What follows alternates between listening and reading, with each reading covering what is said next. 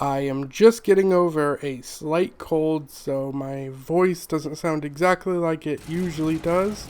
That's okay, because it always sounds bad, but just letting you know. So I had planned to play previous BioWare games on this channel before I even got to Mass Effect. I was going to start with probably KOTOR. But then my buddy Gage came over, found out that I had Mass Effect, and he's been coming over every week, kind of forcing me to play them. He continues to come over once a week to make sure I continue playing Mass Effect. He's my Mass Effect accountability partner. This is my first time ever playing Mass Effect, so this is my experience. So canonically, your character is John Shepard. However, you can change your first name to whatever you want. I changed mine to Jim. And you can change your face. You can also change your sex as well. But the Shepard part stays, and whatever the default body is stays. And you're always a human. It's less of create a character and more of create a Shepard. There's also multiple classes you could choose from. I chose the Soldier as it seemed like the most basic starter class, but there are other classes. So, my character, Jim Shepard, was raised on Earth streets with no parents, committing crime and joining gangs until he was about 18. Then, he joined the Alliance, which is basically like a human military thing. And this game will be taking place after he's been in the Alliance for years. And he's a far higher rank now. He can be seen as cold, rude, and far too aggressive, but he always gets the job done. I guess the best way to describe him is he cares about himself first, mission second, everything else third. And therefore, he can be kind of an ass. But also, you can trust him to complete a mission. Famously, Jim got a big chunk of his crew killed on this mission on Torfin, but he did get the job done. So he's kind of like already a controversial figure heading into this game, right? Right off the bat, the music is very gorgeous. I really like the music of this game. It has a very atmospheric soundtrack.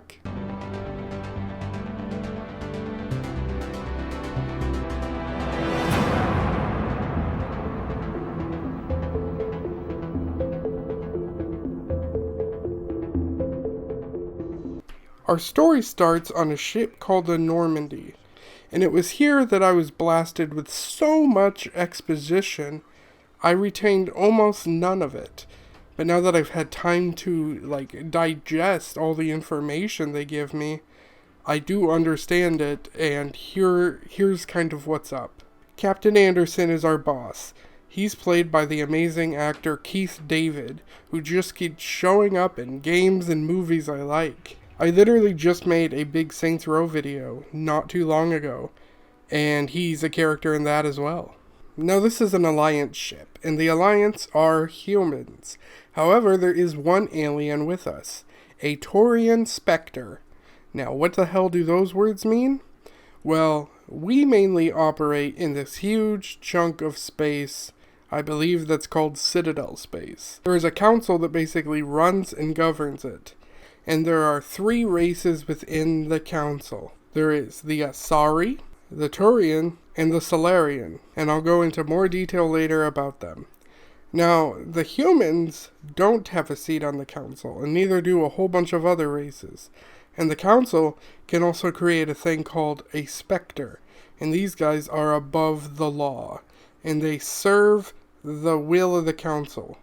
So when I say that the alien aboard is a Turian Spectre, that's just his species and his position. Our Spectre's name is Nihilus, and he's here to evaluate how we do on our missions to see if Jim could be the first human Spectre.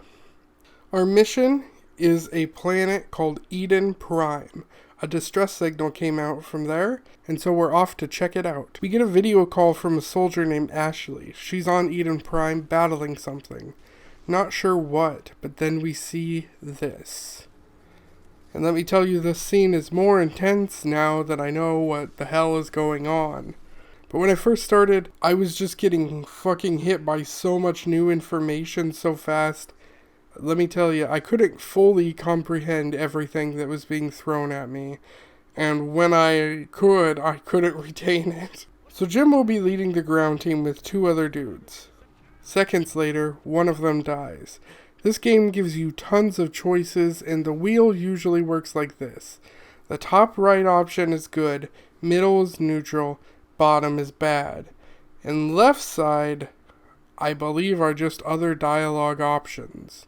Sometimes left top is good, sometimes left bottom is bad.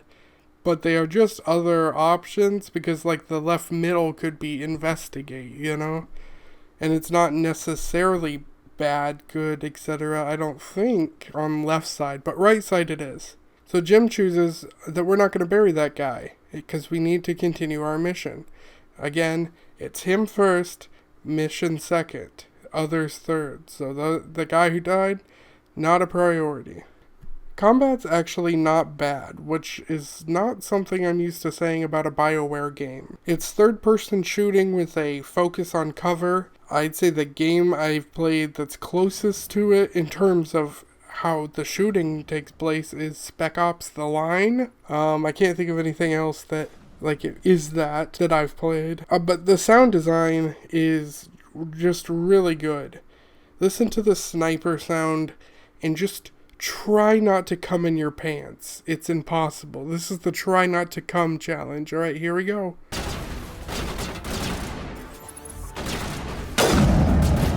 Now it turns out we are fighting Geth, and they are after Prothean beacons and impaling people on spikes to make them husks. And what the hell did I just say? Let me go back to the Geth later because I'm trying not to overload you with info. Because if there's one complaint about Mass Effect I have, it's the overloading of info. How would they fix this? In this case, I don't know. Usually I have lots of ideas to fix this. In this case, I don't know. Maybe starting slightly before this mission doing something? I'm not really sure. I mean, once you know your shit, it doesn't feel as complicated. But anyway, a husk is basically like a cyborg zombie. Part human, part machine, but mindless and wanting to kill you like a zombie. And Protheans are a species that died thousands of years ago, but they still have some parts of the civilization left. So basically, the Geth are using old technology to make robot zombies is the simplest way to put it. So then we meet Ashley, and she's our second companion for the whole game. I thought she was our first, but no. That generic dude who was with us, his name is Caden. He's played by the same voice actor as Carthonasi from KOTOR. He's our first companion. I thought he was just an expendable dude there to die. He looked just as bland and generic as the other dude who died. He's our first companion. These are our 2 human squad mates we get for the game. Meanwhile, our Spectre Nihilus just found out another Spectre's on the planet, and he's not supposed to be there. His name is Saren, and then he just straight up kills Nihilus. We don't know why the Geth are attacking us. We don't know because it's super out of character for them, as they mainly just stayed where they were created in that kind of area, but now they're way out of that area and attacking us. So we find this Prothean beacon, but Ashley gets too close to it, so Jim has to push her out of the way, which causes him to see flashes of something before the beacon explodes. Meanwhile, Saren's aboard a ship with his second in command, an Asari matriarch with giant boobs. Saren learns that the beacon is destroyed and throws a temper tantrum.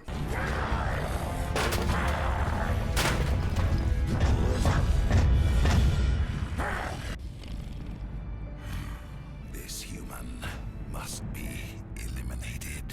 So then Jim wakes up to Ashley, making this face, and tells everyone what happened. Now, after almost every mission, you can go back to the Normandy and talk to the crew, so Jim does just that. I'm glad you're okay, Commander. The crew could use some good news after what happened to Jenkins. When your number comes up, it's over. His did. So now we're on the Citadel, which is this huge place with a huge population, and more importantly, it's where the council is. So Jim, Ashley, and Caden start walking around, and here we meet some other species. My favorite one being the Elcor. They speak monotone and also start each sentence with what kind of response it is. Sincere apology, but I am here on business and cannot be distracted right now. Very similar to HK-47 from KOTOR, except without the murderous intent. The planet is filled with aliens of all kinds, talking to one another and living their life within the city. One of the important species there is the Keepers, an alien species that looks very bug-like, and they do tons of work and maintenance there. But citizens are not allowed to talk to them or touch them. The Keepers seem to do a ton of the work all around the city, and so there's something very mysterious about these Keepers. The Citadel itself is pretty and teeming with life. If I were to pick where I lived in the Mass Effect universe, it could be here. I will say I got lost really easy here though, but I think that isn't the game's fault. I think I'm just bad at directions. Although I do wish the map was the select or view button depending on what system you play, because instead I gotta pause the game and then go to my map, which really isn't like that bad at all. I just keep forgetting to do it and keep pressing the view button. Same for throwing grenades. You would expect it would be L1 or LB depending on which system you play, but it's X or square if you're an Xbox or PlayStation person, which is usually what you would press to reload. So instead I threw grenades at my feet when I wanted to reload, even though in Mass Effect 1 you don't have to reload. So what was I doing? Again, I don't think this is the game's fault. This is just my fault of being conditioned to have those things be tied to those buttons, I guess. But for the most part, everything is where it should be. Now we meet a Turian security guard named Garrus. He was placed in charge of investigating our case. When we talk to the council, they don't believe us at all about what happened, and they want proof that Saren the Spectre is actually doing his own thing and not following orders. We end up finding Garrus and teaming up with him. He becomes our third member on the squad, and he will help us find proof of Saren's betrayal. He leaves his job to join us. This is your show, Shepard. But I want to bring Saren down as much as you do. I'm coming with you. Welcome aboard, Garrus. Now you can only have 2 squad mates at a time, and none of them are playable like within KOTOR. I'm going to just keep bringing up KOTOR, I guess. So I benched Kaidan. He's already supposed to be dead. I'm going to pretend I don't even have this guy. He's too basic to be on my team, okay? And then off we go and grab one more member, this big Krogan named Rex. Now, Krogans are big warrior types, big, strong-ass bastards, so he becomes my 4th member. Garrus has his fucking hourglass of a body, and he's fit, he's stunning, he's the ideal man who I could never become. And then there's Rex, and Rex is sort of like an oval with legs, and I'm definitely more of a Krogan shape. But anyway, these are my squad. It constantly looks like I have the number 80 following me. Off we go to kill a guy named Fist, who Rex was hired to kill, and he's got info on a Quarian we need to talk to. Tell me where the Quarian is, and I won't have to shoot you in the kneecaps. She's not here. I don't know where she is. That's the truth. He's no use to you now. Let me kill him.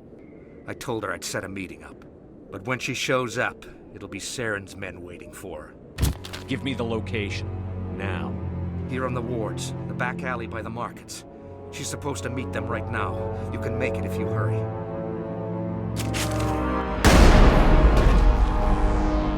What are you doing? The Shadow Broker paid me to kill him. I don't leave jobs half done. We meet the Quarian, and she has evidence against Saren that we can give to the council to prove he's a traitor. And her name is Tali, and I just love her design. It is so cool. Alright, time to get into more lore stuff here. So she is a Quarian, which I remember because it rhymes with Torian. Quarians don't show their face, so I don't quite know what she looks like under that mask. But Quarians also live inside spaceships, not on planets. There's a fleet of ships that travel together. Now, why do they live on ships? Well, it turns out they created the Geth. The Geth are those enemies we fought back on Eden Prime, who I said I was going to get back to talking to. I'm back to talking about them. They created the Geth. The Quarians made the Geth to do manual labor for them. But eventually, the Geth became sentient and didn't want to do the manual labor. The Quarians became fearful of what would happen due to the Geth's sentience. They could let the Geth live among them as equals, but fearful of the Geth, they decided to destroy them. This caused a Quarian vs. Geth war in which the Geth won, taking over the planet and forcing the Quarians to retreat from their homeworld and live in ships now. However, the Geth just kind of stayed there and never really ventured out until now. Anyway, Tali's on her pilgrimage, which is sort of like Rumspringa. Basically, you go out at a certain age to see the world, and then you come back. Tali shares what happened from a Geth memory bank, and she saved some audio from it. And that audio was Saren talking about Eden Prime and saying he's searching for a conduit, as well as his second-in-command, the Matriarch, talking. It turns out there were once these beings known as Reapers. The Reapers wiped away all life 50,000 years ago, give or take, including the Protheans. The Reapers then vanished, but now they are back, and it turns out Saren's working for them, and so are the Geth. So they do get rid of Saren's Spectre-ship, but they don't believe us about the Reapers. They then promote us to Spectre and send us on a quest to take Saren down. Captain Anderson gives us the Normandy, and now we have a ship, a crew, a mission, and the status of a Spectre. We are above the law, and we must hunt down Saren with our crew. We get told a good place to start would be to find the Matriarch's daughter, an Asari named Liara, who's an expert on Protheans, the species that was wiped clean. Now, there's this galaxy map you can go to, and you can go anywhere you want. Very similar to KOTOR, except there's a lot more planets to explore. Some are important to the game, and some are just side mission planets. And some you can only scan, but you can't land on. In some of them, there's even life, and it comes in all forms. It can range from friendly to just like passive and not caring about you, to giant fucking worms that jump out of the ground and try to eat you. Similar to the ones in Jedi Academy. Sorry I keep comparing this to Star Wars games, but it has a lot in common, okay? These huge worms are called Thresher Maws, and they can be found on some of the planets. But there are other enemies that can be found too. And apparently some of those enemies are important to Mass Effect 2. But as this was all side stuff, I didn't play through as much as I should have, and I missed out on a chunk of side story. That's a mistake I don't plan to make for Mass Effect 2, but yeah, I did make that mistake in Mass Effect 1. My bad. As for the vehicle you can drive, it's called the Mako. And while it drives fine on some planets, some are just too mountainous for it to be the best vehicle for the job. It is, however, a cool car. Microphone check, make it a microphone check, give it a microphone, I make it a microphone dead. Don't step to me, newbie, I can truly... Back on the ship, I talk to my crew, and Caden is there. And Rex is here. What's your story, Rex? There's no story. Ashley and Jim discuss the Eden Prime mission. And Jim is just such an ass. Half the time playing as him, I'm in shock of what an ass I made my character. But I was continuing this roleplay. Kinda wish you'd got there sooner, Commander. No offense, I appreciate the rescue. I just wish... They died, you lived. That happens in this job.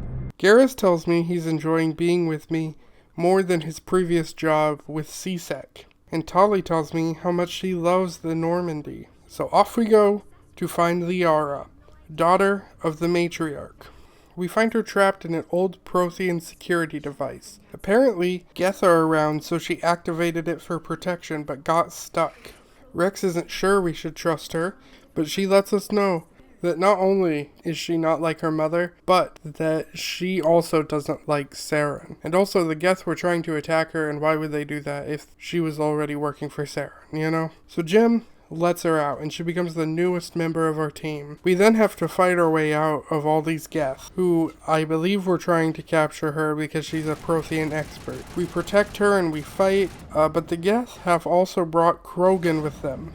And these Krogans are tough bastards, able to heal themselves even when they are downed. So you gotta down them, and then you gotta kill them fast before they can heal and get back up. Liara is 106 years old, which is sort of like the equivalent of being barely an adult, so I'd assume 19 or 20 in adult years. Because their species, the Asari, can live to be 1,000 years old. The Asari are also all female presenting, but they only have one sex, so there's no male presenting Asari. Older Asari become matriarchs, which spread the wisdom. The particular matriarch we are after, who I have kept calling the matriarch, her name is Matriarch Benezia. And now I'll call her full name. I just didn't want to dump too much on you. So Matriarch Benezia is Liara's mother. Asari are also pansexual, and I'll get into that more later. In the meantime, Jim talks to the council before embarking on his next mission. At least the mission was a success. Apart from the utter destruction of a major Prothean ruin. Was that really necessary, Shepard? I don't need this. Communications cut, Commander. As a habit, after each mission, Jim goes and talks to each member of his crew. Ashley goes into a maybe we shouldn't let aliens aboard our ship rant.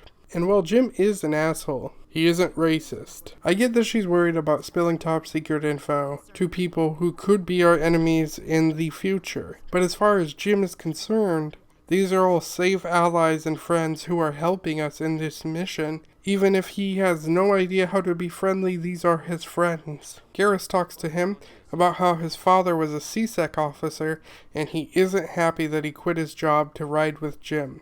Garrus was even targeted to be a Spectre, but his dad despised the idea, so he didn't do it. Now that he's with Jim, he's done playing by his father's rules. He's done playing by CSEC rules.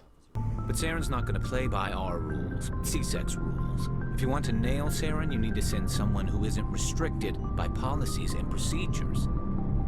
You're a quick learner, Garrus. We'll beat him at his own game. It's the only way to stop someone like him. I'm right behind you, Commander. Go ask the Quarian if you want stories. So long, Rex. Shepard. Tali is feeling homesick, and Jim is shitty about understanding. But it's more than just the silence. This ship feels so empty. It's like half the crew is missing. Back home, I couldn't wait to go on my pilgrimage. I couldn't wait to get away from the crowds. Now that I'm out here, I kind of miss them. I need my crew to be in top form. I can't have you daydreaming about going home. Liara talks to Jim again. Me? I am afraid I am not very interesting, Commander. I spend most of my time on remote digs, unearthing mundane items buried in long-forgotten Prothean ruins. You're right. That doesn't sound very interesting. And Caden, he's still alive on this ship for some reason. I don't know why he's still here. I think my game must have, bugged out or something. It glitched. He's supposed to be dead, I think. And last off, we got our pilot, who I have yet to talk about. His name is Joker, and he's played by the comedian and actor Seth Green.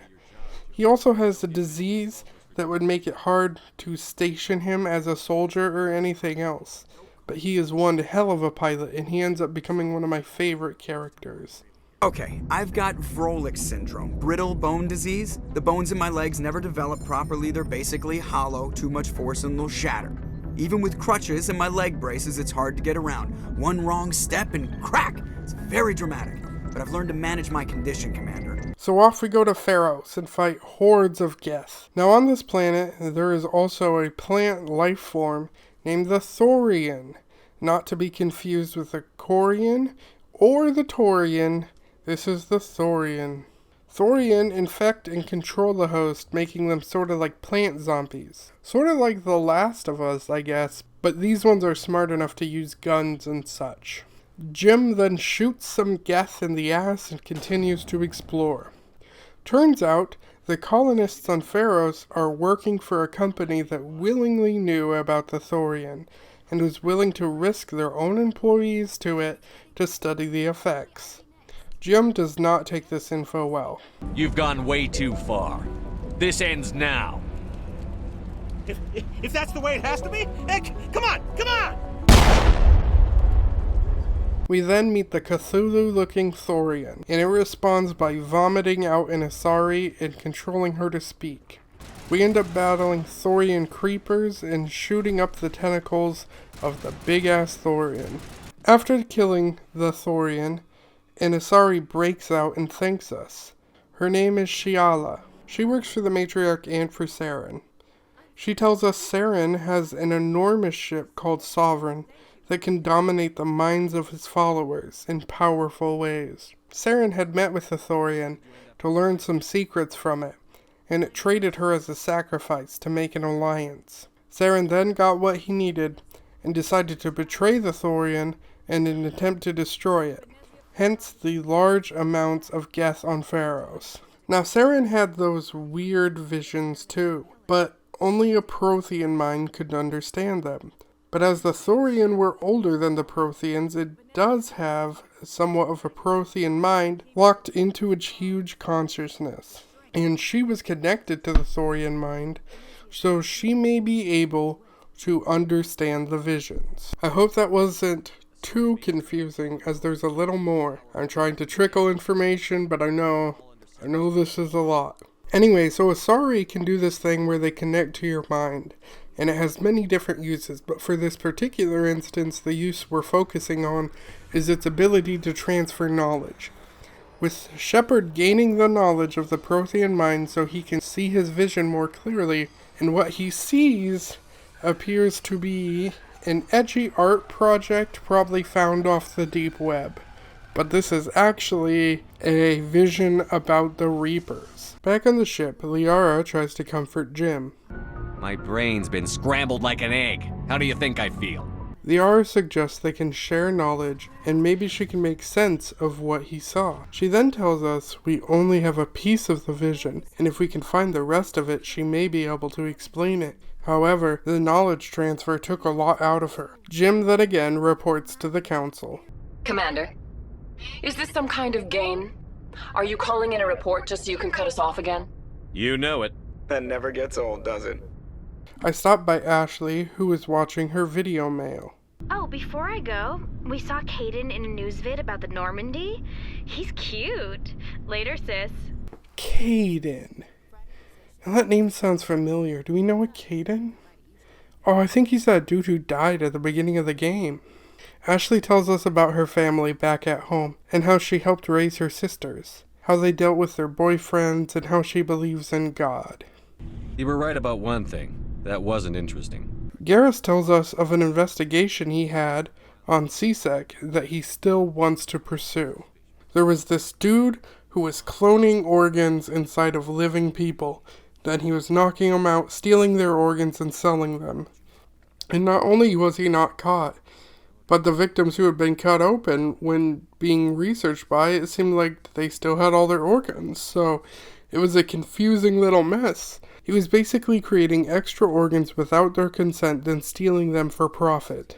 And now he's going by this different name, pretending he's not the same doctor. So I tell Garrus, we're going to go after this bastard. We're going to get him. Tali seems to be doing a lot better with her homesickness, and the engine's crew is really appreciating her help. Liara and Jim also flirt a little bit. And what she sees in Jim, I'm not sure, but they really hit it off. There is something compelling about you, Shepard. We then land on Vermeer, a beautiful planet filled with sand and crabs and gorgeous water, and also a shit ton of Geth. A Solarian informs us that Saren is breeding an army of Krogan, which we need to talk about now. Krogans fucking breed like bunnies, and they are all super tough. Well, this war happened, and the Taurians used a powerful weapon created by the Solarians, and it's known as the genophage. And this infected the Krogan species with a mutagen that made it very difficult for them to create more Krogan. Not impossible, just very unlikely. The Solarian believes Saren may have discovered a cure for the genophage, and he's building this Krogan army, and that would be a nightmare for us to fight against. So basically, Rex wants us not to blow up this base, because if there's a cure for the Krogans, then Krogans can repopulate again. And Rex is Jim's friend, so Jim wants to help, and obviously he doesn't want the Krogan species to slowly die out. But on the other side, these aren't quite normal Krogan. They are brainwashed, grown in a lab Krogan who work for Saren. And honestly, Rex is making pretty compelling arguments, but again, these aren't normal Krogan. This isn't the cure to genophage. This isn't right, Shepard. If there's a cure for the genophage, we can't destroy it. Saren created a cure for my people. You want to destroy it. Help me out here, Shepard. The lines between friend and foe are getting a little blurry from where I stand.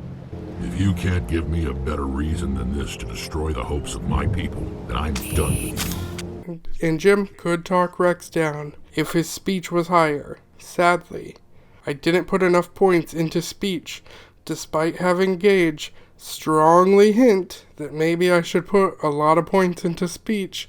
I was like, I will, just like later. No. He was hinting I should do it before this time. My bad. And this means the most shocking scene yet happens. Talk, Shepard. I've got to do this my way.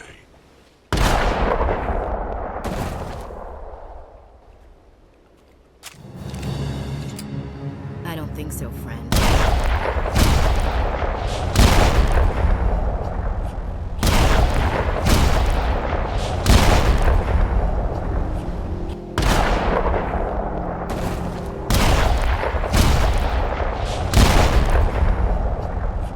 Why the hell did you do that?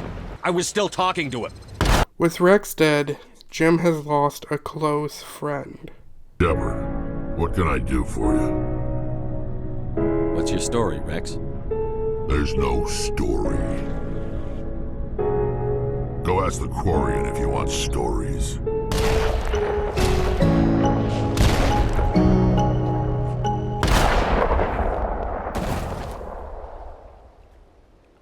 Jim is literally torn up inside, hurting, grieving, wondering why it was Rex and not Kaidan, but he decides to put on a brave face and pretend only the mission matters. He betrayed me. Leave his body here to rot.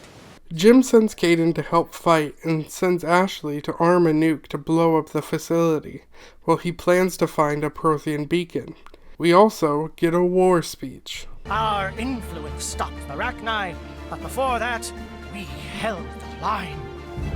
Our influence stopped the Krogan, but before that, we held the line. Our influence will stop Saren. In the battle today, we will hold the line. Garrus and Tali become my main crew, and off we go to fight.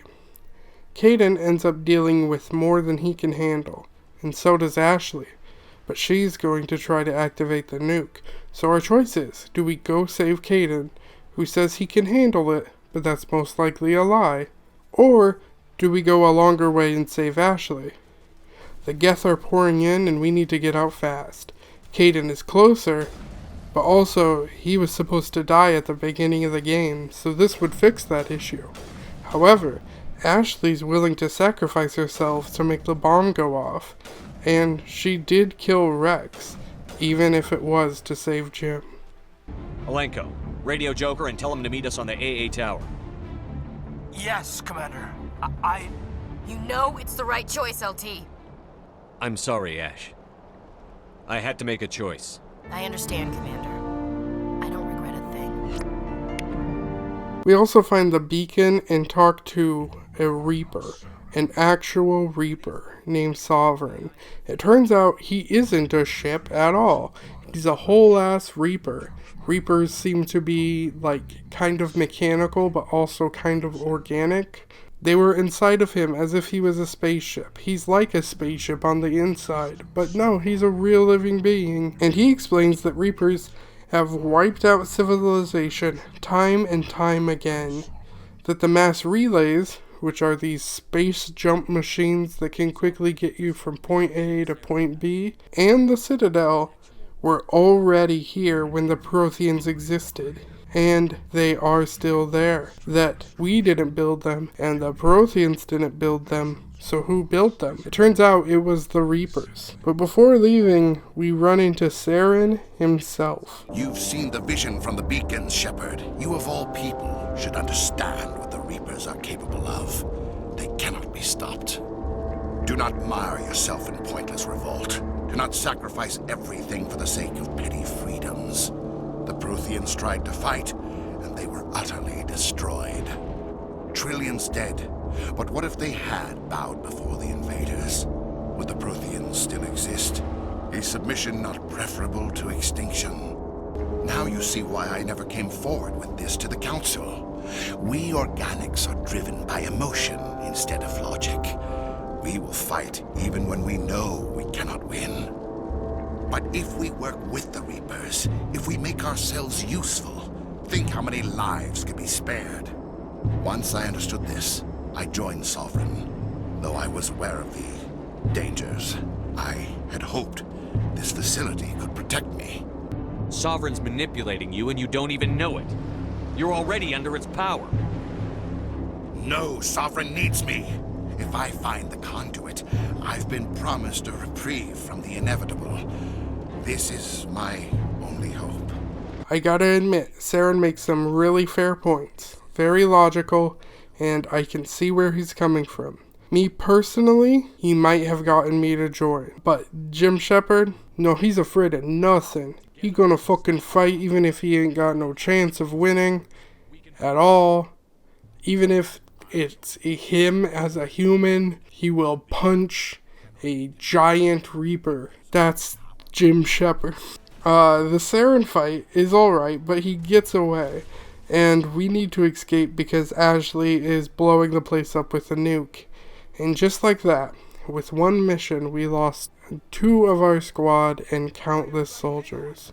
But we did destroy the Krogan labs. And despite how tough Jim pretends to be, inside, he's hurting and being extra hard-ass to pretend like he's not.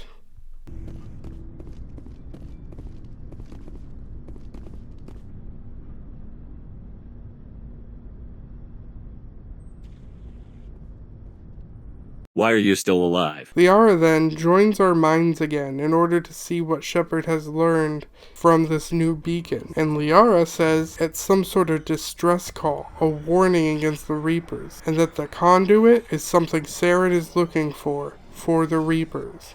And it's on a planet called Ilos. So now it's time to go around the ship talking to people. This felt a lot more empty with Rex and Ashley not around. Although Gage did record a bit of his playthrough, and in his Rex lived, and so did Ashley. Even that guy who gave the hold the line speech died in my version, but he was alive in Gage's. I'm honestly really impressed with just how much your actions and inactions can impact the game. And not just this game, your choices will carry over to 2 and 3 as well, and that's just wild and amazing. It was an honor working with you, Commander Shepard. Despite the losses, our mission was a success. Lieutenant Alenko's actions will not go unnoticed. His sacrifice has earned humanity a great deal of respect from my people. It's funny. I don't have any fear of dying for the Alliance. But when I think of someone dying for me, yeah. A good guy like him must be with God now, huh? So, nothing to be sad about. He must be happier. Things got heated back on Vermeer. You did what you had to do. I respect your choice. Anyway, back to mine. Still, I find the loss of Captain Kirrahe troubling. So Garrus is starting to lose faith in our ability to do this. We also discuss what will happen to Saren. Are you worried that the Council might be protecting Saren? I mean, they were really dragging their heels before. What if we find him, bring him back to the Citadel, and they refuse to act? I get the feeling this isn't a question. Speak your mind, Garrus. Well, maybe we shouldn't give them the chance, Commander. In my opinion, Saren's too dangerous to be kept alive. Too much could happen. He could escape, or the Council might let him go. If we find him, when we find him, I say we make sure we stop him permanently. I'm glad you see it that way. I never had any intention of capturing that bastard. When I see him, he dies. Good. The Council won't like it, but they can't stop you either. You see, this is why I want to be a Spectre. You never have to worry about bureaucratic idiots making a mess of everything. Just make sure you're ready when it happens. Yes, sir. Jim and Liara continue to lightly flirt, but then when things get too sexual, Liara basically says she's not ready yet, and Jim respects that. Because Jim may be an asshole, but he's not a rapist. If it starts with an R and ends in an S, he isn't that. Racist? Nope. Rapist? Nope. Not Jim. Meanwhile, Kaidan is dealing with grief, and Jim is an asshole again. Again, it's his way of covering up his feelings, but that doesn't make him not look like a shithead. This character was hard to stomach. Most of my characters I like. This one I was like, oh man, what am I? Sorry for anything I said back there. Adrenaline. Every one of us is expendable if it accomplishes the mission. Ash, you, even me. I understand. It's just... If you don't mind my asking, how did you deal with the losses on Torfin? We accept death when we put on the uniform, Lieutenant. If you can't deal with that, retire. We do learn more about Kaidan, though, and that he's an actual character with actual thoughts. It turns out he's a biotic, which is something I have not talked about yet. So basically, there are 3 classes. Soldier, which is the gun and armor focused one, that's what I am. There's a tech, which is tech focused, and biotics, they have powers. There are other classes that are like a mix of those, but those are like the 3 main 3. And for my playthrough, I was a soldier. Although, halfway through, I wished I would have chose a biotic instead. But oh well, maybe I'll do that for Andromeda. In Kaidan's generation, biotic implants, while powerful, had many side effects. And he's got plenty of them. Maybe not as bad as some other L2 biotics, but he's still got many of them. However, the current generation of biotics, which are called L3s, do not have these side effects, but they're not quite as powerful as Kaidan's generation, the L2s. But with how bad the side effects can be, this is still a win. He tells us of the hard times and rough life he's had as a biotic, and after that, I spend a lot of time doing side quests and other things. We also take care of that doctor who is harvesting organs. Hart! Dr. Hart! Please, get me out of here! Are you sure it's him? Positive. There's no escape this time, Doctor. I'd harvest your organs first, but we don't have the time. You're crazy. He's crazy! Please, don't let him do this to me. Put him out of his misery so we can get going. Gladly. Your days of butchering are over, Doctor. No! Please! Please! That was satisfying. We visit Earth's moon. We also shoot a lot of Geth. We attack this Geth Colossus so mercilessly, I can only describe it as a violation.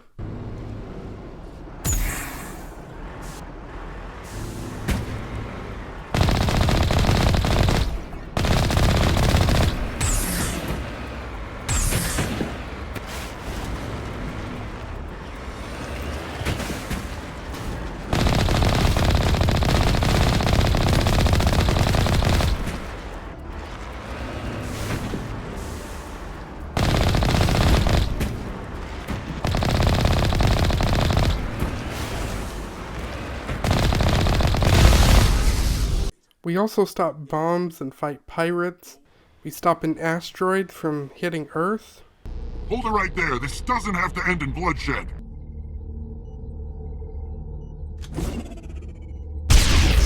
But to stop it, we need to make this hard decision.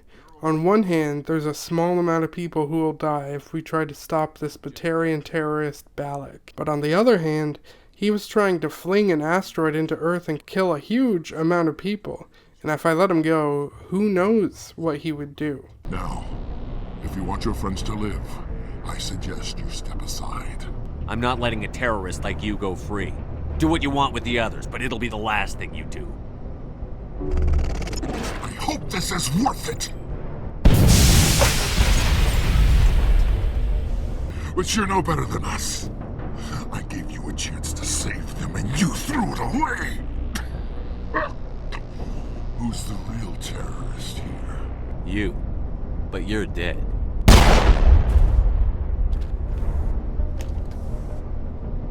Another hour and our course would have been irreversible. I ran the numbers, Shepard. X-57 would have struck near the capital city, the most densely populated region. But that's not going to happen, thanks to you. Have you found Katie and her team? Balak murdered Katie and the others. Blew them up with a bomb. All of them? Katie? And her brother, everyone? How could this happen? I thought you were... Couldn't you save them? You need to understand something. Not everyone out here in the big bad galaxy likes humans. It's not safe. Some days the bad guys are gonna win. You ask me, the good guys made out pretty well today. We end up on a planet called Novaria in search of the matriarch Benezia. We have to deal with this asshole called Annelius who is making our job difficult. Every minute of my time you waste costs the company 12 credits. I will keep a running tally. We need to do a series of actions to find evidence against him to make him lose his job so we can finally get what we need. And it turns out he was corrupt, and that his assistant was an undercover cop.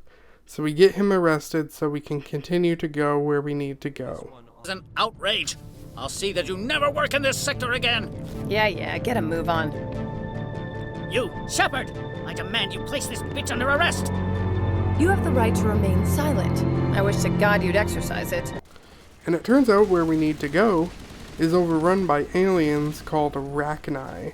And these Arachni are an intelligent species. But these scientists separated them from the queen in order to raise them to be obedient to them instead of their queen. But instead this made them grow up insane like animals and now they're murderous. So we need to find the queen and fix things while fighting off these guys. We find Matriarch Benezia, and it turns out she's with the Arachni queen, using the queen for her own will to have soldiers for Saren. But she's trying to fight it. It is a terror to be trapped in your mind, to beat upon the glass as your hands torture and murder. I was powerless, nothing but a tool for Saren. He sent me here to find the location of the Mu relay. Its position was lost thousands of years ago. Tell me where the Mu gate is before I lose my temper. Of course, Commander. I transcribed the data to an OSD. Take it, please. There isn't much time. I transmitted the coordinates to Saren before you arrived. You have to stop me. I can't. His teeth are at my ear. Fingers on my spine. You should.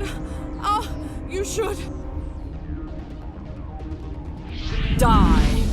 We then fight the matriarch to the death, killing the Yara's mom. But we had no other choice with how strong the indoctrination was. As for the Arachni queen, she does something super creepy and takes control over a dead Asari body to talk to us since she can't talk to us herself. And the visuals they're just so creepy. Your way of communicating is strange. Vlad, what will you sing? Will you release us? Are we to fade away once more? The Arachni were a threat to the galaxy. Those tanks are filled with acid. If she gets out of hand, they dissolve her. She's the last of her race, Shepard. We don't have the objectivity to judge her. If I let you live, would you attack other races again? No. I do not know what happened in the war. We only heard discordance, songs the color of oily shadows. I won't destroy your entire race. You'll go free. You will give us the chance to compose anew? We will remember. We will sing of your forgiveness to our children. Liara actually takes her mother's death very well. It seems she's way more focused on the mission, leading me to believe she's never really been that close with her mother, or she just handles the shit really well. I'm not sure which. Jim then walks around talking to everyone while Joker flies us to the Citadel to talk to the council in person. I wanted to thank you. What for, Garrus? For everything. Taking me with you, letting me be part of your team. I've learned a lot. I've thought about what you said, about eliminating the threat immediately, regardless of the cost. You were right. You were right about Dr. Salian, too. Killing him was the only solution. This way, we'll know he'll never hurt anyone again. Words mean nothing until you turn them into action, Garrus. What are you going to do about it? I'm going to reapply for Spectre training. It will probably kill my father, but I've got to try. If that doesn't work, I'll do just about anything, except go back to CSAC. I'm done with them. No more red tape, no more politics. From now on, I do things my way. I'm glad you see it that way. Keep that in mind when we meet Saren. Don't worry, Commander. I will. Back on the Citadel, we meet the council. One ship going into the Terminus systems won't start a war. I can be discreet. You detonated a nuclear device on Vermeer. I wouldn't call that discreet. Ambassador Udina, I get the sense Commander Shepard isn't willing to let this go. There are serious political implications here, Shepard. Humanity's made great gains thanks to you, but now you're becoming more trouble than you're worth. You bastard! You're selling us out! It's just politics, Commander. You've done your job, now let me do mine. We've locked out all the Normandy's primary systems until further notice you're grounded. That's right, we are basically grounded from Normandy Command. We can't leave, we're no longer in charge, we might be fired from this mission. And while pouting in the ship, Liara comes and comforts us and sympathizes with us and what we're going through. And she's just so sweet and understanding, which is what Jim needed in this moment. But also, Jim does not deserve her with the way he acts. Oh my god. And just when Liara and Jim were about to kiss, Joker ruined it. Of course he did. He couldn't wait 10 fucking seconds. Sorry to interrupt, Commander. Got a message from Captain Anderson. So off we go into the Citadel to find Captain Anderson and do whatever else comes up. Captain Anderson wants us to go after Saren, and he's going to unlock us to be free to dock, even though he'll be a traitor to Udina and the Council's wishes. It's risky for both of us, but the fate of the galaxy lies in our hands, so we're going for it. But first...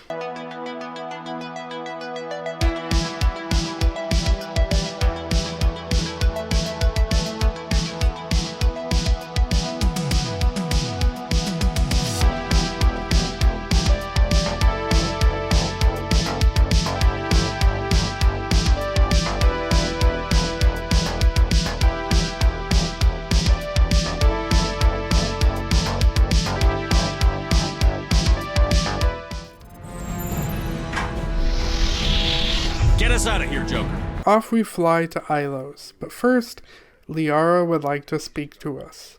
We actually end up having sex, though I won't show it because YouTube would probably give me a strike. They've hit me for less, but let's just say the sex is unspicy and rather tame. However, it is still very risky for them to do, because GTA San Andreas, that came out in 2004, right? And there was this sex minigame called Hot Coffee, a minigame that could not even be accessed without hacking the game, and yet everybody lost their fucking minds.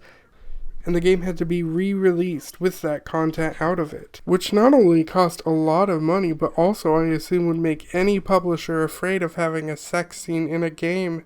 And yet, 2007 is when Mass Effect came out, and they wanted that sex scene in, and this is an optional sex scene. Your choices could lead to this, or they could not lead to this. It's not necessarily going to happen, but the fact that it was even in there created some backlash. Of course it did. Fox News is just as stupid and useless back then as it is today. Talking about shit they know nothing about and making things a bigger deal than they are just because they are ignorant. I was looking at it a little bit this afternoon. It's a new role-playing video game that is leaving nothing to the imagination. Mass Effect is what it's called.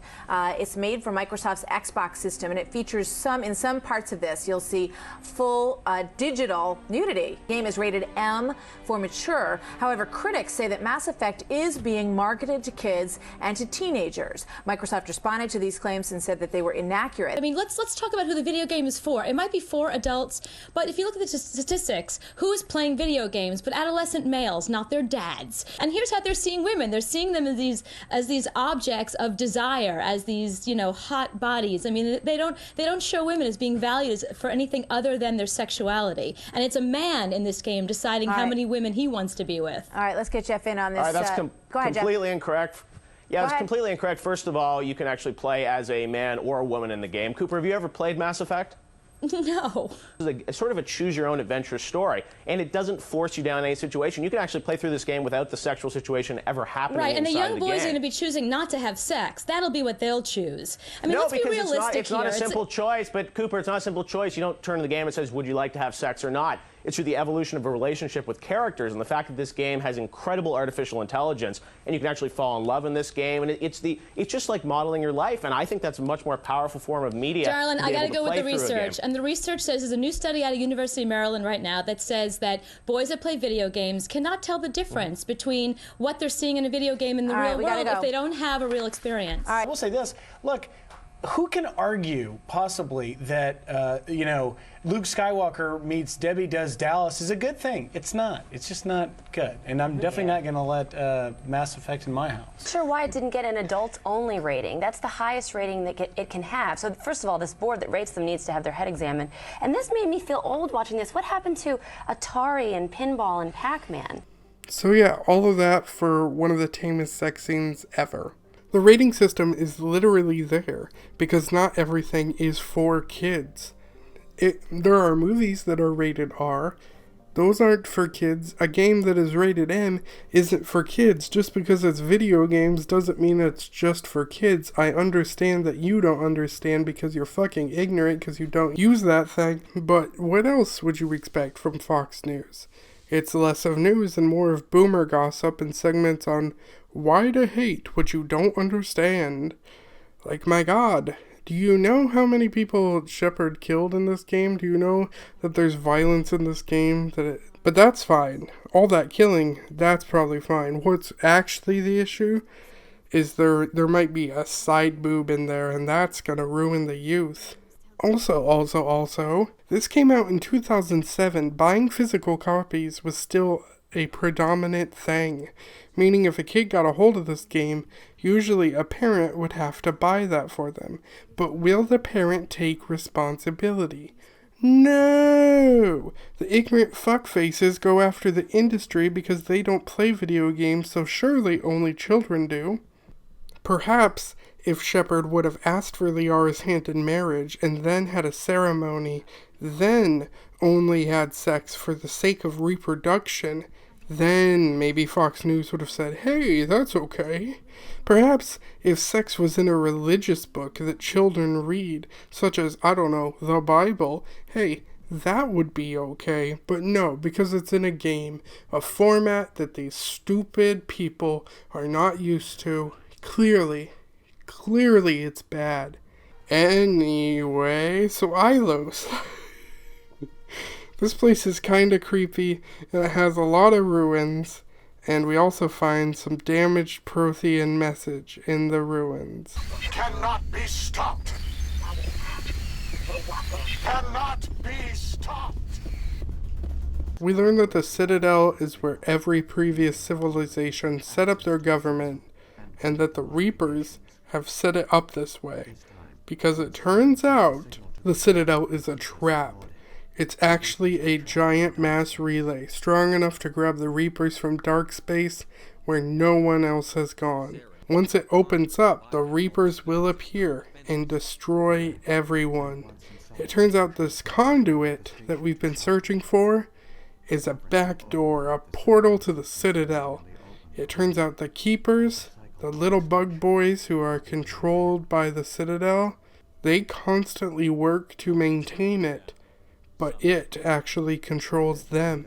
And whenever an invasion happens, a signal commands them to open the relay and let the Reapers come in. So it turns out that through the conduit, some scientists were able to change the signal, so when Sovereign sent it out, it didn't work. But now Saren is going there to transfer control to Sovereign so they can open that relay. Meanwhile, the Citadel is under attack. Sovereign and a bunch of guest ships are swarming in. All-out war breaks out. Ships fly out and they fight, and battles are taking place out in the sky and space, and battles are taking place on the fucking ground. All-out war is breaking loose. Basically, the ending of all the fucking Star Wars movies is happening. We then come face to face with Saren. The Reapers can't be stopped, not by the Protheans, not by you. The cycle always continues. The Reapers don't use organics. They devour and discard them. As soon as the conquest is over, you'll be cast aside. I had no choice. You saw the visions. You saw what happened to the Protheans. Surrender or death. There are no other options. You could have resisted. You could have fought. Instead, you surrendered. You quit. Maybe you're right. Maybe there is still a chance for...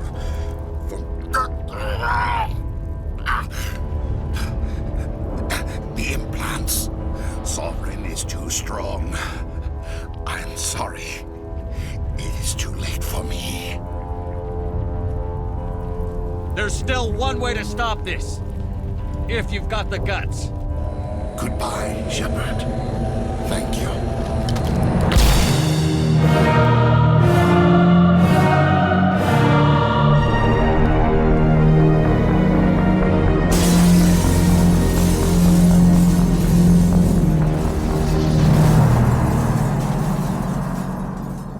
And holy shit, I was not expecting that. Apparently in Gage's playthrough, he had to fight him, but I convinced him to commit suicide. That's something I wasn't expecting to be able to do. The war outside is still going crazy, and Sovereign's squid-like body is grabbing hold of the Citadel. Suddenly, Sovereign takes over the dead body of Saren, and we go through another boss fight. We end up beating him, but then the game crashes, so I had to beat him a second time, but that was the only crash. Sovereign fights us by doing his best impression of Spider-Man, and then at last he's beaten. This causes the actual body of Sovereign to lose shields, and like a scene from Star Wars, the Normandy takes out the giant death ship with some torpedoes. Now, in that battle, we lost the Council, because Jim was more focused on defeating Sovereign than saving the Council. And with a new Council being created after the war, humanity not only ends up on the new Council, but ends up kind of being in charge of the Council. Which was a flip Jim didn't mean to make, but yet happened. The tone of mine versus Gage's, while still being very similar in what the meaning is, the tone is drastically different based on how we play. Let me kind of show you. We got your message, Ambassador. What's all this about? No need to get worked up, Captain. I'd like to end this meeting with all my teeth still in place. You should thank me for what I did. If the Normandy was still grounded, we'd all be dead right now. I understand, Captain. You did what you had to do. That's not why you're here. We need to talk about what happened to the Council. Commander Shepard did the right thing. We had to hold our fleet back to go after Sovereign. It was the only way. I agree, But this also presents us with an opportunity. The Citadel fleets were decimated in the attack. Their losses have made the Alliance stronger. I agree, but this also presents us with an opportunity. The Council is dead. The galaxy is looking for leadership. The Citadel fleets were decimated in the attack. Their losses have made the Alliance stronger. If we step forward now, nobody will be able to stop us. They can't rebuild without us. We need to take the lead in forming a new council, one with a human chairman at its head. I can see the other races inviting us to join the council, but lead it? That's a whole different story. The other species are scared. They've never faced anything like this before. They don't know what to do. They want us to step forward. They believe in us because of you, Shepard. You saved the galaxy from Sovereign. You're a symbol of everything good about humanity, our courage, our strength. The galaxy needs leadership, real leadership. When a crisis hits, we can't be paralyzed by debate like the old council. The new council must rule with a single voice. It must be assembled from one species alone, humanity. We need to work together with the other species. It's the only way we can stand against the Reapers. The other species are scared. They've never faced anything like this before. They don't know what to do. They want us to step forward. They believe in humanity because of you. Your ruthless pursuit of Saren and the Geth, your defiance of the Council, that's what humans are capable of. That's how we can defeat the Reapers. The others will follow us, Shepard. They know we're their only hope. We will have a human council with a human chairman. Jim is then giving two choices of who the new human chairman should it be. Should it be the grumpy, stupid, hot-headed, probably racist old shit who grounded us and almost cost us the galaxy by grounding us? Or should it be Captain Anderson? Obviously, we choose Captain Anderson. So yeah, that's Mass Effect 1.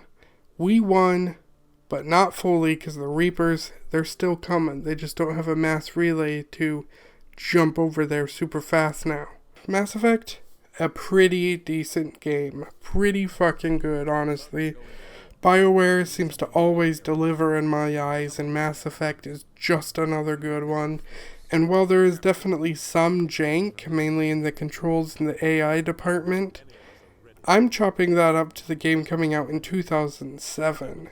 And it was BioWare's first game on the 360, so yeah, there was going to be some jank. I look forward to playing Mass Effect 2, and if you like this video, then the subscribe button is there. So Mass Effect 2 does this really cool thing where it lets you import your character and all his previous decisions and stats.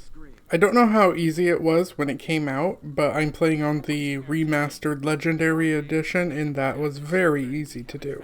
The game starts with Shepard and the Normandy being sent to continue wiping out tiny Geth pockets, when suddenly it's attacked by something. Everything is exploding and on fire. Liara is evacuating the crew through escape pods. The ship hits the Normandy again and blows it straight up, launching Shepard out in a damaged suit, choking for air and then dying. So that was Mass Effect 2.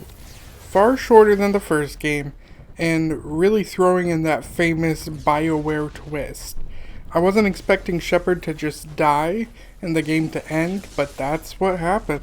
Fans were not happy, as the game not only was unsatisfying, but also was full priced. GameSpot, as usual, had the worst takes though, saying they would have liked some sort of watch Shepard die QuickTime event.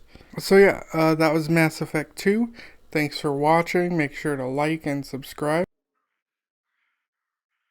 I'm just fucking around. That's not the end of the game. But yes, the Normandy did blow up, and yes, Shepard did die. After that, we get a recap of the first game in comic form from Dark Horse Comics, and I think it's really cool. We then wake up in a facility under attack, and we've been brought to life by someone named Miranda.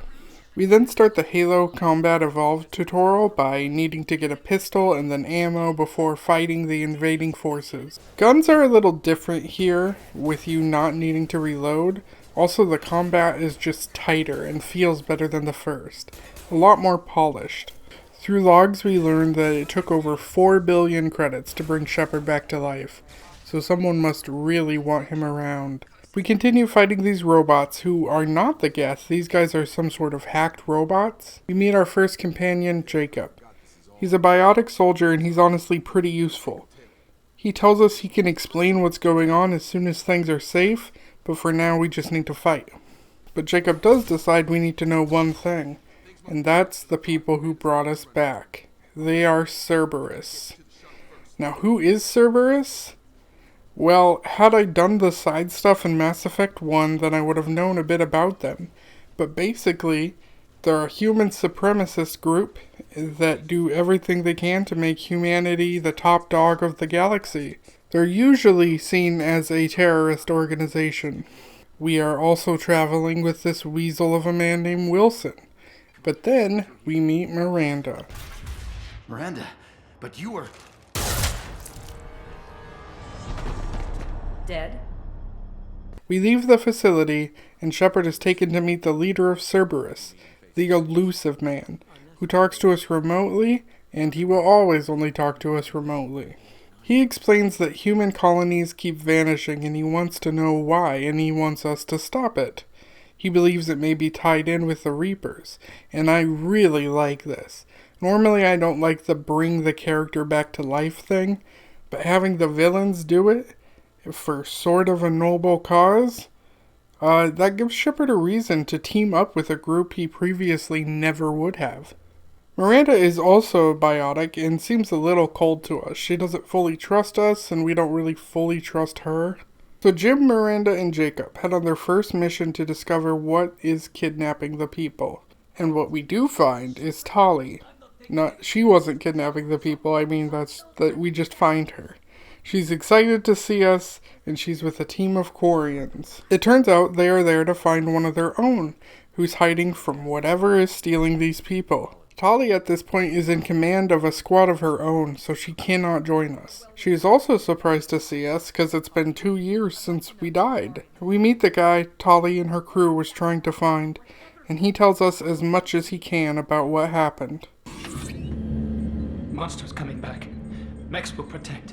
Safe from swarms. Have to hide. No monsters. No swarms. No.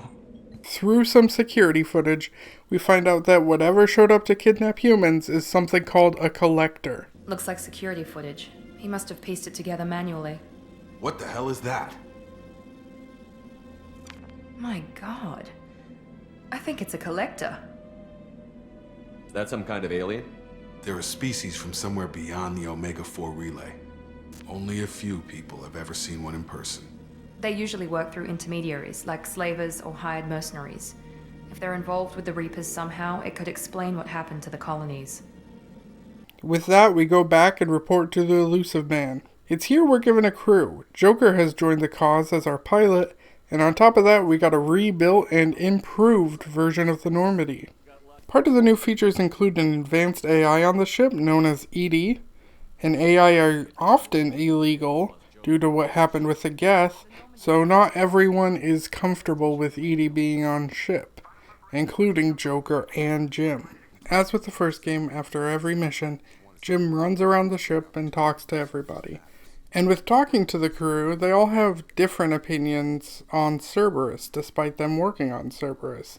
Some believe Cerberus is really the good guys, and some, like Jacob, have many doubts about working with Cerberus, but they're in this to help stop the collectors from stealing humans. We also talk to Miranda, who tells us she has many genetic modifications. Well, you should probably know that I've had extensive genetic modification. Not my decision, but I make the most of it. It's one of the reasons the elusive man handpicked me. I'm very good at just about anything I choose to do. That's very thorough. Physically, I'm superior in many ways. I heal quickly, and I'll likely live half again as long as the average human. My biotic abilities are also very advanced. For a human. Add to that some of the best training and education money can buy, and, well, it's pretty impressive, really. One of the new things is you can check on various members of the crew to see if they need anything, and then pick up those items for them during missions. Such as this ship cook, who asks for ingredients if they have time. And I really like this, because it kind of lets you get to know the crew better, as well as choose what kind of captain you'll be for them. Our current objective is to gather more of our crew to fight the collectors. Off we fly to a place called Omega. It's a space station that's dark and filled with nightlife and criminals and a sprawling sci-fi city. It's basically Nar Shaddaa from Star Wars. We meet Zaid, a mercenary who's basically just Canderous from Star Wars. After recruiting Zaid, we meet up with an Asari crime lord named Aria. And look, Jim Shepard is loyal to the Aura, assuming she's still out there. But me, myself, I definitely have a thing for Aria. She's just bossy and powerful, and she's great. She's great. Okay, she's not great. She's actually a terrible person. But if I was Shepard, I'd ditch Cerberus and spend all my time on Omega hanging out with Aria. But no, like I said, she actually is an awful person. I just got them rose-tinted glasses. Anyway, Shepard gets his info and does his usual thing of drinking and dancing and partying. We go after a guy named Archangel. He's a killer and vigilante who has pissed off some gangs and everyone's trying to kill him. He's the next on our list of people to try to recruit. And then we find out who this mysterious man is.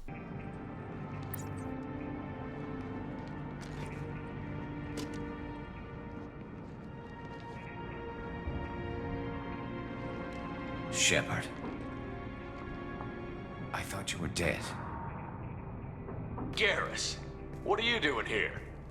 Just keeping my skills sharp. A little target practice. So now we got our homie Garrus with us. But during that fight, he gets shot up pretty bad, and we have to take him back to the ship to get patched up. Shepard. Tough son of a bitch. Didn't think he'd be up yet. Nobody would give me a mirror. How bad is it? Hell, Garrus, you were always ugly. Slap some face paint on there, and no one will even notice. Oh, don't make me laugh. Damn it, my face is barely holding together as it is. Probably for the best. Everyone was always ignoring you and hitting on me. Time for you to get a fair shot at it. Back on the ship to talk to everyone. Shepard's a bit different now, having died and been brought back to life. It's made him a lot kinder, and he can appreciate things a lot more. He can still be an asshole, but he's trying to be better. We also talk to Miranda and learn a bit more about her. What did Cerberus do that made you so loyal? Do you remember when I told you how I was genetically altered? Well, that wasn't my choice. My father created me. He's a very influential man and extremely controlling. He didn't want a daughter. He wanted a dynasty. I ran away as soon as I was old and brave enough. I went to Cerberus because I knew they could protect me. We go see Aria again for more information on a scientist named Morden. So there's this plague happening and Morden has a cure and needs us to help distribute it to people. And after helping him, Morden agrees to join us. He's one of the smartest Solarians, and he could be very useful in terms of understanding and fixing this collector situation. We go around talking to everyone again, and we learn that Morden was on the team that created the genophage. This is also the start of many calibrations Garrus makes. So many, I assume he's lying to me because there's no way this many calibrations need to get done. Can it wait for a bit? I'm in the middle of some calibrations. There's also scanning planets in this game. This is important to gather non-credit based resources to upgrade things like yourself or the ship. We go and we land on the planet that the original Normandy crashed on and we take a look what's there. And honestly, it is a bit emotional. I didn't think I could feel emotion about a ship being destroyed, but then the Razor Crest in Star Wars blew up, and now I'm having that same feeling here. I spent time with and many missions with this ship, and now it's out here destroyed, with some logs and some dog tags just hanging about. We also head to Space Prison to get someone named Jack for our crew, but this ends up being a trap. They plan to capture Shepard and sell him to the highest bidder. However, this does not work out due to Shepard being a killing machine and letting the prisoners loose, including Jack, who turns out to be a powerhouse biotic of destruction. And she's really cool. However, outside of the cutscene, She's significantly weaker than how badass she feels in the cutscene, but still, a very cool addition to our team. Although she doesn't trust us much due to us being with Cerberus, seems she has a past with them, and with Miranda being very pro-Cerberus and Jack being very anti-Cerberus, they don't get along well. Back on the ship, not only did this guy Morden work on the genophage, but he also discovered through evolution that some Krogans could end up populating again and at a substantial rate. So he modified the genophage and released that to keep the Krogan population down. So he genophaged them twice, sorta. Jim, having been good friends with Rex, makes a statement that feels somewhat ironic knowing what I know now. The genophage was a terrible mistake. It nearly destroyed the Krogan and their culture. Now they have a chance to recover. The genophage was a mistake bordering on a war crime. Recreating it is unforgivable. We also talked to Jack and learned that Cerberus had her in a research facility as a kid, but she escapes and wants revenge and knows that they're still hunting her. Which I believe that they're still hunting her because Cerberus just happened to have a dossier on her and her location. Off we go to the Citadel. It'll be interesting being back after the first game. I like the map layout and overall design of the Citadel far more than the first one. It just felt better to navigate for me. We gain our next follower, this really cool person named Kasumi. She is stealthy and talks to us through a remote location before joining us. Kasumi ends up becoming my go-to side character. Not only is she really cool, but she was super useful in battle. I know she's meant to be like a stealth thief, but I basically used her as a powerhouse bodyguard. I also did my usual thing of taking photos of the keepers, just because. We also stopped by Space GameStop. Do you have any games you'd like to trade in? You get 2 credits toward a new game. I wish they still made role-playing games like they used to. These days, it's all big choices and visceral combat. I miss those old games where you had to remember to drink water, and it took 5 hours real time to fly somewhere. I know it looks like I'm not working, but there's only so many times you can sweep the place. If games were still available on OSD, I could alphabetize the racks or something. We then take Garrus and Jack and force them to watch Jim dance. After that, we have a shocking moment with a reporter. Yeah, Jim is trying to be better, but his old self really comes out here. My jaw dropped when I saw this happen. I was not ready. This claim you were at the heart of the Presidium during the Battle of the Citadel. It's fair to say the course of the battle hinged on your words. If true, you told Admiral Hackett to abandon the Destiny Ascension, sacrificing nearly... I've had enough of your disingenuous assertions. I wish I'd done that the first time we met. You son of a bitch! I'll make sure everyone in the Alliance sees that. Another cool thing is you can give endorsements to lots of shops on the Citadel, and they'll give you a discount for it. But nothing, absolutely nothing, is as great as Elcor Shakespeare. Nostalgic melancholy, alas poor Yorick. I knew him, Horatio, a fellow of infinite jest, of most excellent fancy, deep accusation. Where be your jibes now, your gambols, your songs, your flashes of merriment that were wont to set the table on Aurora? We then go visit Anderson and see how things are going. The scumbag Udina is also there, but Anderson gives us our Spectre status back. And we explain to him about the Collectors and the Reapers, and we also find out the Council is still fucking stupid and want to pretend the Reapers aren't an issue. Back to the ship. One of the things I like better about 2 is there's a lot of simple, cosmetic, quality of life things. For example, in my room there's a fish tank, and I can keep buying fish for it. And if I don't feed them, they could die. There's also a hamster I can have, and I can change my day-to-day outfit as well. And I like the armor cosmetics better here than in the first game as well. There's also ship upgrades you can buy, so that's neat. And now with each companion you get, you can do loyalty quests for them, which not only helps you gain their loyalty, but also lets you learn more about them, gives you a fun quest to do with them, and gives them a new outfit. Kasumi's loyalty quest involves a heist to get her partner's gray box back. A gray box is an implant that contains thoughts and memories, originally made for Alzheimer's patients to help them recall things. These are quite rare and seem to be mainly used for researchers. Kasumi's partner has passed away, but there are important secrets in that gray box and memories of them together that she wants. So that's why we're on that heist. Now the people who have it are bad dudes, and so far they have been unable to access the memories. Only Kasumi has the encryption key to open it. The heist is actually a nice break from the action, being more of talking to people to distract them and learn info while Kasumi stealths around. It eventually ends the way all my missions in Hitman games go, with me ditching stealth and becoming a gun-wielding killing machine. One of the cool things is there's a statue of an ogre from BioWare's other game series, Dragon Age. Placing it here is a nice nod, without it feeling too out of place.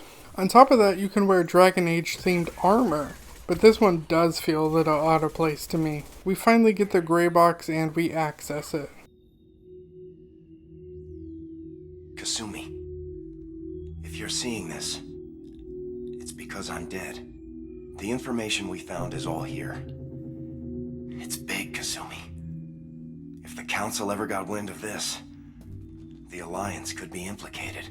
Kasumi, I encrypted the information to keep it safe. And I uploaded the encryption key to your gray box, so no one could get the whole package. But if I'm dead, and if anyone knows about this, then I've made you a target, my love. I'm so sorry. Keiji. I know you, Kasumi. You'll want to keep these memories forever. But you don't need some neural implant to know I'll always be with you. Please, Kasumi, destroy these files. There's nothing more I can do to protect you. I can't do that. This is all that's left. Goodbye, Kasumi. I love you.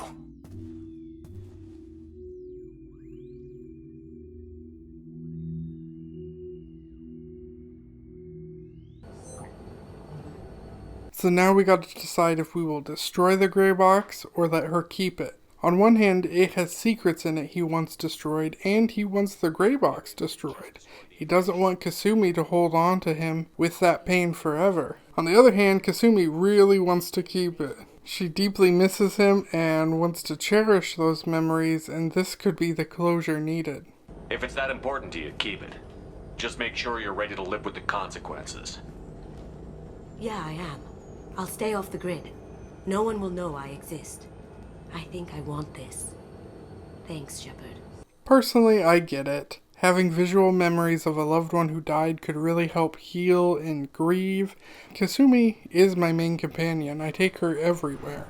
So I'm glad I chose what I did because I need her to be happy. Next we fly off to get a Krogan warlord to join our crew. We end up finding out there are tank-grown adult Krogans being created for combat. And all of them who are not perfect Krogans were made into soldiers. After meeting the warlord, we find out he has finally created his perfect Krogan. He thinks the current Krogan are weak, and that these new Krogan he's creating will be even stronger. Now the warlord does die, but he leaves us his perfect Krogan, who we call Grunt. This Krogan is inside a tank and is moved onto our ship where we can decide what to do with him. Right after that, we learn of a collector attack and head right over there. There's these seeker swarms that go in and freeze people so they can more easily be captured by the collectors. And honestly, it's absolutely horrifying. I can't think of many things more horrifying than having bugs crawl on me while I'm completely frozen and can't move. Morden, fortunately, has our suits able to withstand the stings, which let us go out during the collector raid. But those were nowhere near as terrifying as when this thing showed up. Well, Gage and I had no reaction. My dog Barry was screaming in fear when this dude showed up. As soon as he popped up, he's like, "Ow! Ow!" Which I get. I suppose if I saw this in real life, I'd be scared. So Barry, who cannot tell TV from reality, this was a big yikes. And while I did handle it rather quickly and never saw this thing again, the effect it had on my dog's psyche can never be underestimated. I should have listened to the warning. This game is 17 plus, and Barry, he's only 8. Far too young for whatever that was. We also see Kaidan here, and it turns out he's still living, breathing, and working for the Alliance. You're with Cerberus now. Garrus too. I can't believe the reports were right. Reports? You mean you already knew? Alliance intel thought Cerberus might be behind the missing human colonies. I got a tip this colony might be the next one to get hit. Anderson stonewalled me, but there were rumors that you weren't dead, that you were working for the enemy. With just this little knowledge, it really shows what a manipulative little liar the elusive man is. He claimed we were the only ones looking into the vanishing of the human colonies, that nobody in the Alliance was checking it out. But here's Kaidan, working with the Alliance, and checking it out.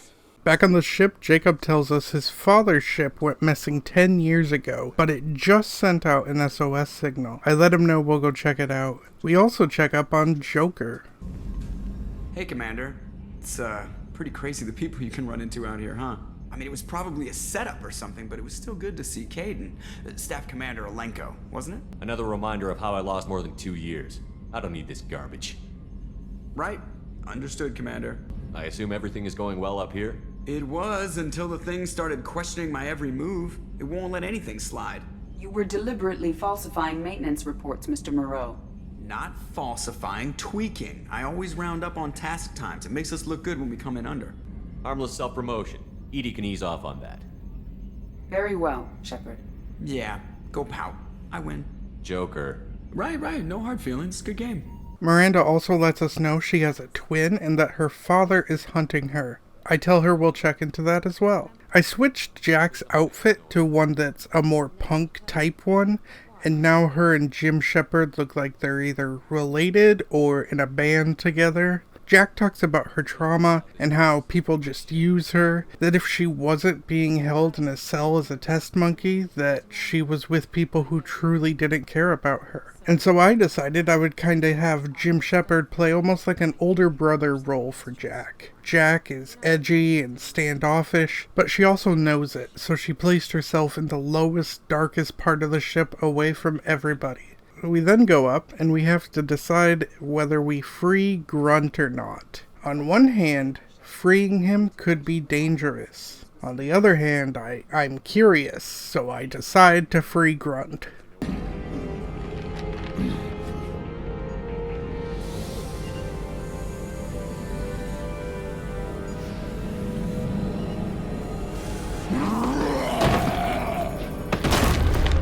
Human.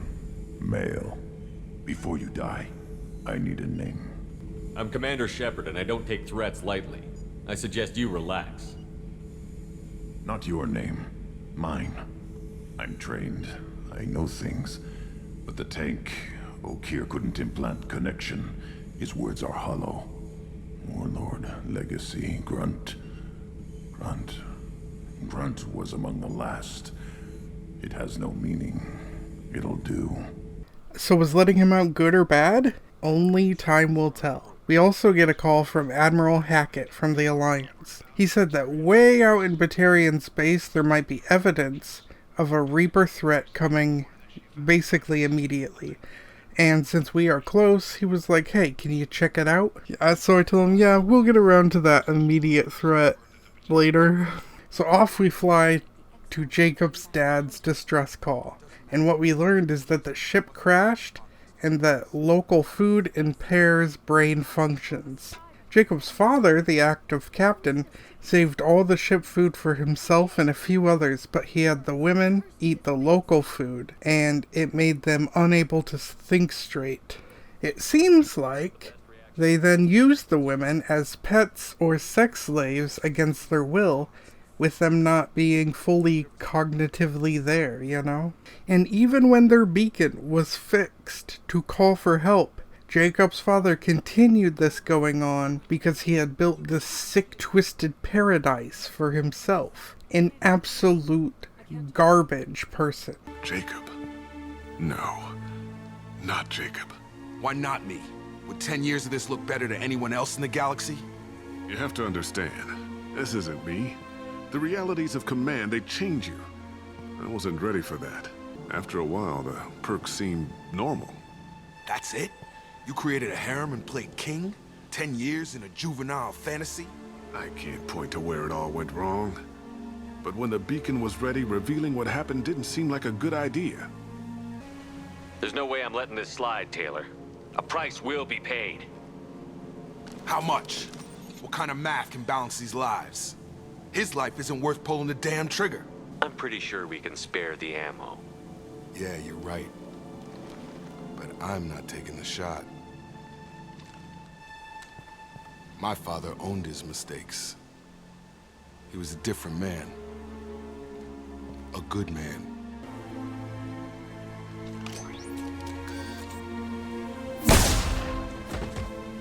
Personally, I didn't want Jacob giving his dad a gun. Not only did I not trust him, I was ready for him to pull the trigger on us, but I also feel like he got off easy by just being able to kill himself compared to what he did to both his crew and the women he used as sex slaves.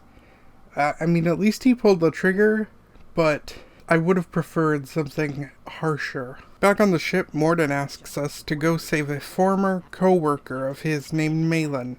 This guy, I guess, is kind of important and smart, and he helped build the genophage, but he's been captured. I let him know we'll put that on the to-do list, and right now we need to go work on Zaid's loyalty mission.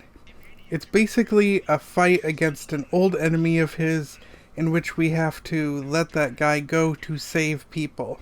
Zaid Masani, you finally tracked me down.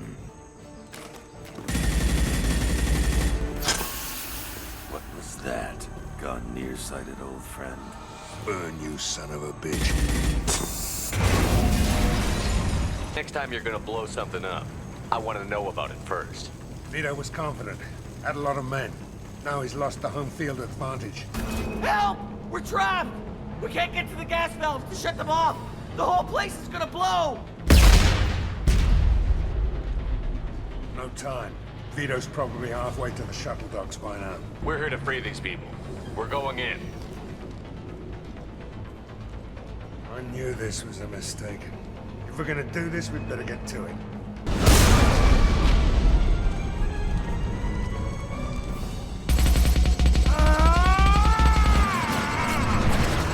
You just cost me 20 years of my life!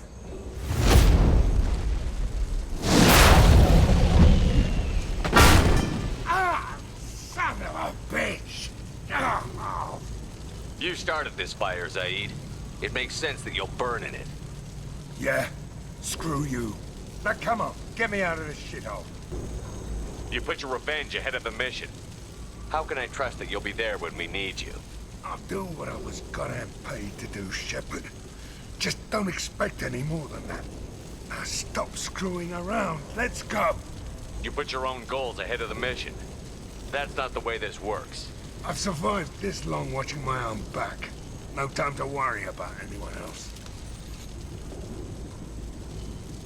You're part of a team now, Zaid.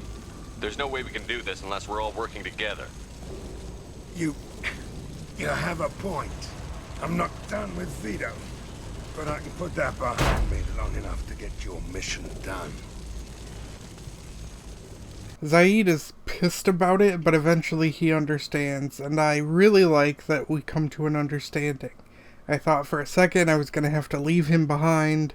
Back on the ship, Garrus is still working on calibrations, and Grunt is getting really antsy and murderous. I agree to take him to go see other Krogans so we can figure out what the hell's wrong with him. Before leaving to go to the Asari homeworld, we do stop for one more visit to an old friend. It's Liara! She's not only doing quite well for herself, but she's gotten a lot more aggressive since we've last seen her. She sees me and she excitedly kisses my helmet. She tells us it was her who found our body, it was her who gave us to Cerberus to be rebuilt, and she fought with a dangerous criminal known as the Shadow Broker in order to get me. And for more context, the Shadow Broker was that guy who Rex was working for in the first game before we recruited him. One of Liara's friends happens to be captured by the Shadow Broker over this whole ordeal, and so she's planning a rescue and we agree to come help her. And honestly, with what a dick Jim was, it's amazing Liara went through such trouble to save him. This Jim is a lot more understanding and he's trying to be better all the time, but Mass Effect 1 Jim, I don't see what she saw in him. I really don't. We are for sure gonna help Liara, but we do want to do a few other things first, including bouncing around in our new ship. I like it a lot more than the Mako. It handles much better. It does fight worse, but that's okay, because we don't gotta fight with it much. Next we pick up Samara. She's a Justicar, which is a super powerful Asari who doesn't have to follow the laws, sorta like a Spectre, except they have their own code they must follow and they're kind of religious. She's pretty powerful and she joins the team. And I think she's pretty cool, even though she does kind of look like a sexy strawberry, but I do think she's cool, and having her for our crew is great. She's a powerful biotic, not much of a people person, but then again, who is on my team? We also go on Miranda's loyalty quest to make sure her sister is able to relocate safely, but it turns out her sister is actually younger than her. They're still genetic twins, I guess, but her father grew a twin of her when she was already a teenager, and he grew it as a replacement for her. But she helped her twin escape her evil dad, and now Cerberus is helping them escape. Miranda does some ass-kicking and we make sure her father is unsuccessful in stealing his daughter back, and that Cerberus can successfully hide her.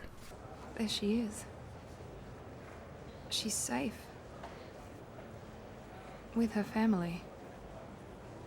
Don't you even want to say hello? It's not about what I want, it's about what's right for her. The less she knows about me, the better. She's got a family. A life. I'll just complicate that for her. She doesn't need any details. But would it really be so bad for her to know she has a sister who loves her? I guess not. Go on. We'll wait here.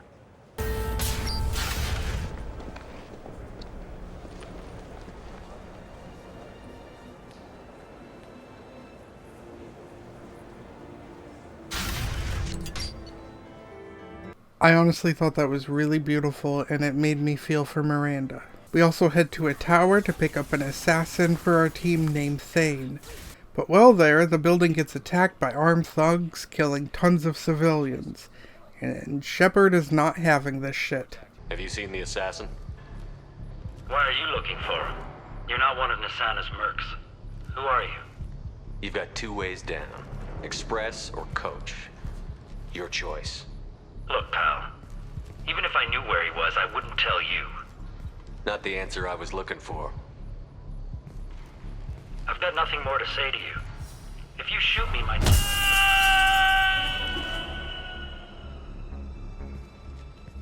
How about goodbye?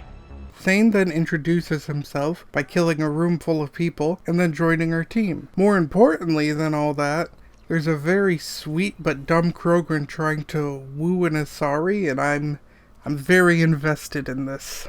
Oh, blue rose of Ilium, let your roots dig deep into the hot soil of Tuchanka. Let our scorching sun and sheeting rain turn your supple beauty into strength. For if our love is to survive, it must grow thorns to pierce the hand of any that would uproot it. The Krogan is reading those love poems to get your attention? His name is Char. We're kind of dating, but, well, we're on a break. And he's trying to show me how sensitive he is by, well, wooing me. It's really bad. Why are the two of you on a break? He's serious. Serious, as in talking about kids. Char is a great guy to date, but for something permanent... Krogans live long lives. It's not like dating a human where you just stick it out for a century till they die. No offense. It made me wonder if he really likes me, or if he just wants kids. He can't have them any other way, you know, because of the genophage. That sounds like a question you should ask him. I did. I don't think he realized that our kids would always have been Asari. Non-Asari don't always get that we're not taking alien DNA, we're just using it to randomize some of the genetic information. Anyway, Char was quiet for a long time. Then he said that he'd love our girls no matter what color they were. It doesn't seem common for Asari to date Krogan. What brought you two together? He's a fun guy, really smart, especially for a Krogan, and he's got a good job as a transport technician.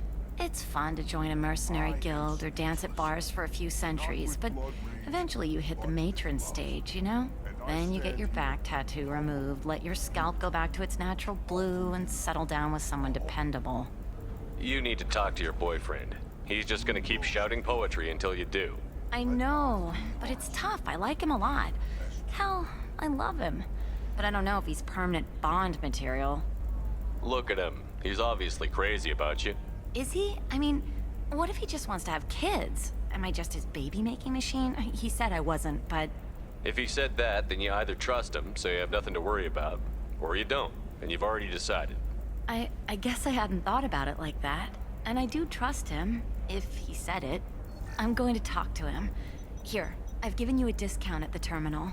Thanks for the help. But woo, red alert, we got some more collector shit to do. Seems the collector ship has been damaged and the elusive man wants us to board it and see if we can find out information on them from the inside. Once aboard, we find that there are pods used to hold humans. We also find lots of bodies and body parts just scattered around. We also seem to learn that the collectors once were Protheans, but that the Reapers have turned them into the collectors with no, sense of what they were before. It turns out that this was also a trap, a way to lure Shepard in here and his crew in hope of collecting them. We escape and we immediately have a little meeting with the elusive man. Without that information, we don't reach the collector homeworld, and you and every other human may as well be dead. It was a trap, but I was confident in your abilities. And don't forget Edie. The collectors couldn't have anticipated her. You have one job. Information. If I can't trust your intel, you're useless to me. It's never that simple. You of all people should know that. I know that I'll be a lot more careful. With the collectors, and with you. Back on the ship, I learned Edie actually has a lot of stuff to say and that I haven't been talking to her because I didn't realize she had a lot of shit to say. We also go talk to Miranda and it gets flirty, but Liara's still dating us, I think. I mean, she did kiss our helmet and she did rebuild us, so I think we're still dating Liara. So Jim decides to be loyal and keep it professional. So we go see Liara right after. Not only does she have a mission for us, but also Jim needs to figure out what in the world the status of our relationship is after everything that happened. But it turns out, not only is Liara not in her apartment, but also someone has broke in and the cops are investigating. As a Spectre in Liara's maybe boyfriend, I figure I also need to look around. I'm also not the only Spectre they're investigating. Another Asari Spectre is there too. We find some clues and it leads to more explosions and more people dying.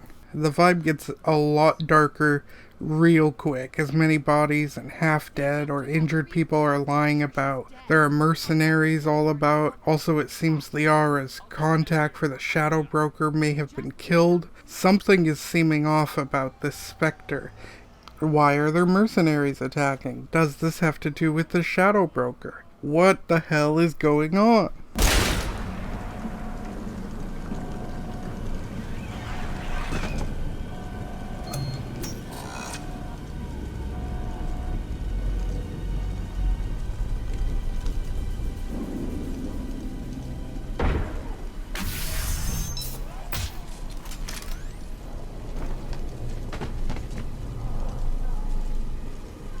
Damn it. If I'd have been a few seconds faster, I could have stopped them.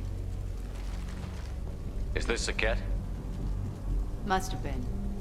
No sign of that data Liara talked about. Looks like a dead end. Speaking of which, did you find your friend's body? You mean this body?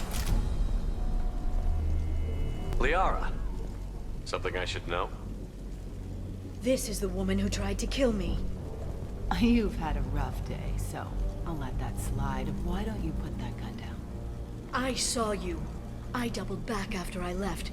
I watched you break into my apartment. So what?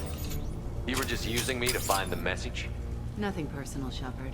Just needed a little help tracking down Liara. Once she had my location, she signaled the Shadow Broker's forces. They bombed the building to take me out. She found Sakat, took his data, and killed him. I'm guessing she's still got the disc on her. Good guess. Not that you'll ever see what's on it. You pure blood bitch!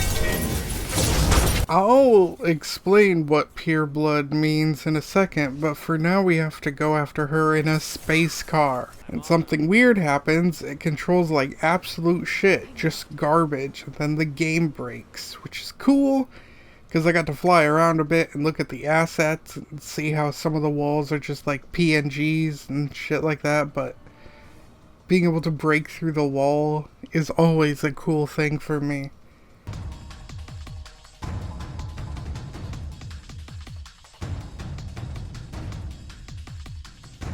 Anyway, she crashes down and we fight her and her minions, and she's actually kinda hard for me. Partly because she was actually hard, but partly because I was so tired that whenever she used super speed to move away, my brain was too slow for that. I didn't have object permanence at the time, I was too sleepy, so when she would like super speed away, I'd be like, oh no, as my eyelids just slowly close. But even though I was a dumbass, Liara and Kasumi really held their own. Kasumi continued to be my go-to. She's so useful and basically became my bodyguard. I know she was meant to be a thief, but her abilities are so kick-ass, I can't just leave her behind on a mission. No, she's always gotta come with me. And Liara is pretty badass herself. This team was carrying. It's really unfortunate Liara doesn't become a follower in this particular game. I mean, Jim is actually kind of my weakest member out of this particular team. Anyway, so we beat the other Spectre. But before she dies, she makes sure that Jim knows he's also kind of a shit too. You're dead. The Shadow Broker has been in power for decades. He's stronger than anything you've ever faced. Is that why you sold out the Council to work for him? You think I betrayed the Council? Like Saren? Go to hell. The Broker's given me damn good intel over the years. Intel that saved lives and kept the Citadel safe. So if the Broker needs a few people to disappear, I'll pay that price without hesitation. Tell yourself whatever you like. The Council would never accept you working for the Shadow Broker. The Council? You pay them lip service while working for terrorists? You have any idea what Cerberus has done? I know who they are and what they've done. It doesn't matter. I think it does. You want to judge me? Look in the mirror. Kidnapping kids for biotic death camps? Killing Alliance admirals who ask questions. And you're with them. Don't you dare judge me. Don't you?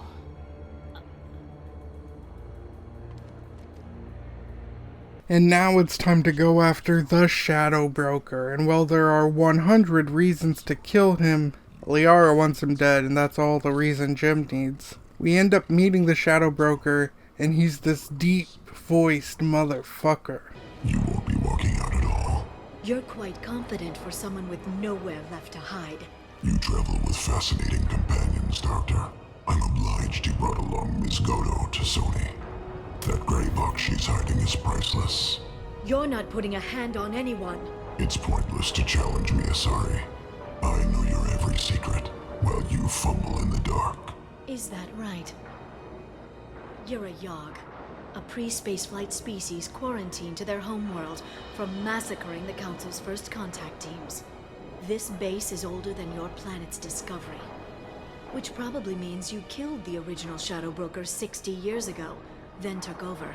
I'm guessing you were taken from your world by a trophy hunter who wanted a slave. Or a pet. How am I doing?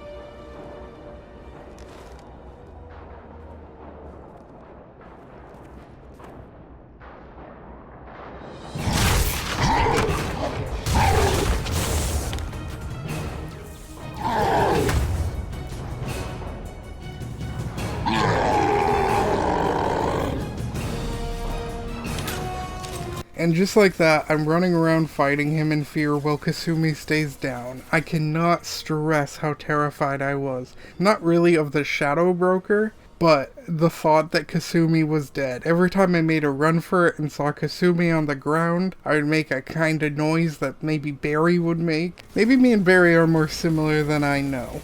But yeah, I don't have any audio recording of what it was like. But here's kind of a recreation.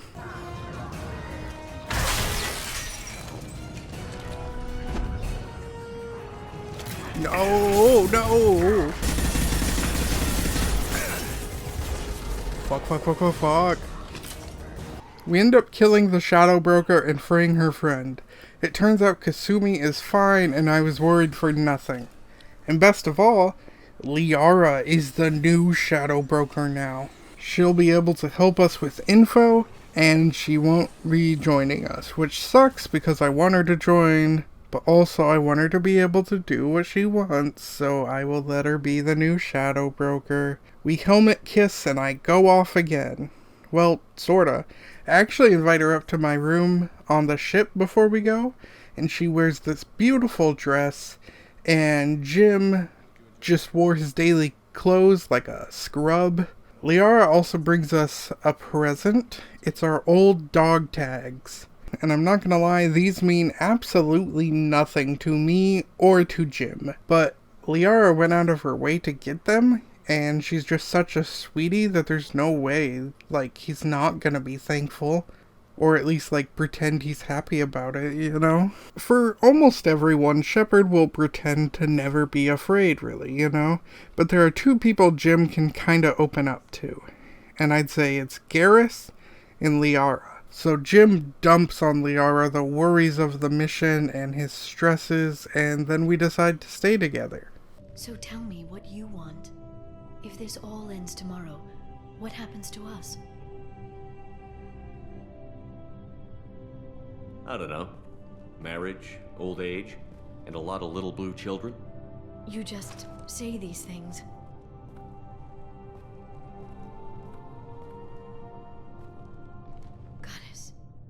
You were dead. I got better.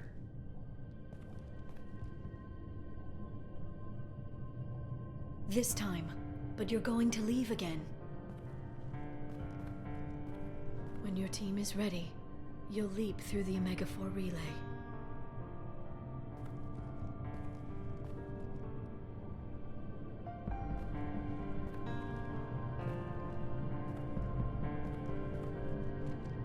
I spent 2 years mourning you. So if we're going to try this, I need to know you're always coming back.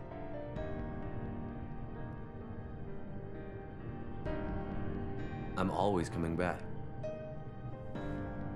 Are you sure?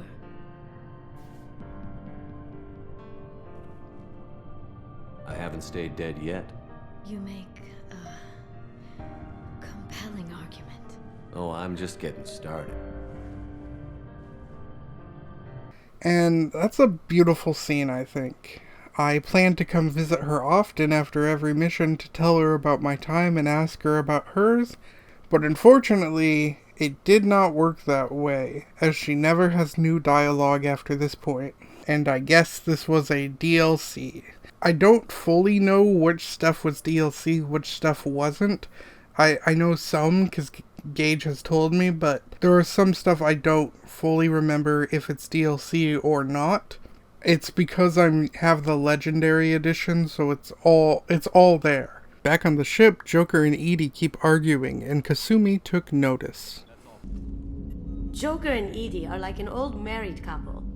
I keep expecting to walk in on them bickering about the temperature in the cockpit. I forgot to explain purebloods. So let me do that now. So Asari can really only mate with other species, as they can learn from those experiences. Asari can still receive some genetic info from their partner. However, it is frowned upon for another Asari to mate with another Asari, as no new genetics are gained and nothing evolves from that. Not only is it generally seen as a waste, but it could also create something called an Ardak-Yakshi, which is an Asari that will have sex with you, drain your life force, and kill you, making them more powerful and you dead. And these Ardak-Yakshi can only be made if two Asari parents mate, hence it being bad. They're sort of like cum vampires. So when that one bitch called Liara a pureblood, that meant Liara had two Asari parents, and that's frowned upon. So it was like a racial slur type thing, you know. Now Liara is not an Ardak-Yakshi, I hope. We know this because Shepard's still alive, but also it is rare for that to happen. But it turns out Samara had multiple Ardak-Yakshi daughters, which, why did she keep having children if they all turned out to be Ardak-Yakshi? Seems like Samara is also kind of a bad guy in my eyes. But anyway, I guess a lot of them remain secluded away from others so that they can live without causing harm to anyone. Not only can they not have sex without killing someone, but also like really wanna fucking have sex, you know? So yeah, so they remain secluded away from everyone. But it turns out one of her daughters is a serial killer. And she's out fucking and killing people and fucking killing people. And I said to Gage, look, I'm asexual, so I don't understand this fully, but I almost feel for her, cause she can never have sex without killing someone. I was thinking sort of like Rogue from X-Men, you know, where she's like, oh, I can't touch anyone without hurting them, you know. So that I was starting to feel for this Ardak-Yakshi thing. But then Gage destroyed my whole argument with one sentence saying, Michael, she's a serial killer. And yeah, no, he has a point. Anyway, so I agree with Samara, we have to hunt down her daughter and stop her. But also, fuck Samara, why do you keep having Ardak-Yakshi daughters? Anyway, we go on Garrus's loyalty mission, which involves killing everything that moves and then sniping his target. At this point, I trust Garrus enough to know no matter who the target is, it's a piece of shit who deserves to die, because Garrus really only kills the fucking guilty. If Garrus says this person needs to die, I don't need any more information other than that. I am down to kill them. We also have Thane's loyalty mission, and Thane is this very edgy assassin, and in many ways he kind of reminds me of Wesley Snipes as Blade, and despite what a strange and over-the-top killer Thane is, he doesn't want his son to be this way. So he has decided to reconnect with his son by stopping his son from doing an assassination job. And in order to stop his son from doing an assassination job, we kill just a lot of fucking people to stop his son from killing one person. Not that Jim has really any right to judge, as he's kind of a violent hypocrite as well. Thane also does this thing where he remembers really well, I guess. At least that's what's trying to be portrayed. But honestly, it's really annoying. And he should just be an author with the way he, talks about it. He smiles up at me, broken teeth and scabby knees. Bare feet black. A dead-end future looking up at me, worshipping the petty gifts I offer. We make our rounds on the ship and we listen to Joker and Edie argue some more. This thing wants to fire me over a joke. Okay, I said I'd flash the AI core, but I was kidding. And we'd only lose a few systems. Nosy ones. To clarify, human resources adjustments are not actually under my authority. Then why? Why are you always picking on me? My replies were intended to provoke, though not to cause distress. Your reactions are atypical of most humans. You are interesting. She pushed your buttons to get a rise out of you. About time you were on the receiving end. Yeah, great. I just got worked by the intercom. It was not my intent to breed hostility, Mr. Moreau, but you did instigate our interaction. Okay, but Think of it this way. Shut up. Then we talked to Thane and learned that he was raised by Hanar. Hanar are these jellyfish-looking aliens who are very religious and worship the Protheans. They talk in sentences starting with referring to themselves as this one. For example, this one will like, comment, and subscribe. This one will share the video. The Hanar trained Thane to do killing for them, because he had fingers, so he could operate things like guns and swords. We then talked to Garrus, who has finally stopped his calibrations to talk to us. I thought you'd be used to high-risk operations on human ships. I mean, think about tracking Saren to Ilos. Sure, but that was quick. We raced out, landed, blew up some Geth, and saved the galaxy. This time we've got Miranda and Cerberus and that AI all telling us what we're up against. I think I preferred blind optimism. Honestly, Garrus, what do you think our chances are? Honestly, the Collectors killed you once, and all they did is piss you off. I can't imagine they'll stop you this time. But an unmapped area, advanced technology, and the Collectors. We're going to lose people. No way around that. Not a happy analysis, I know. Don't worry. I won't spread it around. And I'm with you regardless. We also talked to Zaid, and he tells us about his gun, and that he has a lot of stories about his gun, and we're pretty sure he fucks his gun. Hey, don't touch. That rifle's older than you are. I call it Jesse. That's my lucky charm. More men have been killed with that gun than died in the Skillian Blitz. Jesse was the first weapon I got my hands on. Took her everywhere. She didn't have much punch, but reliable as all hell. She'd already been through a lot by the time I got her. Still, I never had to re-sight her once. Damn good rifle. I remember Jesse's first kill. Turian arms dealer out of Omega. But Jesse wanted that Turian dead, so 2 shots. And he died right there. Seemed like Jesse wanted to kill more than I did. Bloodthirsty old bitch. I owe half my reputation to that weapon right there. Anytime someone calls me ruthless, relentless, they're talking about that rifle. Off we head to the Krogan homeworld to save Morden's friend and see what's up with Grunt. And guess who we see? It's that Krogan and Asari couple. He took her here for some reason, one of the most dangerous planets. What did I tell you, honey? Isn't it beautiful? Far away from all that high-tech noise. I guess. Seems a bit dirty, though. Oh, it builds character. Is it just me, or do the other Krogan not like me? Oh, there's some concern about me bringing in a non-Krogan. I had to talk to the chief. It's not a deal. Wait, so they don't even want me here? Who cares what they want? I want you. That's all that matters. I don't know if I can do this, Char. Hey, now. My blue rose of Ilium always stands strong to reach toward the sun. Okay, I'll manage. Just no more poetry. Now, in my playthrough, Rex's brother named Reeve is in charge, and he's a traditionalist, he's an absolutely selfish dick, and he seems to believe in war and Krogan superiority above all else. But in Gage's playthrough, where Rex did not die, Rex is in charge, and he's trying to make the Krogans better by ditching some of these traditions. This causes them to dislike him, but he's a far better leader, and while Rex can also definitely be a dick, he is nowhere near as bad as Reeve, and honestly I wish he was still alive in my playthrough. Just listen to some of these differences. You are Shepard. We would have shot any other alien out of the sky. But you, we give the respect due our most powerful enemies. Human sentiment tastes like piss. Don't spoil a death with it, especially one as useful as this. With his death, Rex's friends became my friends, and Clan Urdnot fell to me for the better. He had troubling ideas. We are better off with a leader who respects tradition. Out of my...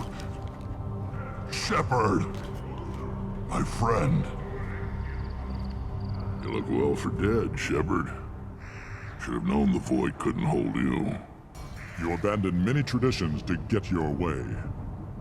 Dangerous. Speak when spoken to, Uvenk. I'll drag your clan to glory whether it likes it or not. It turns out all Krogan need to go through a thing called the Rite, in which a Krogan must survive a big ritual fight. Grunt decides, yeah, he's gonna do that, and so Jim, Grunt, and Kasumi, who for sure did not sign up for this but will be taking part in this rite, are going to be fighting a bunch of waves of enemies and then killing a Thresher Maw before time runs out. But this fixes Grunt's super aggressive arc.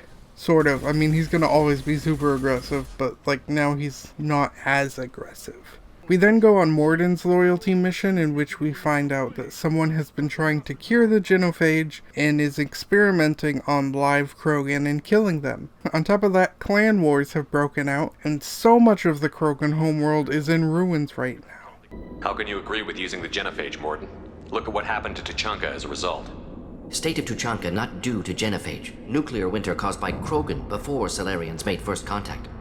Krogan choices. Refuse truce during Krogan rebellions. Expand after Rachni wars. Splinter after genophage. Genophage medical, not nuclear. No craters from virus. Damage caused by Krogan, not Salarians, not me.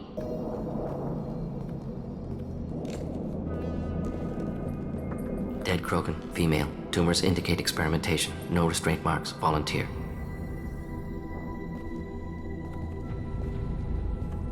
Sterile Werelock female willing to risk procedures. Hoped for cure. Pointless. Pointless waste of life. Goal was to stabilize population. Never wanted this. Can see it logically. But still unnecessary. Foolish. Waste of life. Hate to see it. I didn't think you'd had much direct contact with things like this. Did you come to Tuchanka after dropping your plague? Yearly recon missions. Water, tissue samples. Ensure no mistakes. Superiors offered to carry it on. Refused. Need to see it in person. Need to look. Need to see. Accepted as necessary. See small picture. Remind myself why I run a clinic on Omega. Trained as doctor. Genophage affects fertility. Doesn't kill. Still. Caused this. Hard to see big picture behind pile of corpses. Can you really just rationalize it all away? How do you justify it? Wheel of life. Popular Salarian concept. Similar to human Hinduism in focus on reincarnation. Appealing to see life as endless. Fix mistakes in next life. Learn, adapt, improve. Refuse to believe life ends here. Too wasteful. Have more to offer. Mistakes to fix. Cannot end here. Could do so much more. At last we find Malin, and it is quite the shock for Morden. Malin? Alive, unharmed. No signs of restraint, no evidence of torture. Don't understand. For such a smart man, Professor, you always had trouble seeing evidence that disagreed with your preconceptions. How long will it take you to admit that I'm here because I wish to be here? He wasn't kidnapped. He came here voluntarily to cure the genophage. Impossible. Whole team agreed. Project necessary. How was I supposed to disagree with the great Dr. Solus? I was your student! I looked up to you! Experiments performed here. Live subjects, prisoners, torture and executions. You're doing? We've already got the blood of millions on our hands, Doctor. If it takes a bit more to put things right, I can deal with that. You honestly think the experiments you did here are justified? We committed cultural genocide. Nothing I do will ever be justified. The experiments are monstrous because I was taught to be a monster. We justified this atrocity by saying the Krogan would cause havoc and war if their population recovered. But look at the galaxy. Batarian attacks in the Traverse, Geth attacks in the Citadel. Is this a more peaceful universe? The assault on your Eden Prime might never have happened if we had let the Krogan recover. We'll never know. How would a Krogan population explosion have done anything to stop Saren and the Geth? An increased Krogan population would have forced the Council to take steps, likely involving colony rights in the Traverse. Supposition. Impossible to be certain. Don't you see? We tried to play God and we failed. We only made things worse, and I'm going to fix it. Malin clearly doesn't need rescuing. What do you want to do? Have to end this. You can't face the truth, can you? Can't admit that your brilliant mind led you to commit an atrocity! Unacceptable experiments. Unacceptable goals. Won't change. No choice. Have to kill you.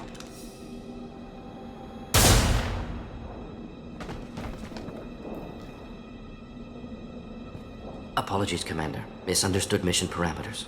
No kidnapping. My mistake. Malin's research, only loose end. Could destroy it. Closure, security. Still valuable, though. If you think it could be useful, why not hang on to it? Worked for years to create modified genophage. Should destroy this. Malin's work could cure genophage. Don't know. Effects on Krogan, effects on Galaxy. Too many variables. Too many variables. Keep the data. Better to have it and not need it. Well, off we go to check out this Reaper threat in Batarian space. It turns out that Harkin's contact has been indoctrinated, and that the Reapers are on their way, and thus Shepard can destroy the mass relay so that they can't arrive. The pros? This would slow the Reapers and they would not arrive till months later, rather than right now. The cons? This would wipe out our Batarian planet, killing thousands of people only to slow the Reapers down. In the end, I decided to fight and kill the contact. I feel like postponing the Reapers will save more people in the long run. I do still kill a whole bunch of barbarians, and would I be willing to do the same if it was Earth instead? Yeah, probably, honestly. Anyway, we blow up that relay and thousands of people die.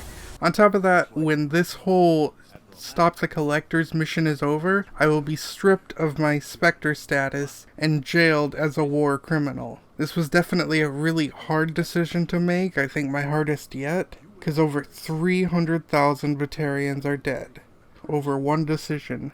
But in the end, slowing down the Reapers could save many more. It's really just the trolley problem, sort of, you know? Well, off we go to Jack's old Cerberus facility where she grew up. We're here to destroy it and get a little revenge on what Cerberus has done to her. And yeah, this place was pretty fucked up. The stuff that happened to the kids here was awful. And hearing Jack talk about this place just made me feel for her. Jim is gonna be the best goddamn big brother he can be. But it turns out this place isn't quite fully what Jack remembers. It turns out a lot of the other kids were expendable to try to turn Jack into a more powerful weapon. But then we run into a guy who has been experimented on. He wants to start up this program again, start running this facility again. Shepard orders Jack to kill him. His thoughts is that this will help her get closure and fix the situation. But maybe he went too far. Maybe he should have let Jack decide. Maybe killing isn't what should have happened. Maybe he himself should have fired instead of letting Jack do it. It doesn't matter. Though Jim had good intentions, you can see his old self really coming out here. You can blow up the place, but that still leaves him. What do we do with another you? That's easy. Just leave me here. This is where I belong. Fuck that. He deserves it. I decide how to deal with my past, not you. I gave you an order. Killing him isn't Jack, if you can't, I will.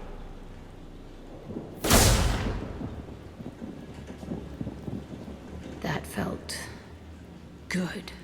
And it seems like this is what she needed, but it does make you question Jim a little bit. After blowing up the base, Joker reports that Miranda and Jack are fighting, so Jim goes to see what's going on. The cheerleader won't admit what Cerberus did to me was wrong. It wasn't Cerberus. Not really. But clearly you were a mistake. Screw you! You've got no idea what they put me through. Maybe it's time I showed you. Jim jumps to Jack's side on this one. Miranda does defend Cerberus a lot, and the things done to Jack were awful. We know, we were just there. Her minimizing Jack's trauma is not helpful. Oh, but then Gage said something that changed my perspective a little. He keeps doing that. He said, "What is Jack doing there?" And that's a really good point. What is Jack doing there? That's Miranda's office. Jack is usually down in the darkest, deepest depths of the ship she can find. What is she doing 3 flights up in Miranda's office? She clearly instigated this fight. On top of that, Miranda was appointed to be my second in command, but I never listened to her, and I rarely take her side, and this must feel like a slap in the face to Miranda. Apparently, the correct answer in this situation would have been not taking a side. I don't feel like what Jim said was wrong, but Gage does have a point. Jack was there to start a fight. So, off we go to talk to the crew. Hey, Commander. Glad we figured out Jack is crazy, because that was really up in the air, just hanging there. Also, Morden turns us down, and that was pretty funny. Have you got a minute to talk? Actually, wanted to talk. Medical matters. Aware that mission is dangerous. Different species react differently to stress. Aware you come by a great deal. Have had other species become attracted to me before. Awkward. Not interested. You've had members of other species make a pass at you? Constantly. Very awkward. Skin tone apparently attractive by Turian standards. Subset of Krogan sexual deviants enjoy Solarian flexibility. More cartilage and skeletal structure. Asari offers intriguing, actually. Wonder why. Trans-species pheromones unlikely to work. Must be neurochemical. I appreciate you letting me down easy. No offense intended. Solarian reproduction different. Very little sex drive. If intended to try human, would try you. Glad you stopped by. Cleared the air. But yeah, from here on, every interaction with Miranda is a stupid, petty, childish interaction. I have work to do, Commander. Go chat with your friend Jack if you want small talk. Miranda, I'd like to talk about this. I'd rather we didn't. Pout if you like. Or call the Elusive Man and complain to him. I don't pout. And I don't have time to call the Elusive Man every time you screw up. This behavior is always so annoying to me. I was so done with Miranda at this point. I don't pout, she said while pouting. Fuckface. She kills me. I hate when people act like this. I lose so much respect for them. If I wasn't dating Liara, I may have given Miranda a chance when she hit me up, you know? On top of that, I went out of my way to make sure her sister was safe from her father's bullshit. I checked up on her all the time. To me, she was a valued member of this team. And hell, I even understand being upset with me for that interaction. But to go on for almost the entire rest of the game until the very fucking end, she's gonna pout and throw this little attitude with me because I agreed that she was busy sucking Cerberus' cock and wasn't being nice to Jack. On top of that, I don't even need her to like me as a person. We don't gotta be friends, but we are in a spaceship saving a bunch of people, and she is my second in command. At the very least, I need her to be professional. I need her to at least be willing to talk about mission-related things. I am so done with her shit, and by association, I guess so is Jim. Sadly, I don't have the option to go yell at Jack for starting the fight, nor do I have the speech skill to convince Miranda to show maturity. All I have is my fish. So, Jim flew to Liara. He needed to vent, he needed a wise perspective, he needed his girlfriend. Sadly, it seemed like she had other things on her mind and was unable to converse. Thanks for coming by. Thanks for coming by. Thanks for coming by. Thanks for coming by. Thanks for coming by. Alright, fine, whatever. It's mission time. That'll help him not focus on the bullshit of a crew member ignoring him. So off we go to find Tali in the middle of a firefight. Hello? Is anyone there? Tally, it's Shepard. Shepard? I'm not complaining, but you show up at the strangest times. What are you doing in the middle of Get Space? Seems as if they're fighting some Geth, so we go help out with that, and then we recruit Tali. It's really good to have an old friend aboard, and she's skeptical of both Cerberus and ED for being an AI, but That makes total sense. But she's willing to do this to help Shepard. So Shepard goes to his room to write down some feelings and get some of the anger out of his system. Sometimes I hate my crew. Do I want to know? I am sick of Miranda. Should I get the airlock prepared? Need me to load the guns? Have you tried just being nicer?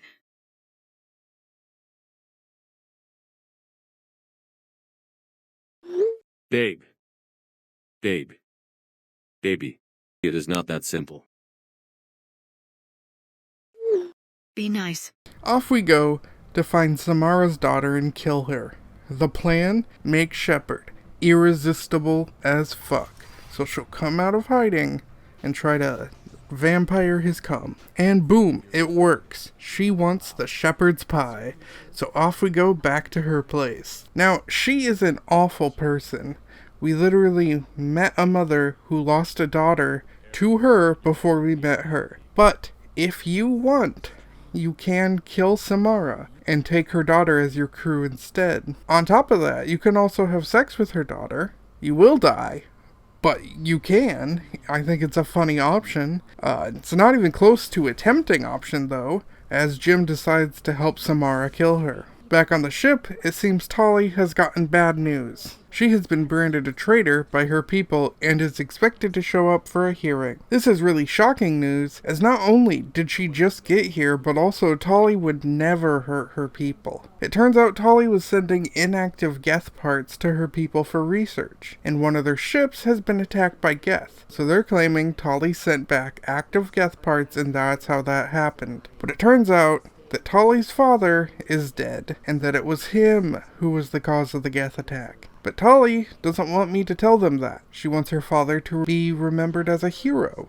and she's willing to be exiled over that. But I don't want Tali exiled, so I fight against her wishes, and... Sounds like this is the evidence we were looking for. Everything here is his fault. I tried to pretend it didn't point to him, but this... When this comes up in the trial, we can't tell them. Not the admirals, not anyone. Tali, without this evidence, you're looking at exile. You think I don't know that? You think I want to live knowing that I can never see the fleet again? But I can't go back into that room and say that my father was the worst war criminal in our people's history. I cannot. You're my captain in this hearing, Shepard. It's your decision. But please, don't destroy what my father was. Did you find anything on the Alarai that could clarify what happened there?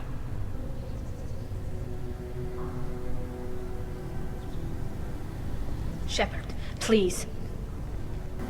Tali Zora is innocent. Rail's team deliberately repaired and reactivated the Geth as part of weapons research. Listen. Shepard, please. Tali, is this true? I don't know. My father had to have a reason. Leave Tali out of this. Assemble a new Geth with what we have. Bypass security protocols if need be. This evidence points clearly to Tali Zora's innocence in this matter. Tali Zora, you're cleared of all charges. Charges against real Zora will be discussed privately. How could you do it, Shepard? I didn't want this. I didn't want my father's name destroyed. I couldn't let you throw away your life for a dead man, Tali. In all likelihood, we're not coming back from this mission. What would it have mattered? I know you were trying to help. Let's get out of here.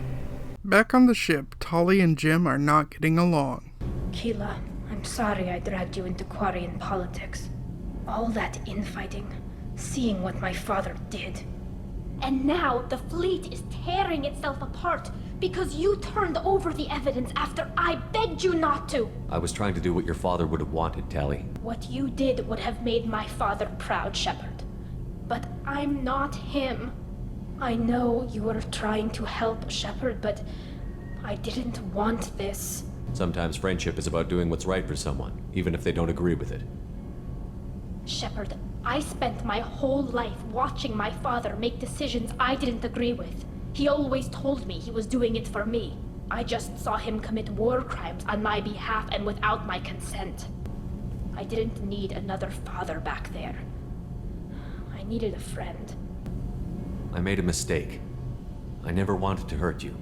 I know. I'm still going to back you. I'll fight at your side. Just don't talk to me unless you need something. We go help a Cerberus family with a rogue VI, but something is off here. On top of that, it is swarming with Geth. There are other robots there fighting as well, so not only do we gotta fight the Geth there, but we gotta fight the other controlled robots that are being VI controlled. So me and my girls kick some ass.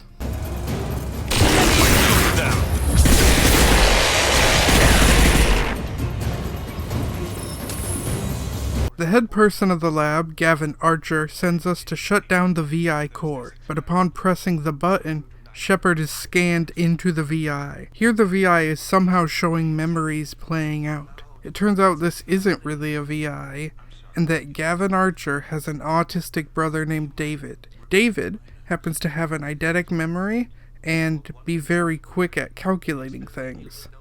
Due to this, Cerberus decided his mind is more similar to a machine than a non-autistic mind. The goal was to be able to train David to be able to communicate with and possibly control the Geth. So Cerberus then made David an experiment and did way too many projects on him. And after not treating him well, they made him the VI. He isn't a VI, he's literally trapped there, being used as a computer. Cerberus is fucking twisted and disgusting. Quiet. Please, make it stop. Wait! Commander!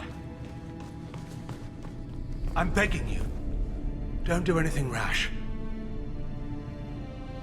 You told me that David volunteered. By necessity. If I told you the truth, you would have shut me down and not him. It's not like I planned this. It was an accident. Seeing David communicate with the Geth, it all seemed harmless. I saw his memory. He begged you not to do this. I was desperate. The elusive man doesn't broker failure. Any war we fight with the Geth will be bloody. I was asked to find a way to avoid that. And how many have already died for this project? More souls than will ever forgive me. But I won't apologize for radical ideas. If my work spares 1,000,000 mothers mourning the loss of 1,000,000 sons, my conscience will rest easy. Look at him. Your brother will never be the same. The damage may not be permanent.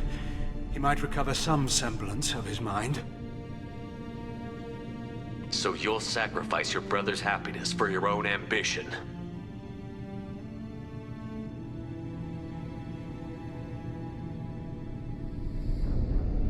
Square root of 906.01 equals 30.1. What I've done to David is unethical. If he dies, it's unforgivable. Let me take care of him. Please. Quiet. Please, make it stop. I've seen enough of your cruelty to know he'll never be free from it here. I'm taking him away. No, leave him! He's too valuable!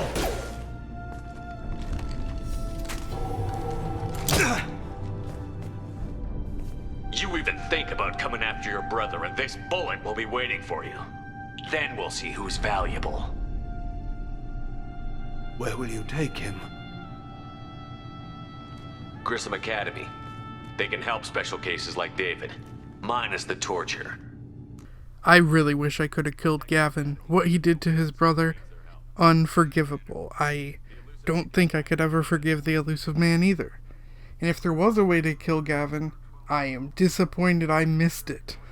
The second I get the chance to kick the elusive man's ass, I'm gonna kick it from one side of the room to the other.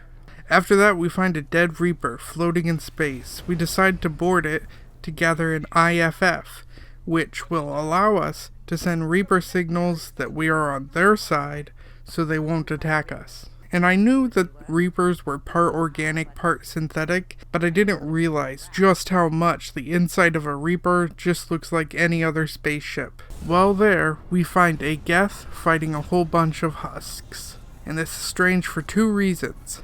The first, Geth usually travel in packs, so one single Geth being there is weird. Second off, this Geth is wearing pieces of Shepard's old armor from the crash, so that's also strange. During the attack, the Geth is downed, and we decide to bring him aboard our ship for questioning. Back on the ship, we go to question the Geth. What we learn is that not all Geth are working for the Reapers. It turns out the ones who did work for the Reapers are being called heretics, and that most Geth are anti-Reaper. Geth don't have names or individualities, so we come up with a name for him, calling him Legion, like the Bible verse. Legion is also wearing our armor because he idolizes us as a hero. He just doesn't quite realize that's what he's doing or fully understand why he's choosing to wear it. Legion informs us that the heretics have created a virus that will infect all Geth to make them work for the Reapers, and asks that we go stop this from happening. Jim agrees, and Legion becomes part of the crew. Well, on our next mission, the ship is suddenly attacked by collectors. They board the ship and begin kidnapping a bunch of people, and for once we don't play as Jim. We're actually playing as Joker here. It turns out that IFF, it was a trap, and it was transmitting a signal to the collectors. Joker then had to sneak past collectors to attempt to free Edie in her AI core, which will disable all locks on her and allow her to have full free will to be able to use the ship to fight back as she sees fit. Alright, I'm at, U. Connect the core to the Normandy's primary control module. Great. This is where it starts. We're just all organic batteries. Guess who they'll blame? Well, this is all Joker's fault. What a tool he was. I have to spend all day computing pi because he plugged in the Overlord.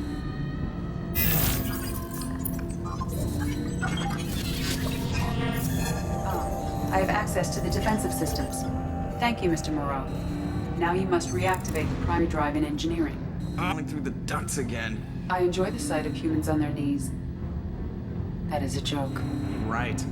Seeing the collectors carrying off people from the ship was honestly kinda scary. Edie manages to escape, but all that's left on the ship is Joker. We send a message to Jim and the crew he took, which happens to include every one of his followers. But as for the rest of the crew, they are captured by collectors. Everyone? You lost everyone and damn near lost the ship too? I know, alright? I was here. It's not his fault, Miranda. None of us caught it. Mr. Taylor is correct. The harmful data in the collector drive was even more sophisticated than the black box Reaper viruses I was given. I heard it was a rough ride. How are you holding up? There's a lot of empty chairs in here. We did everything we could, Jeff. Yeah. Thanks, Mom. So now we need to go fight the collectors and hopefully save our crew. But first, we head off to go stop the Geth from becoming minions of the Reapers.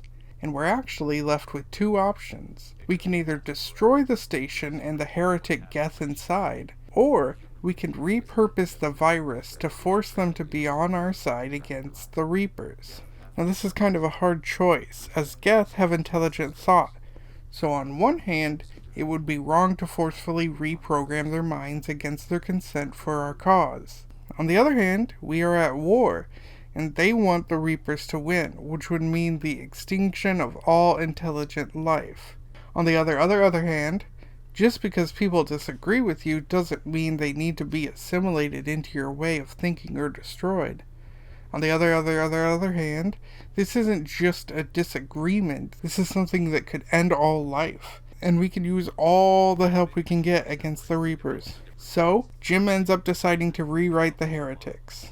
Like I said, we can use the help against the Reapers. Well, boys, this is it. We are about to jump through this Omega-4 relay and into deep fucking space, where not many ships have ever survived the trip. Before the jump, though, Miranda actually comes and talks to us, and she's actually nice and helpful and not pouting.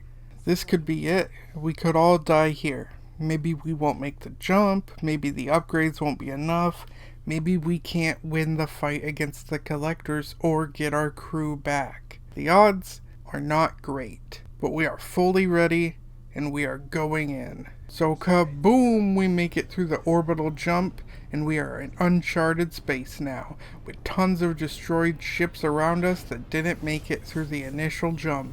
After that, we're getting hit with fucking little laser ships designed to take out anything that did make it.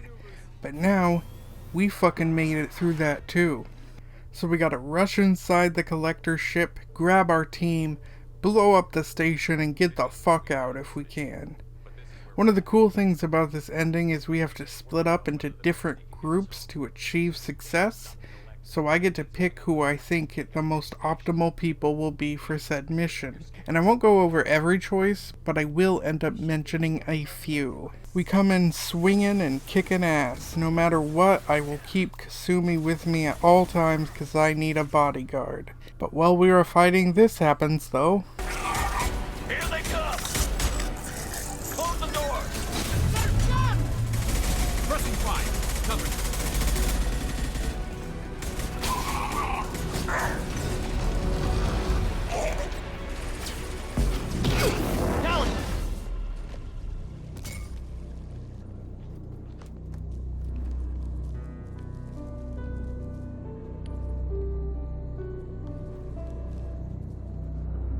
No, that's right.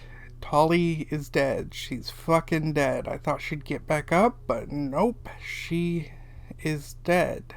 Apparently, had I not had her be mad at me before this mission, she would have lived, but due to my upsetting her, she wasn't focused and she died.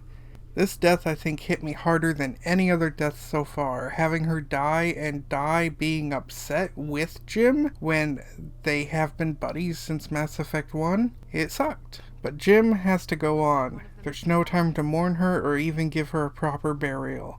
We all gotta keep moving or we will die. We then find the colonists and our crew and we rescue them. My God, she's still alive.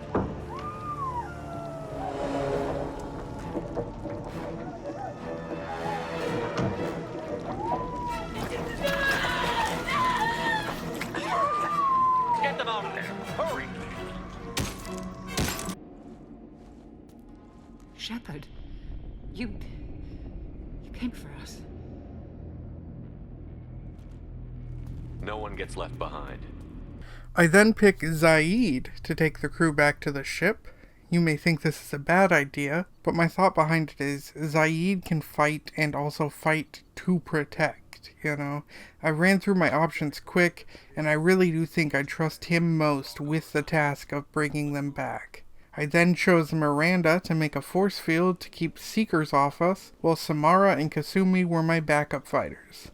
Jim honestly feels a bit bad about the dumb fight they had earlier, as Miranda and him are working together now. Apparently, Miranda's beginning to get tired though, and her force field starts to wane. And then, this happens.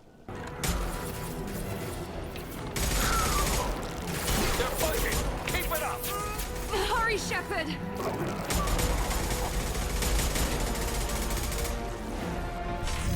Everyone, through the doors, now!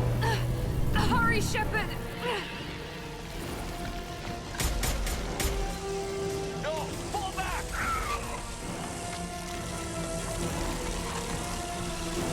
Samara!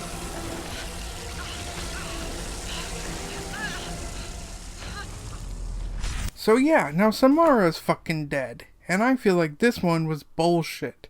Me and her were in good standing, we didn't have a fight, so what the fuck was the reason for her death? Apparently, it's because Miranda isn't as powerful as a biotic as Samara, and I should have chosen Samara to make the force field. But I didn't know. I assumed Miranda was the second most powerful, with Jack being the first, as Miranda's always talking about how her enhancements make her so perfect. It also doesn't make sense, because if Miranda was getting tired, couldn't Samara, who was with us, take over and we can continue on safely? Could Samara, who has the ability to make a fucking force field that holds back swarms, not make a fucking force field to hold back the swarms? It's absolute bullshit. I just lost another follower. Shit is getting intense, and I swear to God, if I lose Kasumi, I'm just gonna surrender to the Reapers. They win. So I picked teams to go with me, and teams to fight the Collectors, and give us some time to go blow shit up. We lost some good people. They gave everything to get us here. It's up to us to make it mean something, and do them justice. The Collectors, the Reapers, they aren't a threat to us. They're a threat to everything. Everyone. Those are the lives we're fighting for. That's the scale. I don't know if they can feel fear, but we're damn sure gonna give them the opportunity. Hit them hard. One way or another, it ends here. We'll do our best. Good luck, Shepard. We then find a good fight, but then something unexpected. Inside the structure is a Reaper being built, part organic, part synthetic, but far more disturbing than that, this is a Reaper made to look human.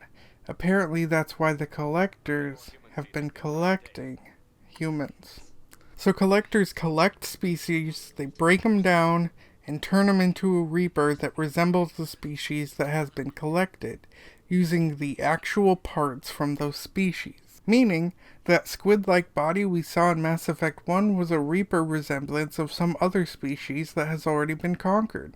So now it's time to fight this motherfucker, and knowing it was made with thousands of humans makes it far more terrifying than the other Reapers. Barry wasn't even here to scream at this guy. The fight against him it's alright. It wasn't awful, but it wasn't, like, too exciting, you know? We were mainly fighting a lot of Collectors. But then the elusive man is like, wait, don't fucking do it. What if instead of killing the Reapers, we save this technology and we can control the Reapers? But here's the thing. The elusive man is a piece of shit. Moving control of the Reapers to him is also a bad idea. So fuck no. So I tell him. We'll fight and win without it. I won't let fear compromise who I am. Shepard, think about what's at stake, about everything Cerberus has done for you. And in Gage's version, Miranda was with him, so she also tells him no, which is huge character growth for her. We'll fight and win without it. I won't let fear compromise who I am. Miranda, do not let Shepard destroy the base. Or what? You'll replace me next? I gave you an order, Miranda. I noticed. Consider this my resignation. Shepard, think about what's at stake, about everything Cerberus has done for you. Surprise, bitches! The Reaper ain't dead. And it's like that scene from Terminator, except this Terminator is the size of a very large building. And I do wish the Collectors were also not part of this fight. I do wish the Reaper was far more intimidating. Like, he's huge. What if he threw the platform we were on? Or tried to eat us? Or if he hit us and it smashed away chunks of our armor? Something to make him feel more scary than just big enemy that takes a lot of bullets, because he looks fucking scary. He's a Reaper who's scary. The fight should also really get my blood pumping, but instead it was just another boss fight. Anyway, we kill him, we save our crew. I thought Kasumi was probably gonna die, but hell yeah, we saved her too. You know what? Everyone else was able to make it to the ship. Except Miranda. We also lost Miranda. And goddamn it, I didn't want to lose Miranda. We just started getting along again, and I lost more than half the women on this ship. So we get aboard the Normandy, fly away, blow that shit up, and we've stopped the Collectors. But the Reapers are still on their way. And that was Mass Effect 2. In my opinion, it's a far, far better game than the first one. A true fucking masterpiece, but god damn it, I lost some good crew. I'll be looking forward to seeing how this series ends, because this is a very strong middle. Shepard, you're making a habit of costing me more than time and money. I'm sorry, I'm having trouble hearing you. I'm getting a lot of bullshit on this line. Don't try my patience. The technology from that base could have secured human dominance in the galaxy against the Reapers and beyond. Human dominance? Or just Cerberus?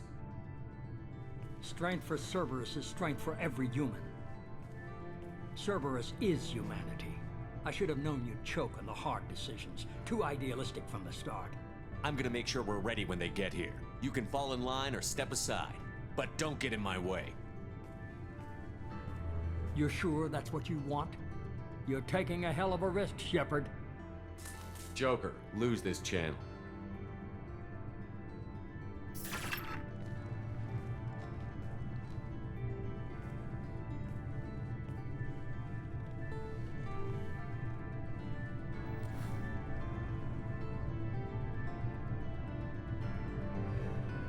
Mass Effect 3, like the second one, allows you to import your character. Unfortunately, there is no Dark Horse comic recap, but that's okay. The game opens with Shepard, who has been released from duty due to what happened with the Batarian planet. Admiral? You look good, Shepard. Maybe a little soft around the edges. How you holding up since being relieved from duty? It's not so bad once you get used to the hot food and soft beds. We'll get it sorted out. What's going on? Why is everyone in such a hurry? Admiral Hackett's mobilizing the fleets. I'm guessing word's made it to Alliance Command. Something big's headed our way. The Reapers? We don't know. Not for certain. So off we go to our meeting with the Defense Committee. It turns out that we have barely prepared for the Reapers, because of course we haven't. Governments are fucking slow at getting anything done, let alone acknowledging issues. Our meeting is interrupted by the Reapers, literally landing on Earth and destroying shit right in the middle of our meeting of what should we do about the Reapers. It's such a really cool scene as they are dropping down and they're just so fucking huge. From here, we run with Anderson fighting and seeing the devastation the Reapers are causing. We also have this scene with a small boy, and this really haunts Shepard throughout the game. Hey. Everyone's dying.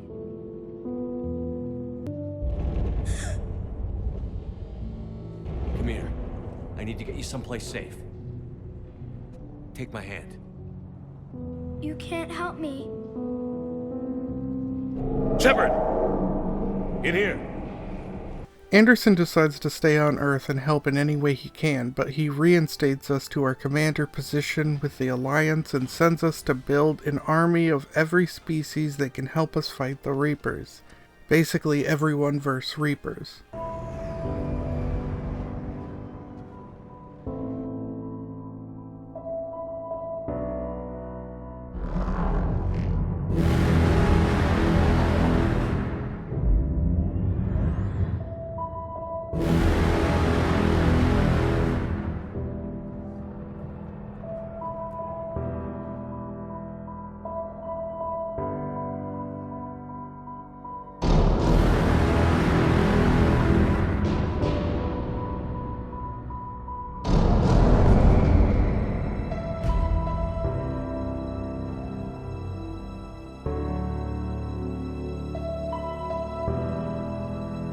Not to rub it in the kid's face, but if he would have went with us, he would have lived. But he chose to stay, and 10 minutes later he died, so... Anyway, our crew includes Kaidan, who's back as a companion for this game, and James, who's this really good Alliance soldier, and he's a newcomer to being in our crew. I really like him. Hackett contacts us and tells us to go find Liara, because she might have an idea on what to do. So off we fly to Mars, where Liara is working. It seems that Cerberus is also there, so we start blowing off some heads.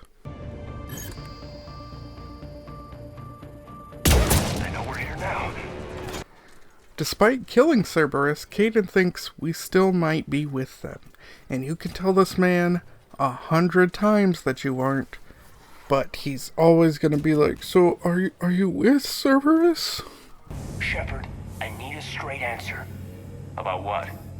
Do you know anything about why Cerberus is here? What makes you think I know what they're up to? You work for them, for God's sakes. How am I not supposed to think that? We then meet up with Liara. She tells us about a Prothean device that they're working on to destroy the Reapers. Apparently this device has existed before, but has never been finished. Every time it was trying to be finished, everyone was wiped out of the galaxy. So we're trying to do this same plan again, but, finish it. So off we go to her archives to go get those plans. Unfortunately, we can't get there though without Kaidan accusing us of being a Cerberus again. Shepard, I don't know what you are, or who. Not since Cerberus rebuilt you. For all I know, you could be their puppet, controlled by the elusive man himself. That's not fair, kid. Don't try to explain it. I don't think I'd understand anyway. We make it to the archives and a hologram of the elusive man is there trying to convince us to work with him. We tell him to go to hell and to fuck off and get away and what the hell, and then we have to fight a robot Cerberus woman to get the data because she's also grabbing that data for the Prothean device for him. So Kaidan gets his ass kicked, but Liara and Shepard manage to beat her. We then take the body and the data and an injured Kaidan onto the ship with us. So now we go to the Citadel to see the Council. We need to convince them to help in the war against the Reapers. But first, we have a couple stops to make. We meet Diana Allers. She's a reporter reporting on this war and asks if she can join us. Not as a fighting companion, but as someone who can tell the universe what the hell is going on in this war firsthand. We agree to bring her aboard. We also visit Kaidan in the hospital, and he's not conscious and is most likely dreaming of ways to ask if we are Cerberus. Off we go to the Council. They say they can't help Earth. But one of them's like, hey, if you can help me out a little bit, maybe I can help you out a little bit. But it seems like they're more focused on protecting their planets individualistically rather than all coming together to go fight this thing. We also get reinstated as a Spectre. Also remember the reporter we punched back in the second game? Well, she's back. Commander Shepard, Khaleesa bint Seen and Al-Jalani. Isn't it true that you were on Earth when the Reapers attacked? How do you justify running away while millions of people on Earth die? Is that the best we can expect from the Alliance? I've had enough of your tabloid journalism. Not this time, you military...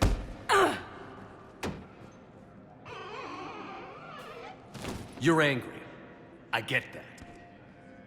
But I came here to get help for Earth, not answer your questions. Stay down. Now in this one, Shepard's often having nightmares where voices are crying out to him and where that one little boy is running but he can't save him from death. Other than the really slow pace you move at, I really like these nightmare sequences, and they kind of remind me of Sarah Connor's dream sequence in Terminator 2. Fortunately, Liara is with us the whole game though, so we can vent to her about our stresses and our bad dreams and just be with Liara, and that's always top notch. We also got another crew member, not one that can fight, but one that will be handling a lot of communications aboard. Her name is Trainer, and I also really like her. To be honest, there's not many main crew members throughout the games that I don't like. Edie's an AI, fully self-aware. Oh, I knew it. I knew Joker was lying. Jeff requested that I pretend to be a simple VI to protect myself. I apologize for the deception. Thanks, Edie, and I apologize for all those times I talked about how... attractive your voice was. So now we go around talking to the crew. Joker scene. Hey, Commander. You know, I had my doubts about the Council. But after years of ignoring your warnings, they're finally willing to step up and tell you they just can't help. They've spent years denying the threat. You think they'd be prepared now? I was kind of hoping that maybe they were planning in secret and just not telling you about it because, you know, Cerberus. Well, let me know if you want me to get them on the channel and then hang up on them, you know, for old time's sake. We also practiced sparring with James while talking to him, which I really enjoyed.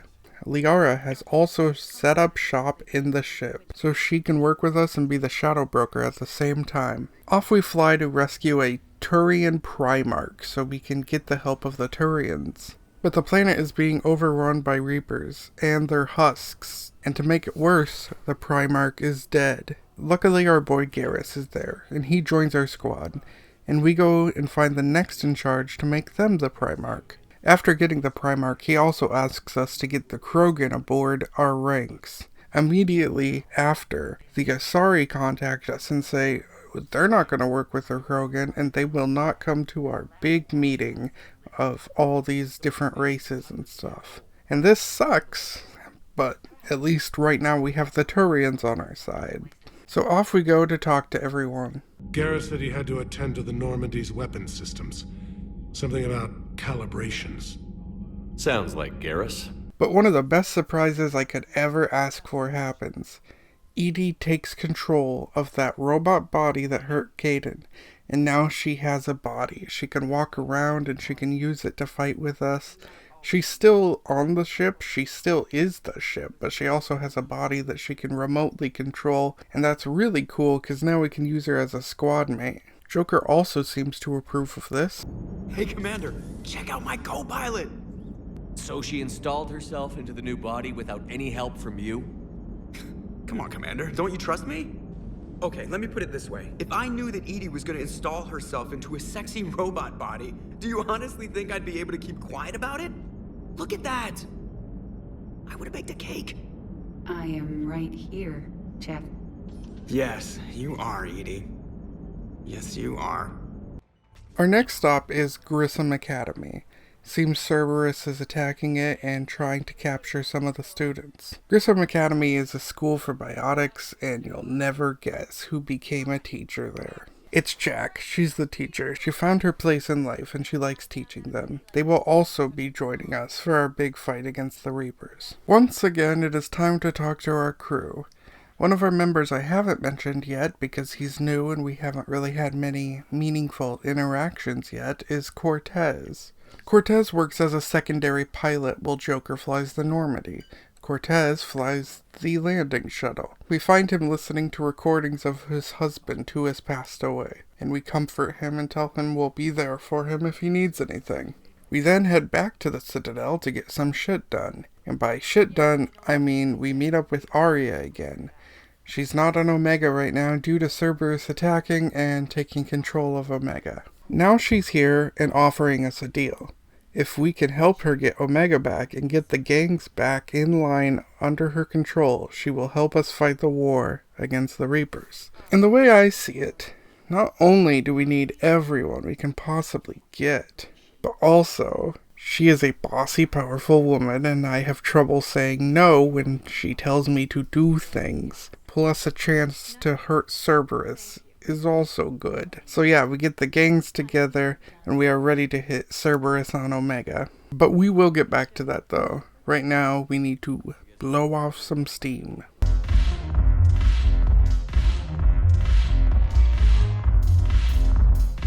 After that we visit Kaidan again, and he's been offered a position as a Spectre, and he's considering it. And he finally tells us he thinks we aren't Cerberus. Yeah, you know, I'm not sure that I've been wrong about Cerberus, but I've been wrong about you. Thane is also at the hospital. His sickness is getting worse, so he's staying here. Edie and Joker are also around, out shopping, I guess, so we go and talk to them. Hello, Shepard. You look like you're gathering data. That is a safe assumption. I was running scenarios in my head to analyze Jeff's behavior. I believe he has a strong affectionate attachment to me, but he has not stated it to anyone yet. Shepard, you have first-hand sexual experience. How do you know when someone is romantically invested? They'll usually show signs they can't stop thinking about you. You know, asking you out, giving you presents, maybe playing music. I lack material wants other than hardware and software upgrades, and my core programming does not assign values to music. Perhaps we could discuss how to provoke Jeff into an emotional commitment. That's not how to think of it. It's got to be natural. You need chemistry. There are a number of pharmaceuticals I could inject to simulate the desired emotional state. No, I mean relax and do something you both like. Something simple. For example, you both like humor. I will see if there are comedic entertainment shows being presented on the Citadel. Scanning. The important thing is to have a good time wherever you go. And if you're having fun, he probably will too. Then the outcome is an unknown quantity, but you are saying I should attempt it anyway. Nobody ever fell in love without being a little bit brave. I see.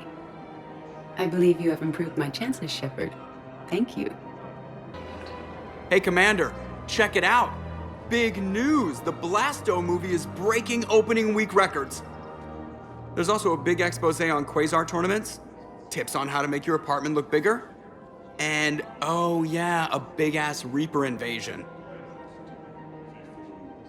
These people have no idea. When big events shake up the galaxy, people cling to what's familiar. It's better than riots in the streets. I guess. I just wish there were a middle ground. You know, a little less gardening advice, a little more war prep. It'll happen.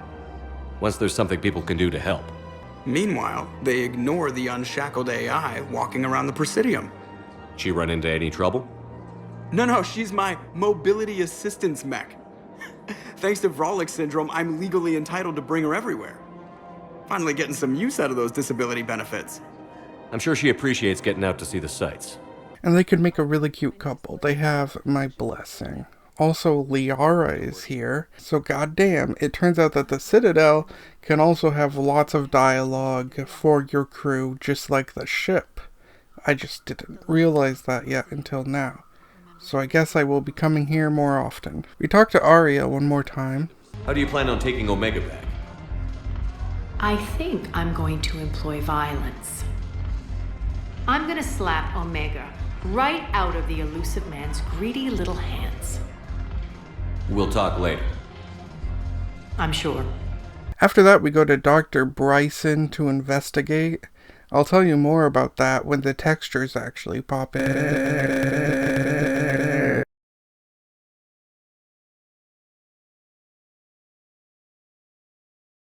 Anyway, so this Dr. Bryson guy, we can't seem to find him, and his lab seems to show that he was searching for something called Leviathan. Something apparently the Reapers fear.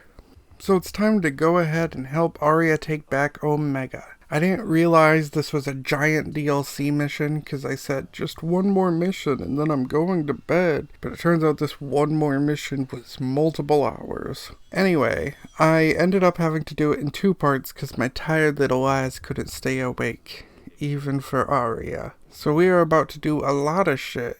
And well, I kinda use the excuse that Shepard is just kinda going back to his gangster roots with Arya. Truth is, maybe I just kinda like doing what Arya says, and Shepard may be loyal to Liara. But I'm this weird bug inside of his head going, hey, let's spend more time with Arya. Don't worry, I won't make him cheat. I don't even think I can do that. Just because my taste in women is questionable doesn't mean Shepard should pay the price.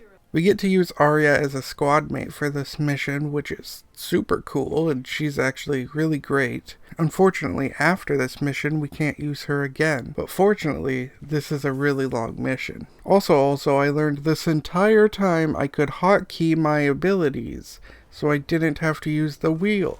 I spent multiple games not hotkeying these abilities. With my abilities hotkeyed, it feels so much better. We also got other squad mates who we can use for this mission.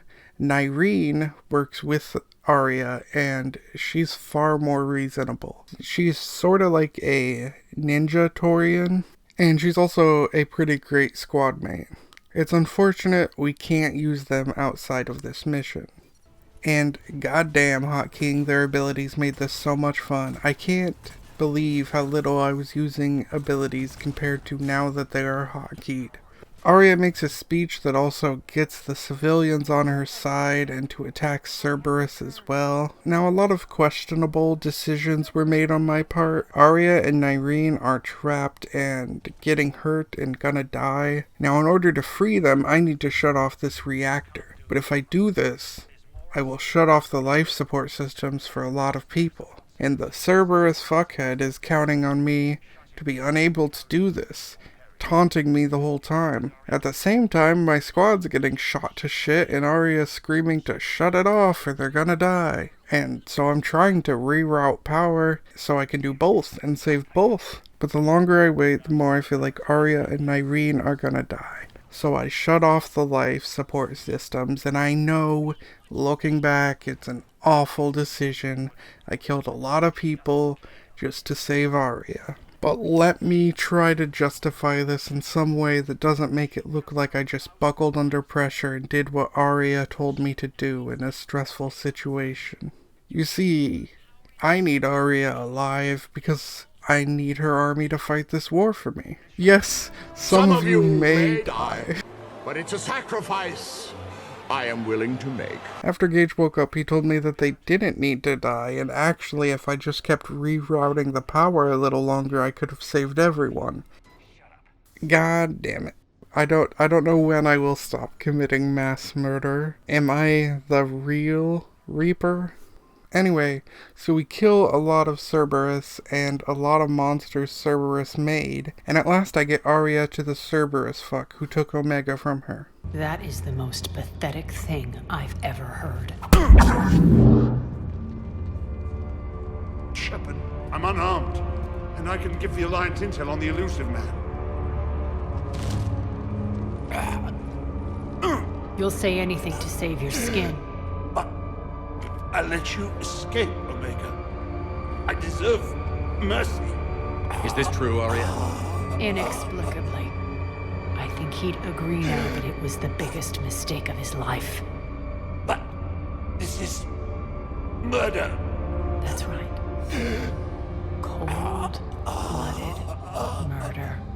No less than you deserve. Oh no, not yet. You don't get a quick, easy death.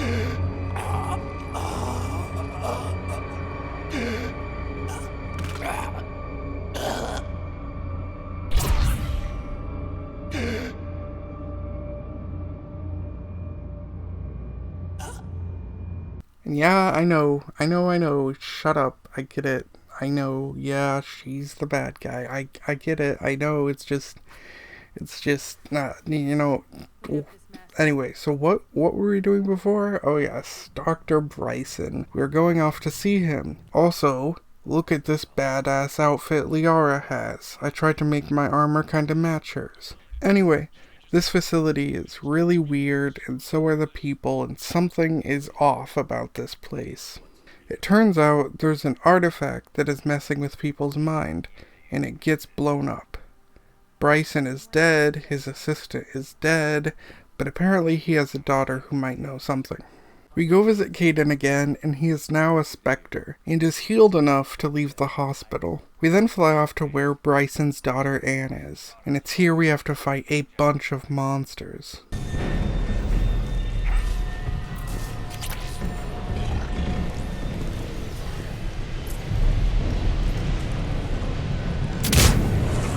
We end up finding her, and she's able to educate us more on the Leviathan, including through some cave paintings of it. And it appears to be a Reaper, but maybe like some sort of rogue Reaper not working with the others. With the help of Anne Bryson, we are able to figure out where this Leviathan is. We end up going deep underwater to find this thing, and when we do, it looks so much like the Reapers. It turns out this is a creature of a mostly extinct race, ones of which many of the Reapers resemble. As if you recall, Reapers are built as half machine, half species, and they resemble the species they are built upon. Like how in Mass Effect 2, the final boss was a Reaper resembling a human. This is the species that existed before the Reapers, but they were mostly wiped out by them.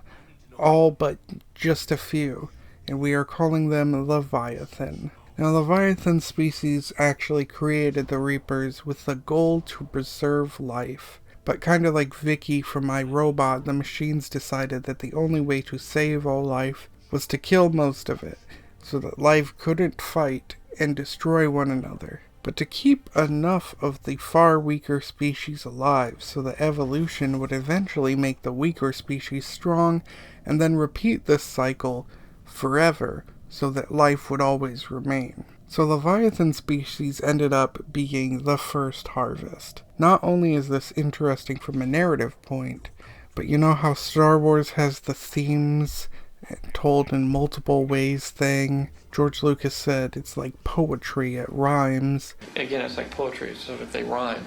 Well, Mass Effect is doing the same thing here. Leviathan created the Reapers to do their bidding, and they turned on them. The rhyme here being that the Quarians built the Geth to do their bidding, and they turned on them. Both being machine races. I just think that's a cool little thing. Anyway, Leviathan agrees to help us in our fight. Look at my team's outfit and tell me we aren't the coolest motherfuckers in the galaxy. Anyway, what we do next is absolutely baffling. We find a Prothean. An actual Prothean, who's been frozen for thousands of years. The thing Liara has been studying all her life. Turns out, not only can he read people and know things about them, but he can also read his surroundings to know their past. Which is pretty cool, but also allows him to communicate with us. His name is Javik, and he becomes a member of our squad. We also let Liara have at asking him questions she's been wondering all her life. But Javik is kind of an asshole and a Debbie Downer. When he was alive, so were Asari and Human, but they had not evolved to the point they were now, so he still has trouble treating us as equals. On top of that, every person he knows died, and he's the last of his race, so I guess I get his grumpiness. Still, you don't hurt poor Liara's feelings, and you be nice to her. Liara has been nothing but nice. I mean, everyone is talking about how excited Liara must be, and he fucking is breaking her heart and telling her how her people used to be servants and shit. So a Prothean? A real live Prothean? Has Liara stopped bouncing yet? I'm guessing there may have been some bouncing. I still can't believe it. A real live Prothean. Doc must be over the moon. A Prothean.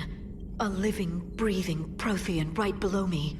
He's not what I expected. Me neither. He was a little cold when I tried to talk. I understand the shock of waking up again. His species gone. But a Prothean, Shepard. There's so much he could tell us. Hello, Shepard. Hello, Shepard. Hello, Shepard. Anyway, so we have a meeting with the Krogan, Turians, and Salarians. Reeve is in this fight if we cure the genophage. And even though we aren't sure we can do that, what we do have is a female Krogan who can give birth. She was experimented on by Malin from the second game, and she's being held by the Salarians. She could give birth to a whole generation of Krogan, which is kinda nuts to put that kind of pressure on one woman. She's just a girl. Hope she's really into sex, I guess. 'Cause goddamn. The Salarians are super against it because they don't want more Krogan, which, fair enough. All the Krogan do is talk about war. But now that we need them for war, it would be helpful. You'll never guess who ends up working there, though, helping the female Krogan we call Eve. It's Morden. Our boy is back, and he'll be joining our crew, and he's apparently been working on a cure for the Krogan this entire time. Not for the Krogan, for the genophage, because he feels bad about the genophage now. So after a big fight, we end up getting Morden and Eve safe aboard. Back on the ship, both the Turians and Krogan are giving me missions, but doing it in secret because they don't trust one another. I also go talk to Edie, and with just a few sentences, she changes my whole idea and understanding of the genophage. A Krogan female of breeding age can produce clutches of up to 1,000 fertilized eggs over the course of a year. There are over 1 billion females on Tuchanka. If even 1% become fully fertile, they can birth 10 billion infants. On Earth, bugs have a lot of young too. Most of them die. The attrition rate would naturally be high, but the state has an interest in keeping the children alive for warfare purposes. Any other cheerful thoughts? But nah, she's right. Curing the genophage could actually be really bad. But it's the lesser of the two evils, because we need them to fight the Reapers, and we'll just have to deal with the repercussions later. Meanwhile, Reeve is being a little shit, and Morden needs him out so he can run tests on Eve. And Eve is actually great and pretty nice, so it sucks that Reeve is alive, and it sucks that it's not Rex. Off we go to do what the Krogans asked us, which was to stop the battle between them and the Rachni, which if you remember, we let go in the first game, and they promised to leave everyone alone. But now they're here bothering Krogan, so what's going on with that? We run into Grunt, who's very excited to see us, seeing he's commanding a group of Krogan. And after killing tons of husks, we find the Rachni Queen, and she's so much fucking bigger than the last time we saw her. Apparently the Reapers caused this noise that was hurting them and making them go crazy. And by destroying the devices causing these noises, not only do the Arachni gain back their sanity and stop fighting the Krogan, but they also join us to help fight the Reapers. Back on the ship, this time we're comforting Liara. Don't drive yourself crazy about this, Liara. We're still in the fight. Only because you're still driving it forward. We finally have other leaders on our side, but none will take us as far as you can. Sometimes I wonder how you do it. Every time the world's about to end, I think about how mad you'd get if I didn't stop it. I don't know if I could do this without you.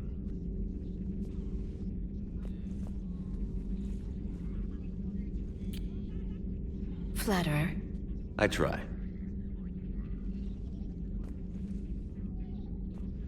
I'll see you soon, Shepard.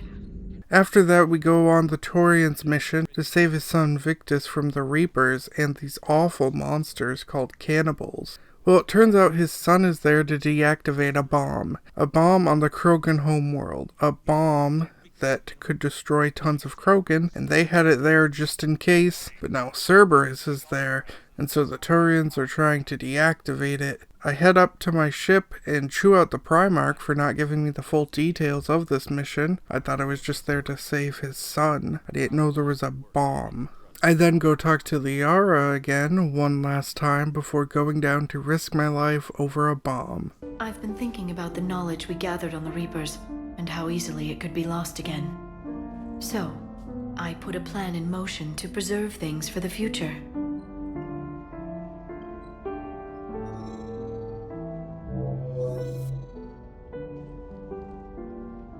What's this?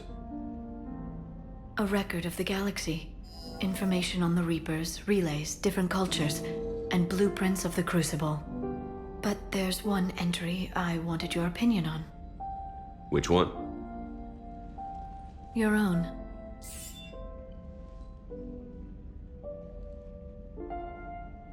I'd be honored to have your input. How would you like history to remember you? I'd like it to be your call. I'll start by saying Commander Shepard was born on Earth, and fought harder than anyone else for his homeworld. Shepard could handle any weapon in the galaxy. The Alliance never saw a deadlier soldier. He was a leader who knew when to be persuasive and when to apply pressure. And it was a privilege to know him. Careful, this doesn't sound like a diary. I can't help myself. You're a good friend, Shepard. You've been there for me too, Liara. No, I haven't. I wish I could have joined you back on Ilium. You made up for it. Well, I suppose I did just write your name in the stars. So off we go to kick Cerberus' ass and to stop that bomb. Doctor, I'd like to hear the song. Again? Trying to calculate amino acid decay rates. You said you would once the tests were done. Oh, better to die to a thresher maw with shotgun blasting roaring raw than to play ambassadorial games with the blood of Shiagar in her veins. Off to fights Instaurians can't, with diplomats instead of a Krant, but she'll be true to Tuchanka's dream and live and die a Krogan queen. For she is the Krogan queen, hurrah, hurrah for the Krogan queen, and it is a glorious thing to be the Krogan queen. Victory at any time.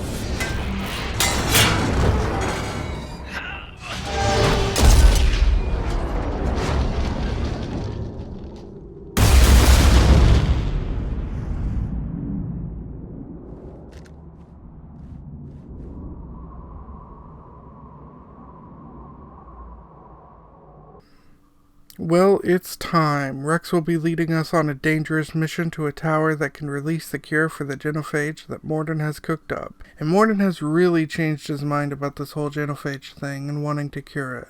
And Shepard has also changed his mind the opposite way about wanting not to cure it, but doing it so that we can have the Krogan help in the war. But this interesting opportunity arises. Dalatrus? Commander Shepard, we know you've reached Tuchanka. And by now, I imagine Mordin Solus has proposed using the Shroud. Are you spying on us? Hardly. The Shroud is the only viable course of action open to you. Commander, you can't allow the diplomatic pressures of this war to cloud your judgment. Do you honestly believe curing the genophage will end in lasting peace? We have to give the Krogan that chance. You can't condemn an entire race to extinction based on what might happen. What will happen is the Krogan will reproduce out of control. We uplifted them specifically for their violent nature, not their diplomatic skills. Another war is inevitable. What do you want, Dalatras? Years ago, our operatives sabotaged the Shroud facility to ensure what you are planning couldn't be done. Morden will likely detect this malfunction and repair it. But if you ensure that he doesn't, then the cure's viability will be altered just enough so that it fails. No one will notice the change.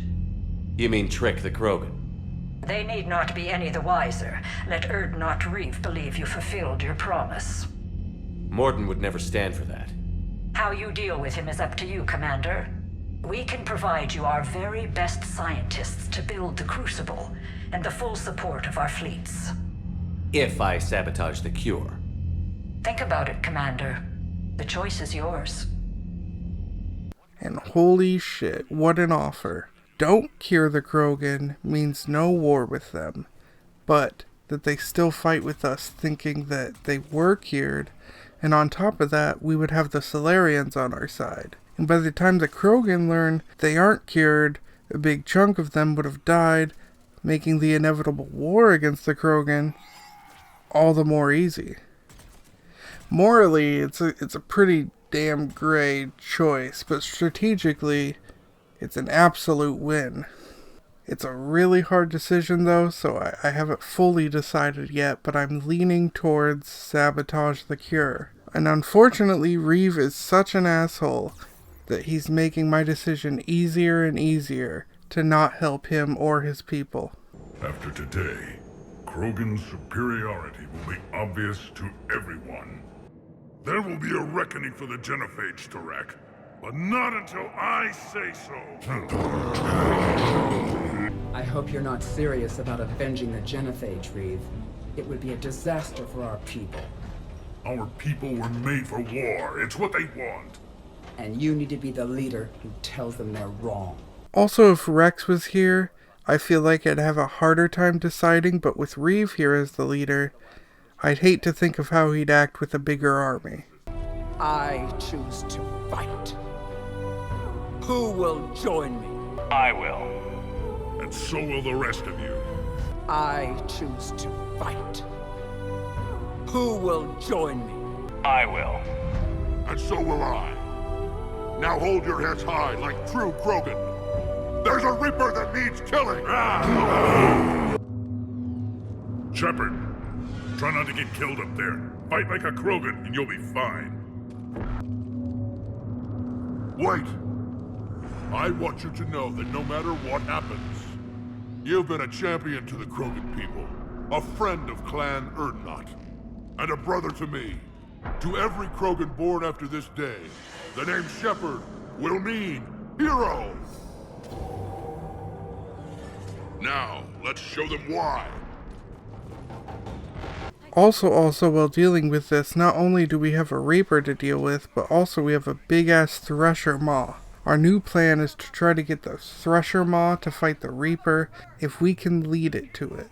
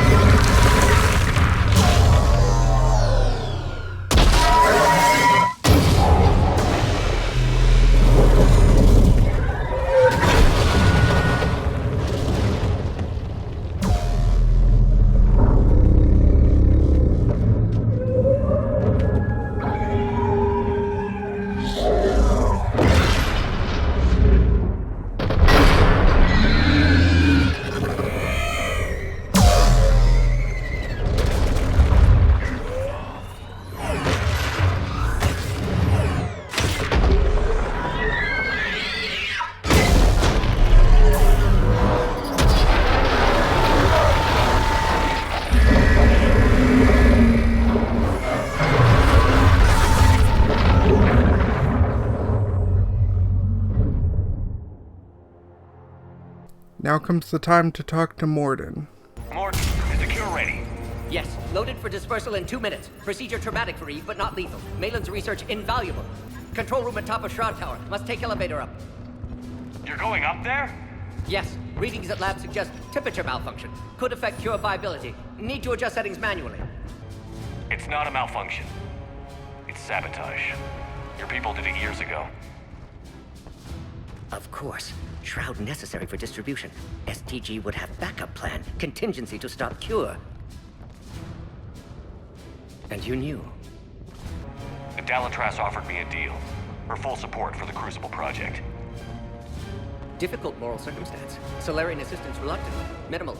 Need their loyalty for intel. Assistance with Crucible. Understandable, but not acceptable. Will not sacrifice Krogan for political gain.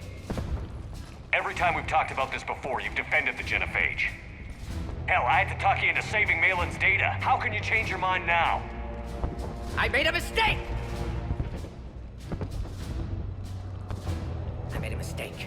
Focused on big picture. Big picture made of little pictures. Too many variables. Can't hide behind statistics. Can't ignore new data. My responsibility. Need to go. Running out of time.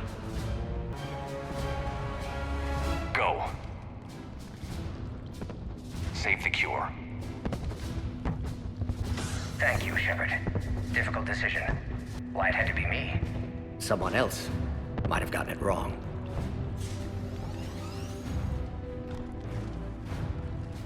And I just couldn't do it. I had to let him when I saw how passionate he was on his decision and how wishy-washy I was. I was like, alright, Morden, I'm with you, buddy. We'll cure the genophage. I really flip-flopped a lot with that particular decision. Unfortunately, Morden dies doing this, which fucking sucks, because I love Morden. And that one might be the hardest death yet. But I guess the genophage is cured, so yay!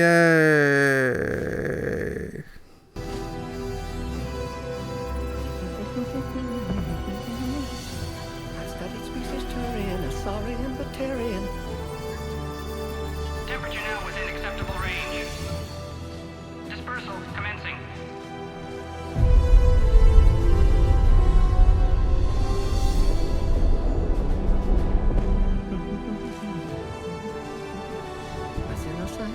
Range from urban to agrarian. I am the very model.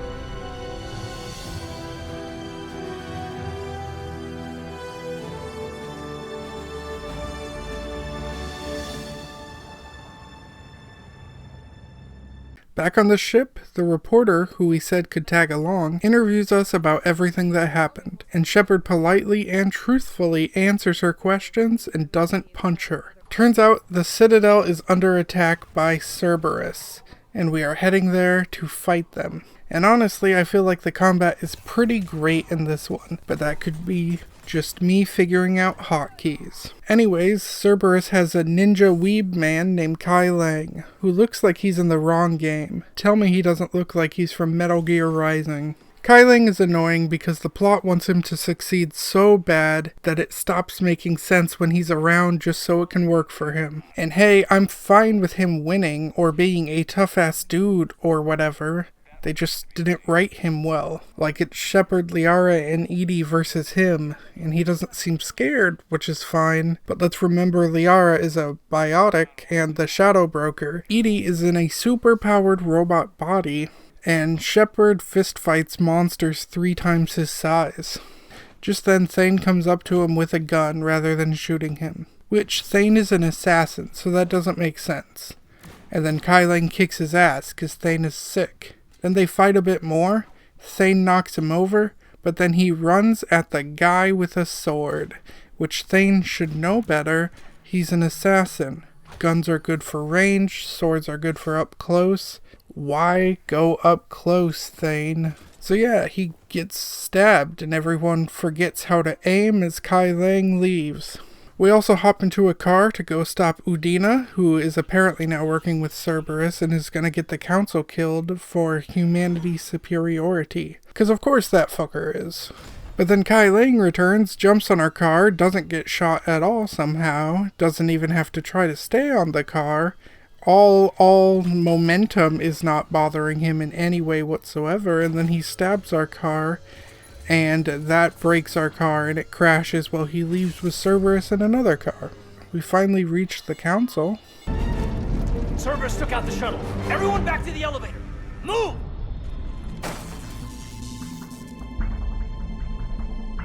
Shepard, what's going on? Shepard's blocking our escape. He's with Cerberus. Just hang on. I got this. Everyone calm down. You're not the one I want, Caden. It's the man behind you. What are you talking about? Put the gun away. Would I do this if I weren't dead certain, Caden? Would I? We don't have time to debate this. We're dead if we stay out here. I'm overriding the lock. I better not regret this. You won't. Udina, step away from the console. To hell with this.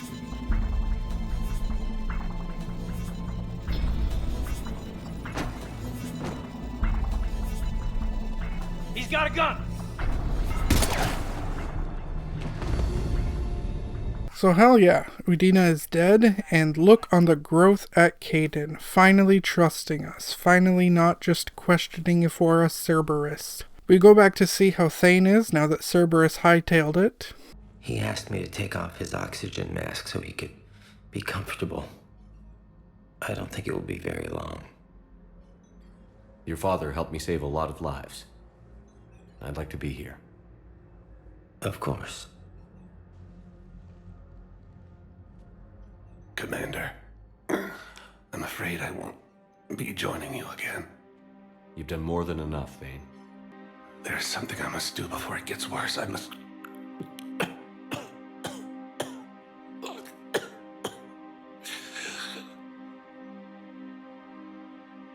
Kalahira, mistress of inscrutable depths, I ask forgiveness. Kalahira, whose waves wear down stone and sand. Kalahira, wash the sins from this one, and set him on the distant shore of the infinite spirit. Kolyad, you speak as the priests do. You have been spending time with them.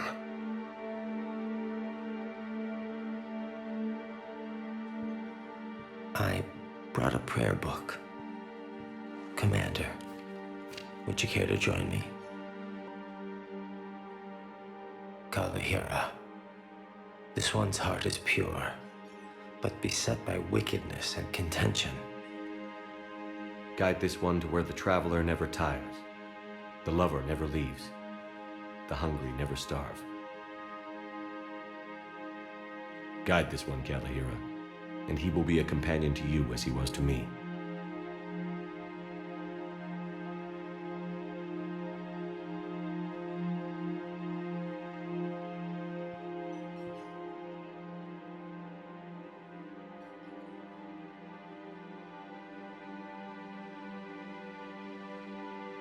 Kolyad? There's something I don't understand. His last moments were those of a hero. Why pray for salvation? The prayer was not for him, Commander. He has already asked forgiveness for the lives he has taken. His wish was for you. Goodbye, Thane. You won't be alone long. Caden also joins us as part of our crew on the Normandy. And despite all the times Shepard has talked of wishing Caden dead, he's a changed man, so Shepard is not only letting him on, but he is being nice to him. Back on the ship, Edie has some questions. Hello, Shepard. What's on your mind, Edie? The destruction of the Reaper on Tuchanka. It is rare for a technologically superior force to be destroyed by an inferior one. Yeah, so now all we need is a gun that fires thresher maws. That was a joke. I'm sorry, Shepard. I was contemplating. The Reapers are more fallible than they proclaim. Despite its best efforts, the one on Tachanka was destroyed by a worm. This has caused me to reassess the probable period of time before I am non-functional. You're worried about dying? In a sense. My processing power is consumed with calculations to help us combat the Reapers. But I can run those scenarios with the rest of the crew. May I ask you another question that troubled Jeff? Here we go again. What is the purpose of synthetic life?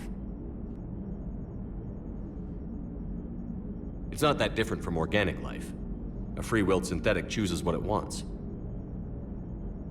But the purpose of organic life is to preserve itself long enough to replicate copies of its genes in succeeding generations. Reproduction isn't all there is. We find meaning in the work we do, good deeds we accomplish, love.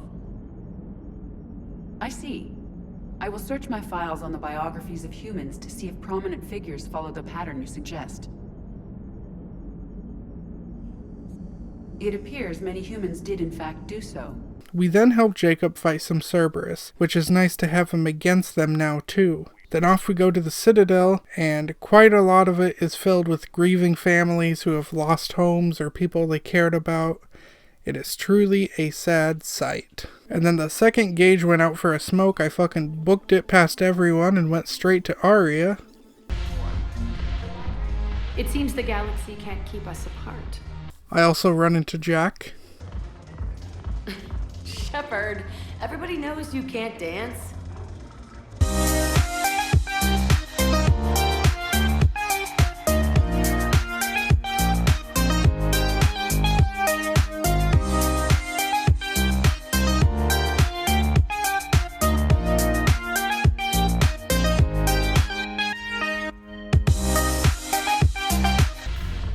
Look at this! All it took was a Cerberus attack on the Citadel to get folks around here to pay attention to the war. How is this any different from normal? Can't you see the desperation? This isn't happy dancing. This is forget my problems dancing. Look at the arms. If a guy waves his arms like that, he's worrying about a lot more than looking stupid on the dance floor. That's surprisingly observant. I've had time to watch a lot of dancing from the sidelines. Speaking of which... Dancing? Watching from the sidelines. What do you think about me and Edie? Why not? Because I could break a bone just from some light over-the-clothes action? That's always a risk. That's always a risk. But then so are the Reapers. Yeah, I wasn't planning on dating Harbinger. You know what I mean. If we all ended up dead this time tomorrow, what would you regret? Getting a shattered pelvis. And a broken heart. Such a stupid idea. If you could be out there right now on the dance floor, would you be waving your arms? Yeah. Sounds like you've got bigger things to worry about than looking stupid. Yeah, guess I do. Now, if you'll excuse me.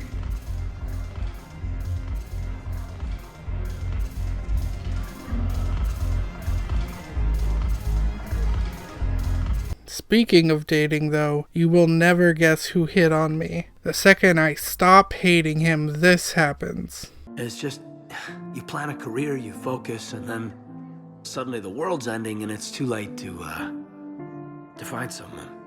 Someone? We've been friends a long time, Shepard. Have you ever known me to be with anyone? I mean, I guess I'm just choosy or patient or... I don't know. Maybe what I've never found and what I want is something deeper with someone that I already care about. That's what I want. What do you want?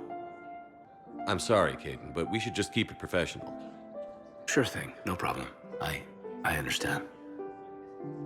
But... What a fucking character arc that would have been. From hating Caden to dating Caden. Alas, I am not interested in having Shepard cheat on or leave Liara. So James has been asked to join the N7 program, which is what Shepard was in before he took the role of commander. We encourage him and tell him he would be perfect for it. Over on the Citadel, Garrus invites us to shoot guns with him, which feels like a bad idea because at any point it could ricochet and hit a car or something. This isn't quite a secluded area, but I guess I'm a Spectre, so whatever. We also find Cortez on the Citadel mourning his husband. Are you okay? I've just been standing here, holding this for I don't know how long. He'll always be a part of me. Your past is yours. No one can take that away.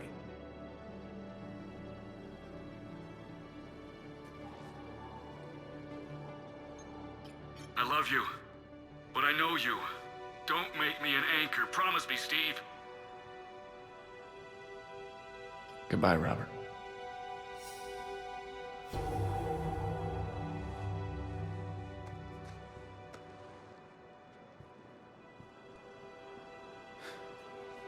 You give me strength. Thank you. Javik also decided to come aboard the Citadel, and a Hanar sees him and gets all excited because they have been worshipping the Protheans whom they thought were extinct since for, I guess, ever-ish. But here is one, not extinct, the last Prothean. This one is unworthy. This one has seen the face of an enkindler. They consider your kind to be their gods. A pity we did not teach them to speak better. You're really a Prothean? I am. But if you lost the last war, what hope do we have? For many, there may be no hope. The Reapers killed trillions in my cycle. The odds of being among the living... I don't think that's gonna work. But you are still alive now. That alone is a miracle. And you still have the power to fight. My people knew your kind when you were young. Turian, Asari, Hana. There was potential in all of you. Now you must seize that potential and become the weapon you are meant to be. The weapon that tells the Reapers we are not machines. We are alive, and we will fight back. Thank you. That meant a lot. And I really like this scene, as it does show growth in Javik, not just in the fact he's capable of not being a Moby fellow, but also that he does have some hope, even if it is little, which is what we really need right now. We also stop in to see Edie. So, looks like you two are having fun. Yes. Joker has been smiling and laughing at a significantly higher rate since he and I agreed upon a relationship. I mean, he is happier. It seemed like you two might make a good match. I was not so certain. When I first presented his body to Jeff, he seemed aloof. Really? What did Joker say? He said I didn't have to conform to some feminine ideal in order to impress him. I then called him on his bullshit, and we then proceeded to talk normally. After your encouragement, his attitude exhibited signs of change. He said he was reluctant, but you convinced him to go for it. I might have helped a little. I see. Thank you for your support, Shepard. This is proving to be an illuminating experience. But we do find out the saddest possible news. Remember that Krogan and that Asari couple from the second game? I really appreciate management doing it. My husband's away on duty right now. Oh, you're bonded with Turian? No, actually, my husband's a Krogan. Oh. Well, that's great. I just hope he knows which ones to fight. Excuse me? Oh, I didn't, well, My husband is risking his life to protect us right now. I'm so sorry. That was thoughtless and... I'm so sorry. No, I understand. Sometimes I'm surprised myself. Excuse me. I'm sorry. You need to hear this. Oh, Blue Rose of Irium.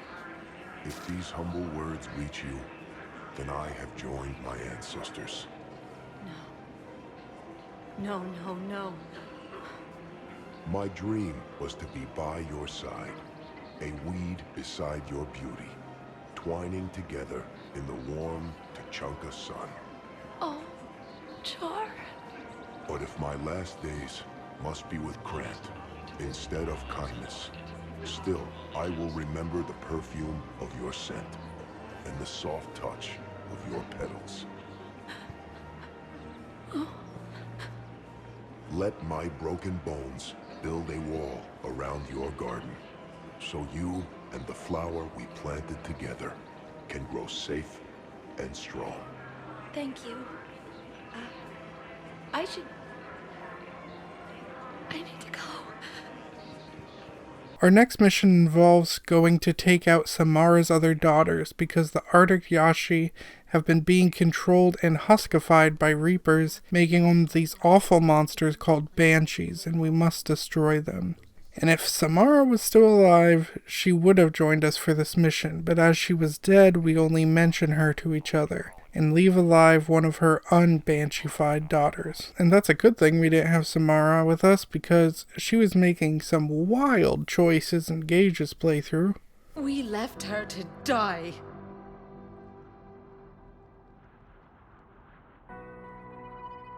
Rila made her choice, and it has reminded me of what is truly important. Why I swore I'd lay down my life. What is that? Valair, the code demands an Ardat Yakshi cannot live outside a monastery that no longer exists. What are you doing? I'm sorry, Shepard. By the Justicar's code, there is only one way to save Valair. Mother, no! My daughters, you were all sold. I'll stay here. Home. No matter what's become of it. I could have left any time. I don't need a building to honor my own code. Then, the code permits you to stay. During all this, the Quarian and Geth are at war. We are caught in the middle of this, looking for support against the Reapers. While in a fight with some Geth, we end up finding Legion again. He's captured and being used as a Reaper signal to have Geth fight, but it turns out the Geth weren't being controlled by the Reapers. The signal was telling them that if they fight, the Reapers might spare them. So this is more of a fight for their life kind of thing. The Geth ship, after shutting down the signal, also loses its ships, shields, and weapons, leaving them vulnerable, but they are not attacking the Quarians. Despite our pleas with the Quarians to not attack an unarmed ship, the stupid Quarian admiral commands them to destroy the ship while everything's down, so we had to escape in an escape pod. Back on the ship, we have a little free time, so we play chess with Trainer. This is a trap, isn't it? I'm just a simple lab scientist, Commander. I'm sure your real-world expertise will give you an edge. Ha! Oh, come on. My word, Commander. It's almost as though you wanted to spare your pawns the indignity of living under my regime. In real life, that tactic would have worked. Well, in real life, one doesn't move on an 8x8 square grid. You know what I mean. The pawns are infantry. A good infantry line, like the Krogan, can take a charge like that. That reminds me of a joke. What's the difference between Commander Shepard and a Krogan? One is an unstoppable juggernaut of head-butting destruction. And the other doesn't have a smart-ass comm officer to keep him in line. Ooh, that's even better than the number of testicles punchline. Next, we work with Legion, going virtual and shooting different data clusters as his mission. It reminds me of some stuff we do in Saints Row 4. These data clusters end up showing us how poorly the Geth were treated by the Quarians. But it also shows us that not all Quarians were this way, and some stood up for them, but the results were unpleasant. Out of the way! You can't do this to them! I said step away from the Geth! This is insane! We need the Geth! You can't just destroy them for asking for us! Time's up! Throw her in with the others. After getting back out, the war between the Geth and the Quarians continue. We fight some Geth, and I've actually started to bring Caden with us. Weird, I know, but Caden and Liara are not a bad team at all. Even still, we end up having to fight a whole-ass Reaper using orbital strikes and hauling ass to not get blasted. After beating the Reaper, it tries to diminish our hope. You resist, but you will fail. The cycle must continue. I killed Sovereign, and now you.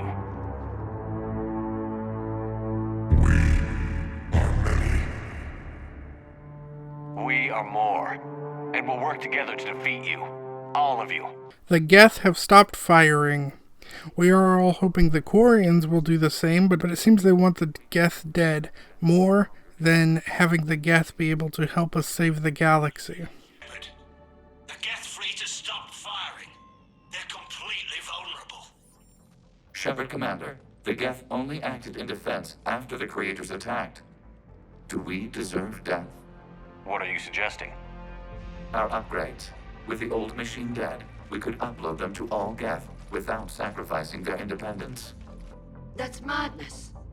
The Geth would be as intelligent as they were when the Reaper was controlling them. Yes, but with free will, each Geth unit would be a true intelligence. We would be alive, and we could help you. Shepard, Admiral Gerrel isn't going to break up his attack. If you upload that code, the Quarian people die. The Creators are irrational. They cannot be trusted as allies. Allow us to upload the code, and the Geth fleet will support you. So yeah, a big issue. The Geth will help us and will be stronger if we upload the code. And the Quarian Admiral will not stop fighting no matter what. We can't just have peace. But if we make the Geth stronger, their self-defense will kill the Quarian. The way I see it, the Geth don't deserve to die just because the Quarian Admiral is dumb and he won't stop attacking. Sadly, many Quarians do die, but I basically had to choose what race lives, Geth or Quarian. It was a hard fucking choice. How do you just condemn a whole race? My hope is that I can convince the Quarians to back off and we can all live, but I can't promise that works. Don't do this! My people will die! We regret the deaths of the Creators, but we see no alternative. 40%. Error. Copying code is insufficient. Direct personality dissemination required. Shepard Commander, I must go to them. It's the only way.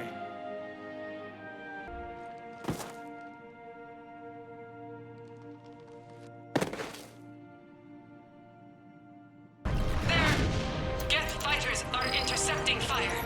Negligible damage.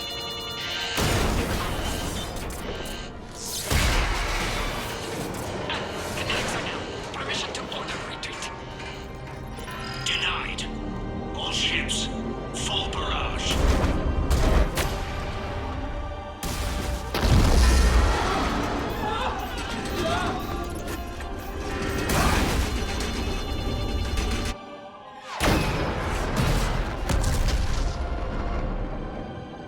No!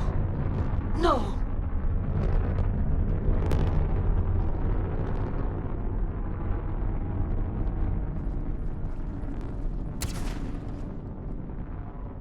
So yeah, the Quarians are all dead now, thanks to a dumbass who refuses peace and to retreat. You know, if we had Tali alive, she apparently could have convinced them not to do this, meaning me telling on her dad inadvertently led to Tali and her entire race dying. I could have had no idea the consequences were that high. In Gage's playthrough, that didn't happen though. We would be alive, and we could help you. Our fleet is already attacking. Uploading the code would destroy us. Shepard, you can't choose the Geth over my people.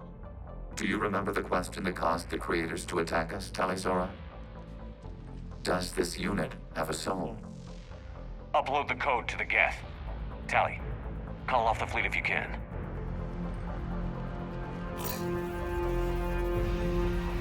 Uploading. 10%. This is Admiral Talizora. All units, break off your attack. Belay that order. Continue the attack. Shepard? Everyone listen up. This is Shepard. If you don't want to be blown out of the sky in about half a minute, stand down now. This is Admiral Talizora. Shepard speaks with my authority. Negative. We can win this war now. Keep firing. A few years ago, I saved you from the Geth at the Citadel. Just recently, I helped you take out that dreadnought. 80%. But I'm through saving you.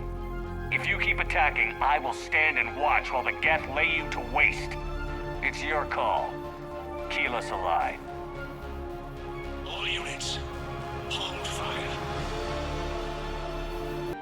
Legion, The answer to your question was yes. I know, Tali. But thank you. Keyless and I.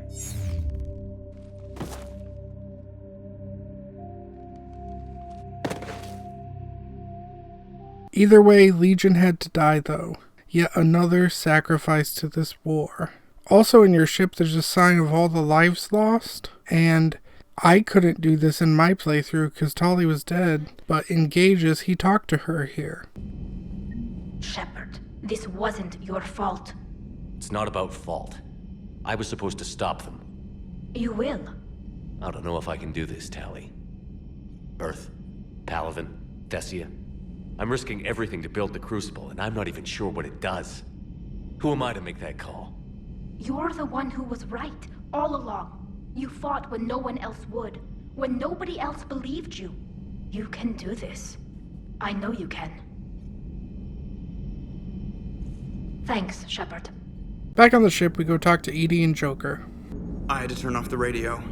Every channel was distress calls. And then static. Jeff, if you need to express your anger regarding the situation at me, I will understand. No, damn it, why the hell did they keep shooting? All they had to do was stop. Quarians have been unreliable from the start. With the Geth, we have a real chance to retake Earth. I hope they've got a damn good fleet. The Geth are significantly stronger as a result of Legion's actions. Before it sacrificed itself, Legion referred to itself as I instead of we. Yeah? So? The singular pronoun indicates Legion's independent personality had fully actualized. In its last moments, it was not an avatar of the Geth consensus. It was a person. One of the things I really like about 3 is that the crew isn't always in the same spot. They move around and sometimes interact with each other, and that's really good design. One thing I somehow forgot to mention until now is that I'm not a fan of the dialogue options, because the dialogue is not what it says it is. For example, the one I chose here is, "The Geth are misunderstood." But what I actually say is... What you have to realize is that despite their reputation, most Geth are not inherently violent. The Quarians attacked them. The Geth fought back in self-defense just like any organic would. Now that we've freed the Geth from Reaper control, they'll want payback for their enslavement. And while this is usually fine, and what I said there was totally fine, sometimes it is wildly different than what I think the option is, and that can cause problems. I forgot to keep an eye out for examples while editing this, but if I happen to come across one after this, I will throw it in. Off we go to help Asari as the Reapers are hitting their homeworld. We end up at an Asari temple and we learn that their religion and entire society, everything they have based things on, and the gods they believed in, were the Protheans this whole time. And Jobbik is able to give some insight on things, which is just an overwhelming thing for Liara to learn. What are we looking at here? A primitive rendition of the goddess Athame. She's speaking to her ancient Asari followers. I don't think this is the artifact. Another one of your myths that somehow looks Prothean. What? But that can't be. It is, and it was. We were here in the beginning, watching you grow. Athame was us. Through some work, we are able to open an old Prothean device. It's Athame. Her image became more like ours over time. You mean your ancestors tried to hide the truth? I'm still not willing to believe any of that's real. Then why does Athame speak Prothean? What do you mean? There is something here. I can sense it. The activation process has begun. By the goddess. Literally. One of our computers. Reaper presence detected. This galactic cycle has already reached its extinction terminus. Systems shutting down. Hold on. We need answers. To what question? The catalyst. We need to know what it is to finish the Crucible. What happened to the Crucible in your time? Why didn't the Protheans deploy it? We were sabotaged from within. A splinter group argued we should dominate the Reapers rather than destroy them. It fractured our order of battle. Later, we discovered the Separatists were indoctrinated. I always suspected as much. And now we're facing the same problem. Our studies of past ages led us to believe that time is cyclical. Many patterns repeat. Like the Reaper attacks. And beyond, the same peaks of evolution, the same valleys of dissolution. The same conflicts are expressed in every cycle, but in a different manner. The repetition is too prevalent to be merely chance. We assumed the Reapers were responsible for the pattern. There's still hope for this cycle. We need to know what the catalyst is. Trillions of lives are at risk. Trillions of lives are always at risk. But if the Reapers have arrived to end your cycle, this discussion is too late. We can break the cycle. We found your plans for the Crucible. We're building it right now. The Crucible is not of Prothean design. It is the work of countless galactic cycles stretching back millions of years. Each cycle adds to it. Each improves upon it. Thus far, none have successfully defeated the Reapers with it. I know a thing or two about killing Reapers. Just tell us what the catalyst is. I will interface with your systems and assist with the catalyst too. Indoctrinated presence detected. Activating security protocol.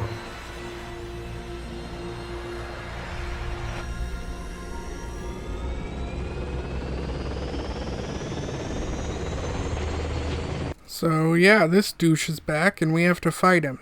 It's nice we actually get to fight him, but unfortunately he beats us in cutscenes afterwards.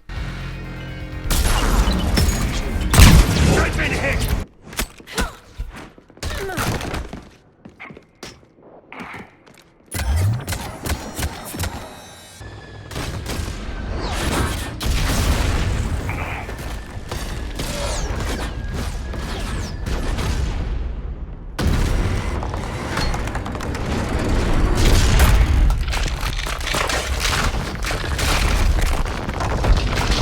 So yeah, once again through a lot of bullshit, Kai Ling defeats us, and hell, I'd be okay with him defeating us if he was just like crazy tough and he was beating us in gameplay. But for us to just kick his ass, only to have him beat us in a cutscene, through all of us just somehow being worse at fighting suddenly, is dumb.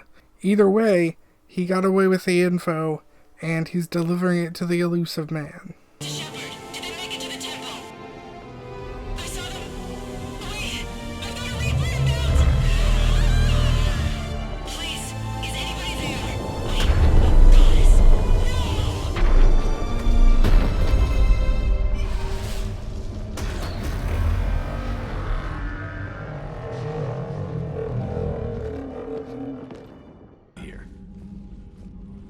Shepard, Nobody could have predicted Cerberus would reach Thessia before us. It's my job to be prepared, no matter what. And now Thessia's lost, as is the data on the catalyst. I'm sick of Cerberus beating us to the punch. Let's kick them in the balls first for a change. Back on the ship, tensions are getting high. So Thessia, huh? I guess the Asari are wishing they had fewer dancers and more commandos right about now. Too soon? You're a damn good pilot, Joker. And I put up with a lot because of that. But we're in the middle of a war. You see this? Tiptree. Little colony out in the ass end of nowhere. My dad lives there. So does my sister. Reapers rolled in about 2 weeks ago.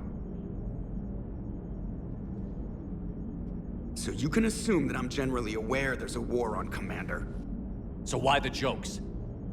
Because EDI says that according to your armor's metabolic scans, you're under more stress now than during the Skillian Blitz. Like more than Torfan, where you put your whole damn squad through a meat grinder. And the last time I had a briefing with Anderson, he told me to take care of you. The guy leading the resistance on Earth is worried about you. And I'm supposed to help. When I want a damn pep talk, I'll ask for one. Otherwise, you're my pilot, not my therapist. Are we clear? Yes, Commander. Shepard, I have a question about human behavior. This isn't the best time, EDI. Perhaps humor? A penguin is driving through the Arizona desert. I'm not in the mood. A lively rendition of La Marseillaise? No. Very well. I will maintain a respectful silence until you indicate. Those were all lies back there. They were not. My people weren't animals for your kind to experiment on. You wanted to know more about your history, Asari. Now you do. I have a name. It's Liara Tassoni, and I'd appreciate you using it from now on. No, you're not worth it. There's been enough death today. Don't think for a second that Liara couldn't have finished that. As could I. You saw what happened back on Thessia. Stop riling her up, Javik. As you wish, Commander. But this is no time to worry about hurt feelings. We recover from this defeat, or we die.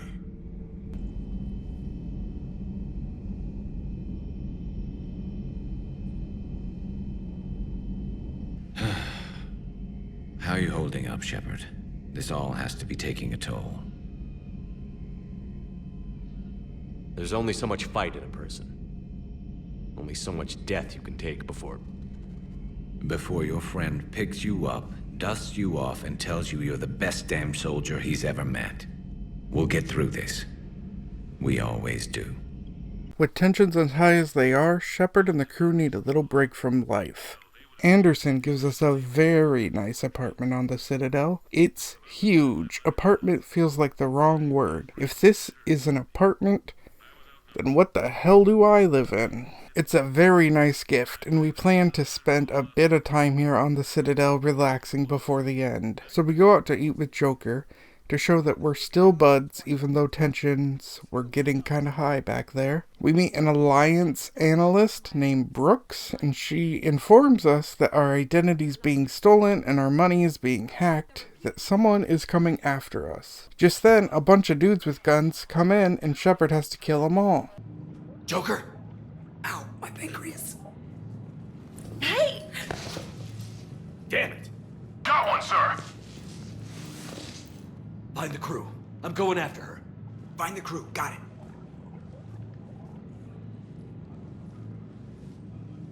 Hey!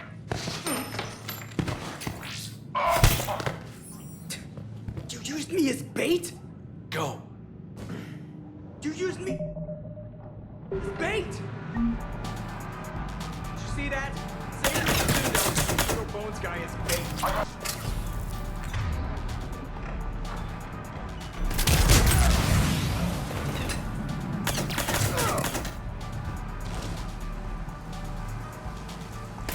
Stay down. Staying down.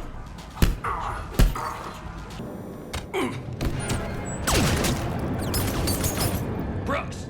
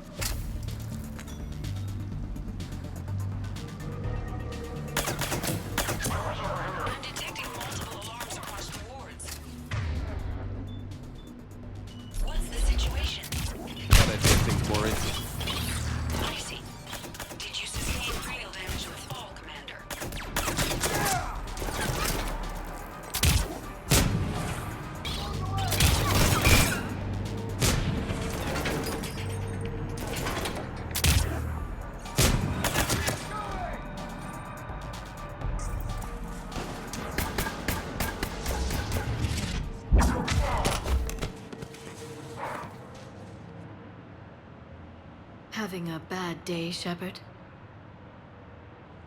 You could say that. Landing pad is over there, but it's behind a locked gate.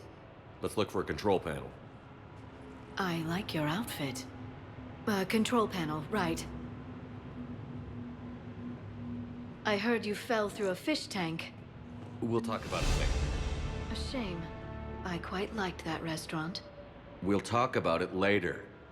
The crew comes to pick us up for the rescue, and we go to the apartment to discuss things. These guys apparently want Shepard's military codes and Spectre codes, so they can use them for themselves, and they're trying to get rid of Shepard. Liara runs some traces on the gun and calls a meeting. I called in some favors to run a trace on the gun. It led me to a casino owner named Elijah Khan. He's been suspected of using his profits to smuggle weapons onto the Citadel. Immediately after the attempt on Shepard's life, Khan made an interesting call. I'm cutting you off. I'm returning your down payment now. What's the problem? Turn on a vid screen. When I sell a gun, I don't want it showing up on the nightly news. You won't be linked to me. Save it. Our association is terminated. And if you even think of coming after me, I've got info on you ready for prime time. So you ponder that. Khan out. So that's our identity thief. Looks like he's got an ID disguiser. Those things are a pain in the ass to get around. Khan didn't sound friendly to whoever that voice was. Maybe he'd pass on that info to us. That would take some extremely smooth talking. If he sees you, he'll probably assume you're looking for revenge. The casino has a panic room. Chances are he'll have gone to ground there. EDI can give us programs to hack the door, but the cameras and guards complicate things. So we decide to go into a casino event to see if we can get more info. Brooks, Shepard, and Liara go to the casino, and we mainly have Brooks doing the work while Shepard and Liara cut wires, hack cameras, and mingle with the guests to blend in.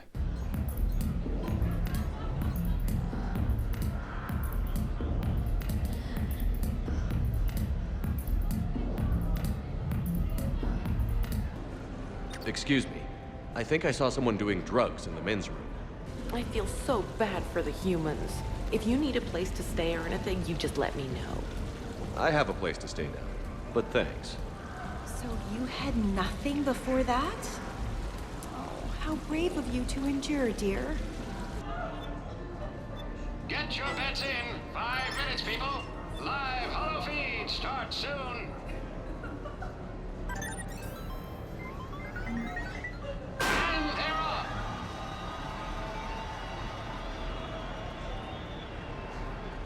A 3-way battle now. Easy on the wrinkle wins.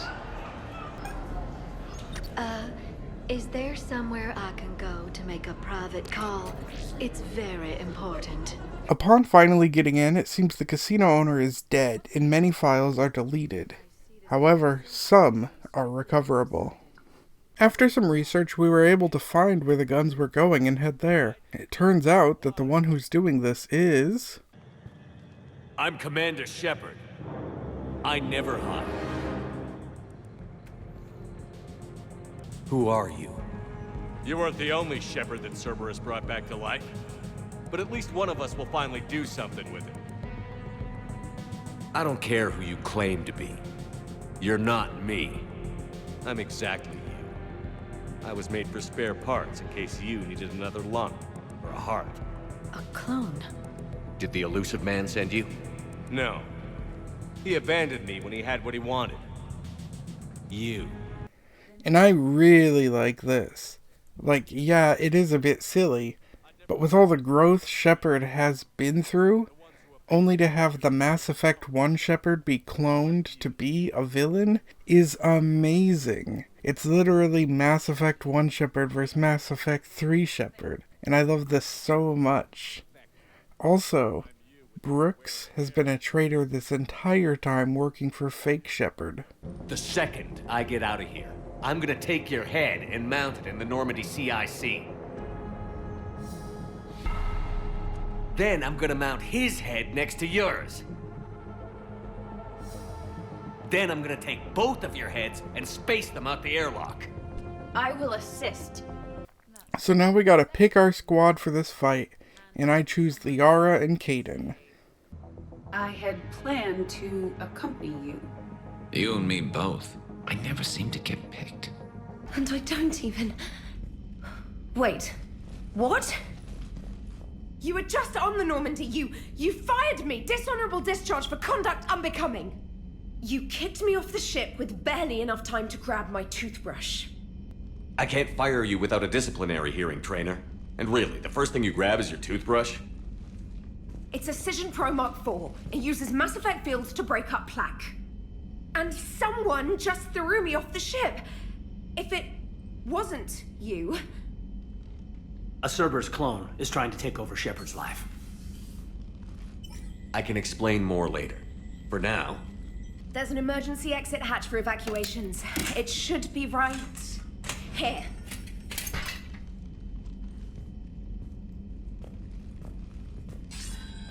Manual lock. And it's only meant to be opened from the other side. Any ideas? I could try a biotic field, but I don't think I have the fine control required to trigger it.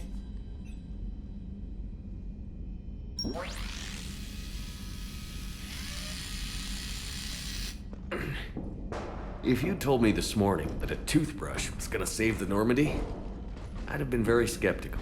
And at last, we fight us. How's that big plan looking now?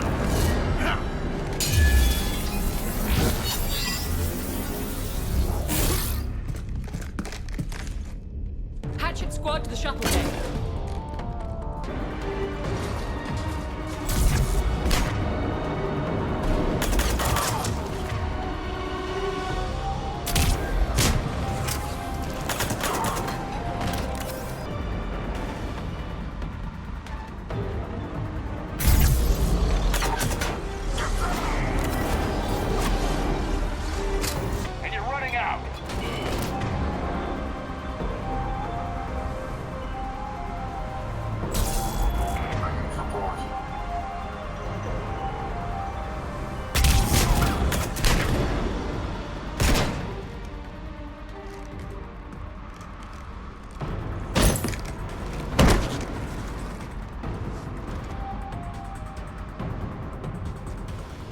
Look at you. What makes you so damn special? Why you and not me? Shepard! We've got you.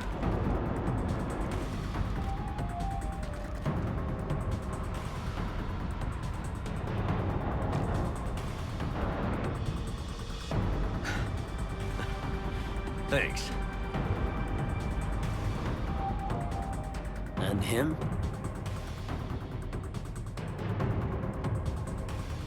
You. Get off my ship.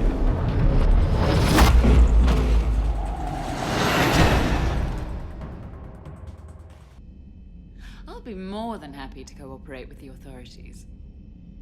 Until you escape. Me? Escape? But I'm not a field agent. Stop. Just stop. You betrayed me and the Alliance in the middle of a war. I was young and naive. Admit it, Commander. You'll miss me.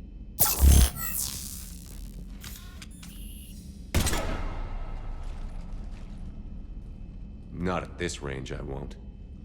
Alright, so that didn't really count as relaxing time for the team.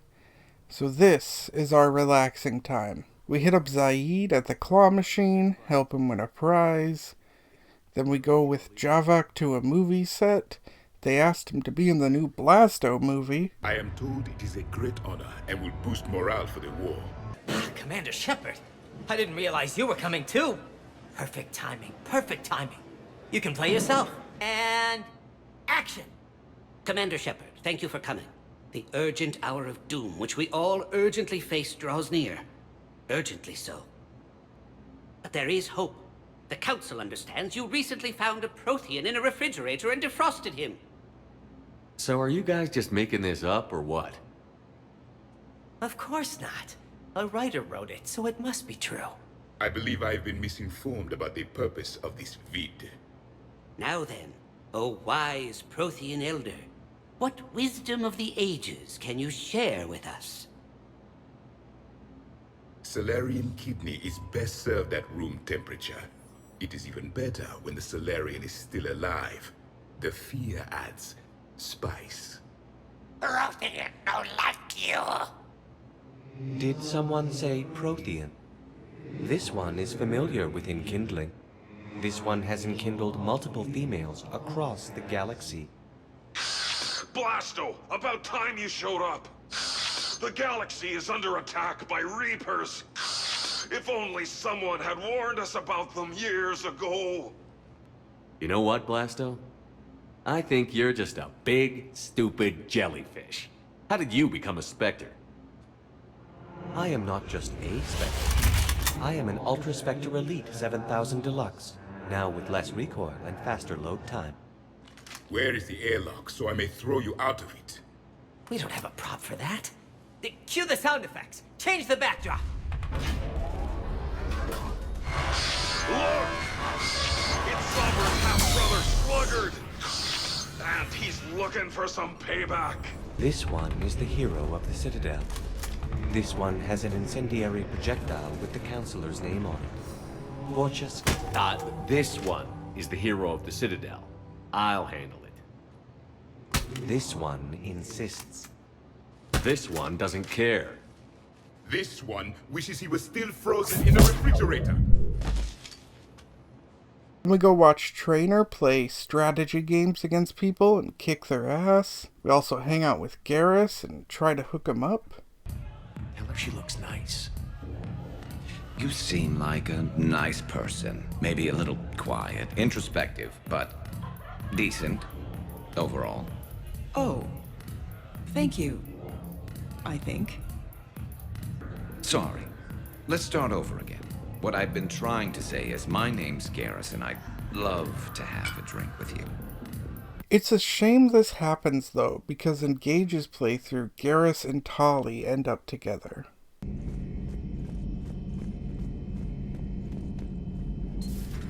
Oh. Oh, we were just, I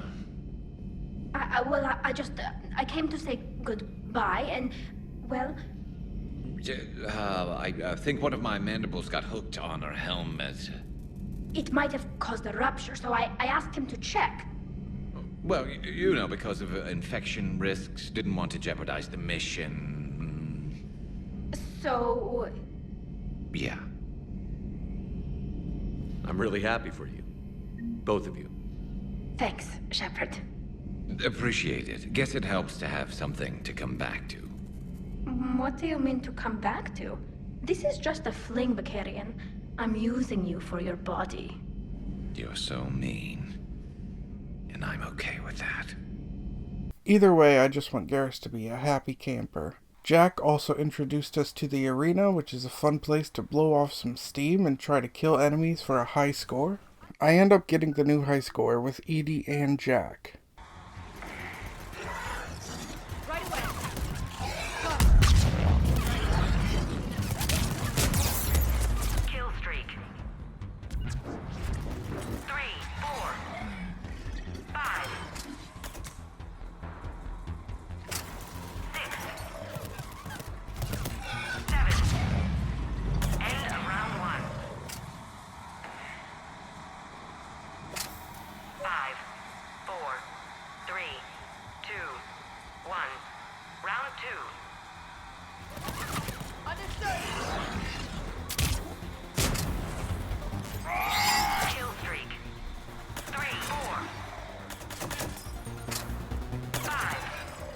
And winning gives us a new set of armor that's pretty fucking cool. After that, we start having time with our team in our apartment, in small groups or in one-on-one. I believe Jeff would be surprised and pleased if I got him a gift. What would you recommend? Start with something both of you can enjoy. What do you do together? We interact most closely when we are flying. It occurs to me that he does not have a sky car for traveling around the Presidium. Here, the 2187 Blackout has a top speed of 650 kilometers per hour, making it the most powerful sports sky car in its class. That sounds like it'll get Joker's blood pumping. 5-year warranty?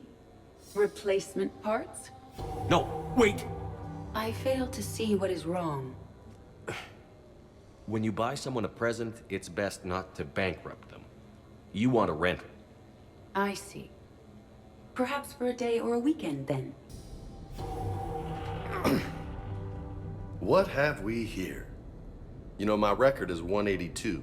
You think you can beat it? Maybe. Oh, this should be good.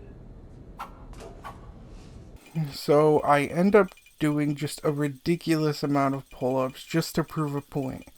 You think Shepard's gonna lose? Hell no.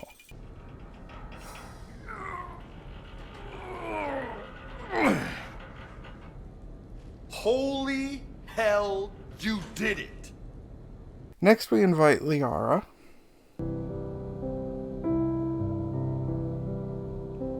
Shepard,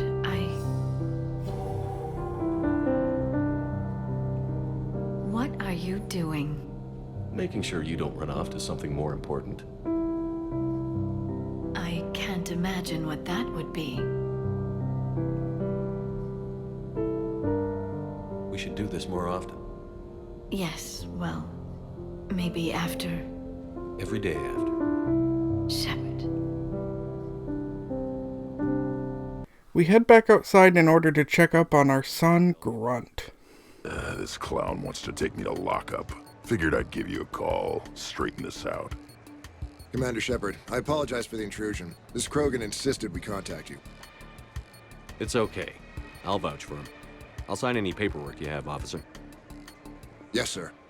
A couple of squad mates broke me out for my birthday. Tried lowering me down the side of the building on a rope. It didn't work out.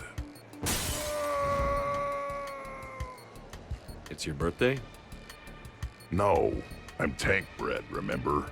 Anyway, we got some pictures on the Krogan Memorial. In the Presidium? Yeah, when CSEC got there, they were mad. Or maybe they were mad about their car being on fire. Can't remember. Why was it on fire? I threw my bottle of Ringcall at it. Pretty strong stuff. It went up like a bonfire. Grunt, you apologized to the nice man for setting his car on fire. Fine. I'm sorry for setting your car on fire. And I won't do it again. Good. Now, officer, I can pay for any damages that may have occurred. That's what you've been signing for, Commander. You're lucky, Krogan. Don't let me catch you up here again. Then we go kick Jacob's ass in the arcade. Then back to our apartment. We hang out with more friends. First we hang out with James and Cortez. Mierda, he was out! You're blind, ref! Then we invite Jack and her dog. Yeah, he's from Thessia. Naturally biotic from all the element zero. Their biotics make them short-tempered, so a lot of them get abused or abandoned. Can you imagine someone doing that? I found him at a rescue place. I'm trying to teach him that it's okay to trust people. He started out really angry, but I've been giving him lots of love, and now he's a big old softie. What?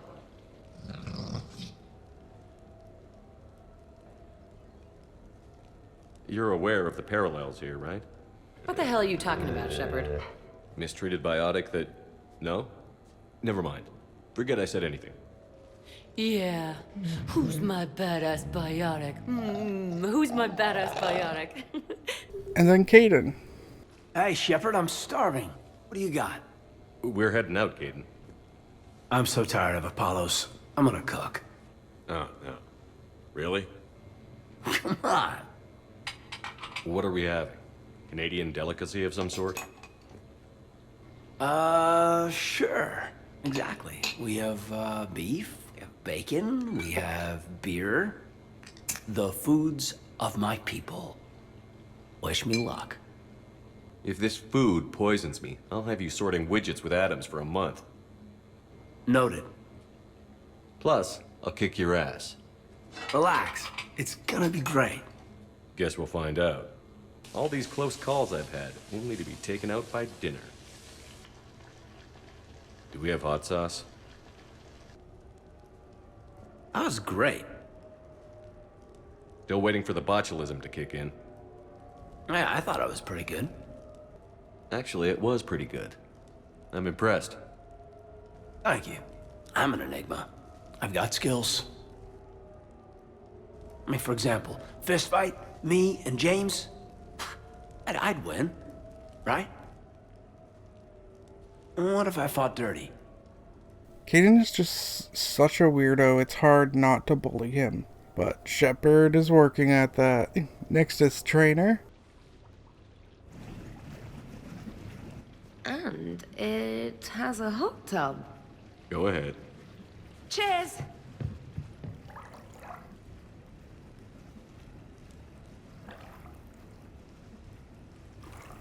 Oh, this is lovely.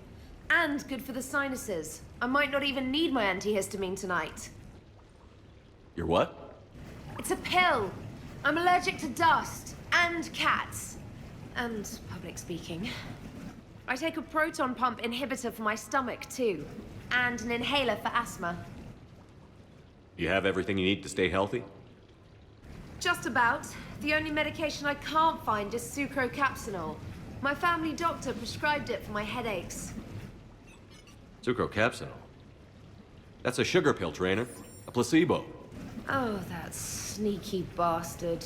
And last of all, we have a funeral for Thane at the house. When I was little, I thought my father had it all figured out.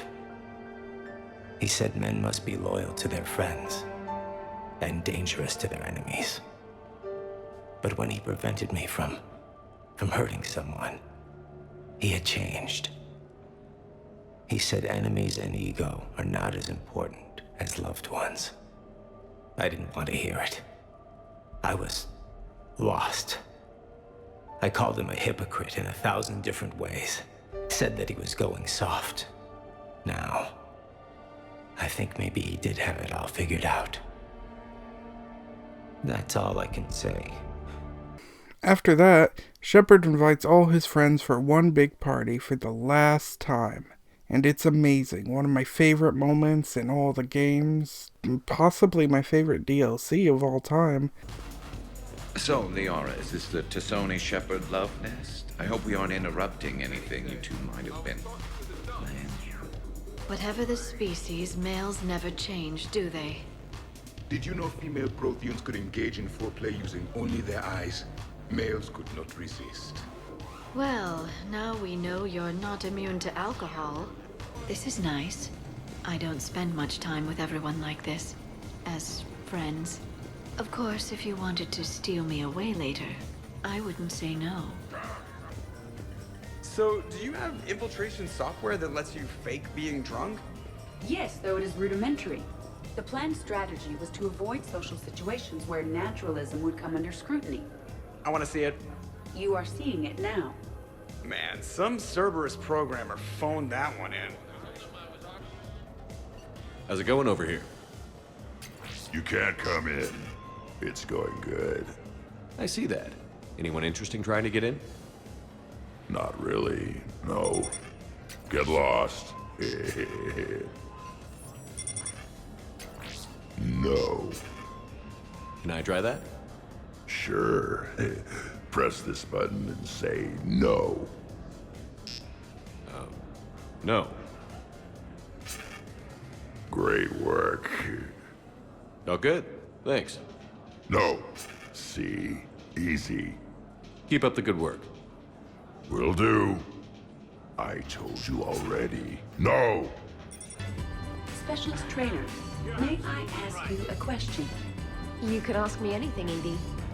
When you believed me to be a simple VI, you made comments about my voice. Oh no. I wish to understand why you find my voice sexually attractive. Oh, that was a while ago.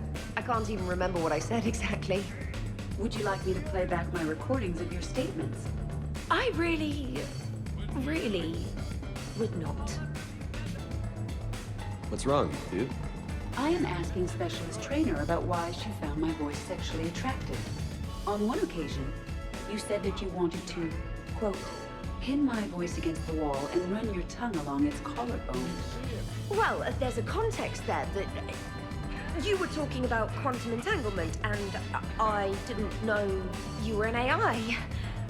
Anyway, I was just joking. You know, stress of the retrofits and... Really? My diagnostics suggested that you were genuinely aroused. You have diagnostics. Cerberus programmed you to check body language. I get more reliable results measuring pupil dilation and thermal readings of erogenous zones. Oh, good lord.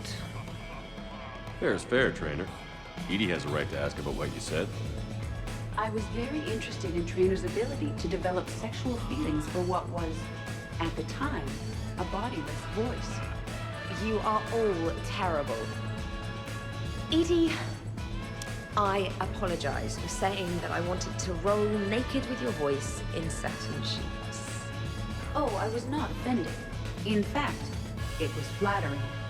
Even the part where I wanted to grab your voice by the hair and nibble my way down its back. I do not, in fact, remember you saying that, Samantha. Oh, that wasn't out loud. Never mind. Jack. Yes, Edie. At social events like this, it is customary to dance with friends or loved ones. Would you dance with me? It's gonna take a lot more than a polite request to make that happen, Edie. I have recordings of you talking in your sleep that would make for a highly amusing extranet video. Okay, that's cheating. So he won't dance with you, huh? Hello, Shepard. You will not. Well, I will.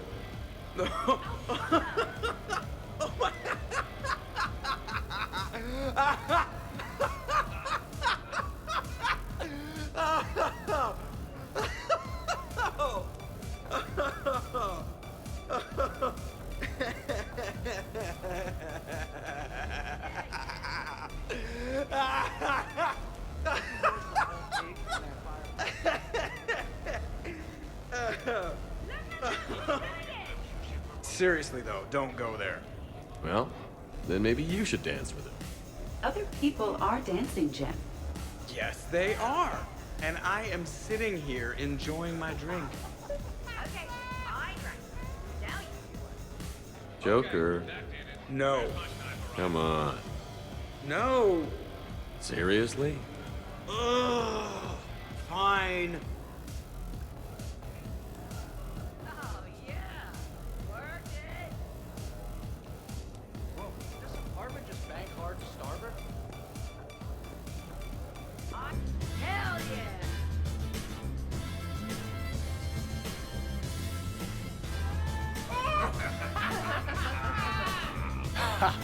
Captain on deck!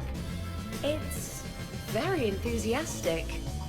We should record this and broadcast it for the Reapers. They'll either run away, melt down, or fall in love. Good to see some things don't change. Well, I like it, Commander. It's good to see you cut loose now and then. Thank you all for your loyalty and support.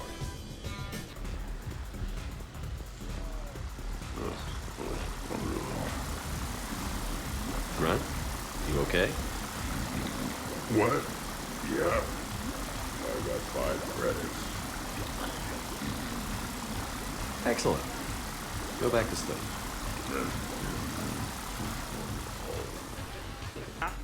Hey, everyone. Come over here for a minute. Let's get a photo to remember this. Arrange yourselves on the sofa.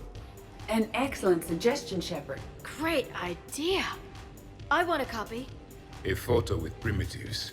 How charming. Thanks for coming, everyone. Here's to us. Ready, Glyph? Of course. If you could all please direct your attention this way. Okay. Everyone say Normandy. Normandy! As well as my favorite moments of everyone afterwards.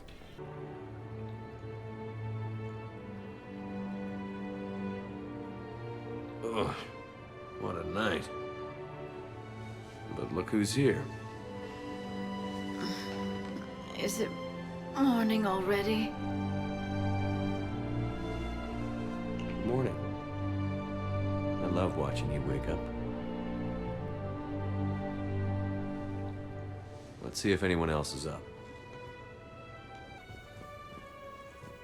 Did we, break anything last night? I don't suppose you need anything around here calibrated. Yeah, okay. Maybe I should just stop saying that word, but only if Liara stops saying, by the goddess. I think I broke my head on something last night. Bathroom is all cleaned up, Shepard. Good as new. There's coffee. Who wants coffee? I want coffee. More coffee? Am I being too loud? Some neighbors came by last night to complain about the noise. I put their bodies in the building incinerator. That was a joke. So last night, I didn't do anything, did I? I'm checking extranet sites. No hits yet, so maybe I just imagined that last part. Almost sure someone was recording us, though. Oh, I should probably talk to Edie. Or alternatively, I should never talk to Edie ever again. And as great as this was, I was still sad I didn't have some guests due to them being dead. Or in Kasumi's case, I apparently missed her mission, so I'm just pretending she's hiding from me because she doesn't want to join up with me again, after I made her do all the fucking fighting when she was just like, yeah, I'm just a stealth thief person. And I was like, okay, you do all the fighting now. But yeah, at least some of them were around in Gage's version, so here's some of them. But the Alliance and the Council weren't doing anything, and we were doing good work. And crunches. Lots of crunches. Hey, not okay, Kasumi. But we did bring Commander Shepard back. And Are we sure the Normandy is still there? Has anyone else tried to steal it? Stealing the Normandy. Now there's an idea. Wait. What? Who? Okay, I admit, when I first heard about it, I thought Archangel was some sort of mascot for a perfume company. Glad I got your hopes up, Tally. When I first heard about it, I thought the Shadow Broker was a shadow boxer. I pictured some sort of Elcor punching bag. And that's exactly what the galaxy should keep thinking. Not that I have a personal interest in it or anything. So who is strongest? You or the tank braid? Yeah, I'm plenty curious myself. What'd I miss? The Prothean here wants to know who would win in a fight between me and Rex. You gotta admit, Shepard, it's a good question. It is a good question. No, it isn't. Baby Pyjak here wouldn't stand a chance. Don't listen to this fossil. The only thing he could defeat is a glass of warm milk. Ha! I got head lice bigger than you, Junior.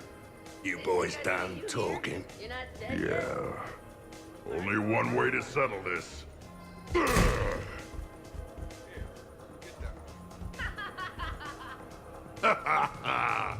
Now the party's starting.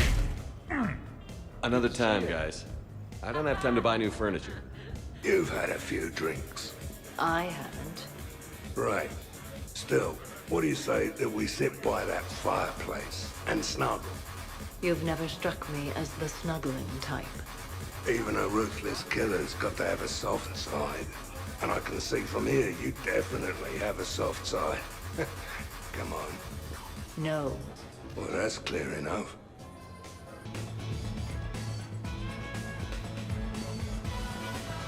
And the fox with the blue feathers is finally answered. Oh, hey, Jeff. You're going through my drawers? I go through everyone's drawers. Can't you just mingle and have fun like a normal person? Why would I want to do that? By the way, you have excellent taste in underwear. Glad you could make it, Kasumi. Thanks.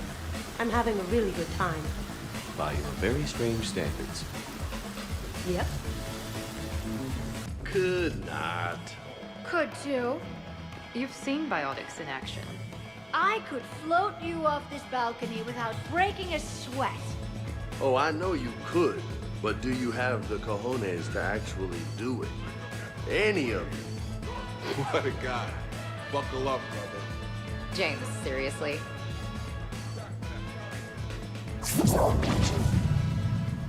Shepard. What's up? Just demonstrating a little biotic supremacy. You okay, James? Yeah, this is trippy. Just wait, look.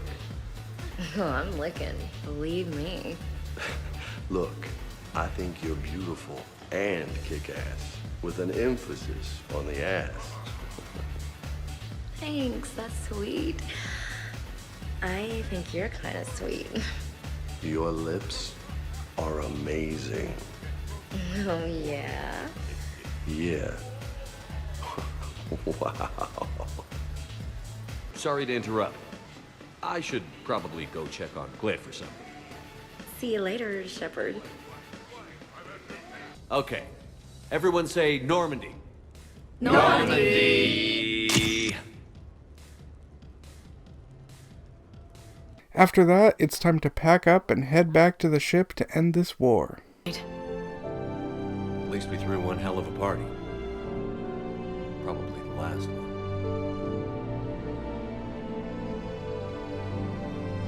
You may be right. But whatever happens, I know you'll see this through. And I'll be right there with you.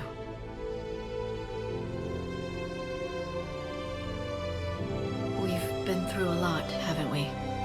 But it's been a good ride. Shep and Liara have sex one last time, and then he falls to sleep and has his nightmares again. We rush in on our attack against Cerberus, destroying everything and everyone in our way. We find our way to where the elusive man likes to chill, and we meet Kai Lang. And we fight, and fortunately we actually get to kill him. Maybe not, but you won't be there to see it.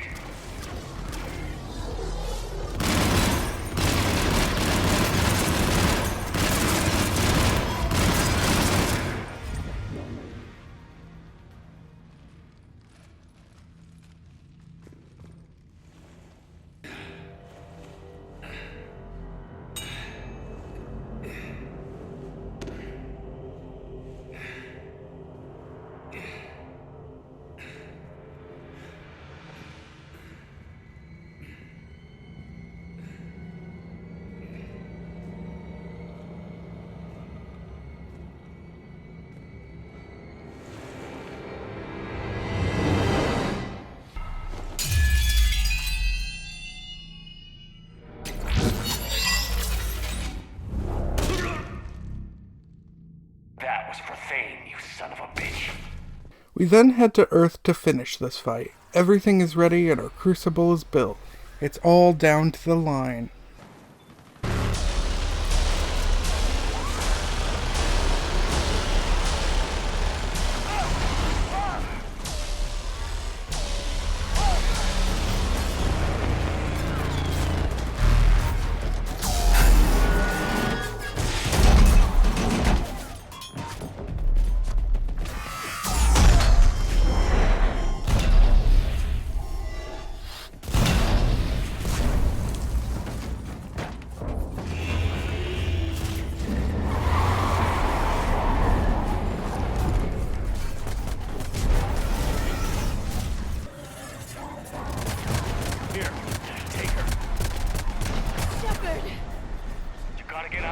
I'm all right, Shepard.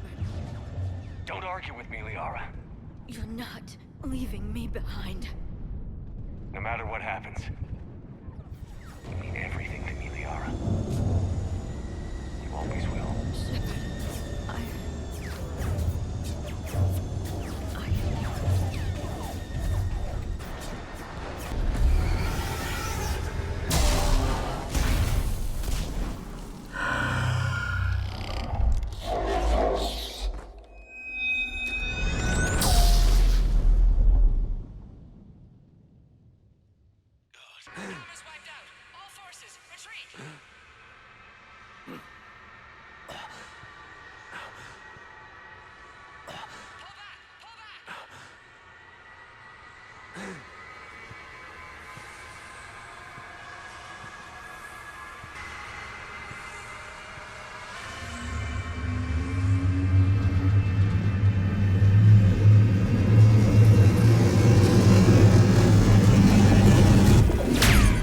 Aboard the Crucible, we happen to find the elusive man who is Anderson prisoner.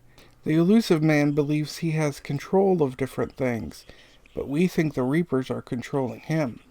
Shepard! I can't! I underestimated you, Shepard. Warned you. Control is the means to survival. Control of the Reapers, and of you, if necessary. They're controlling you. Why waste your time with us if you can control the Reapers? Because I need you to believe.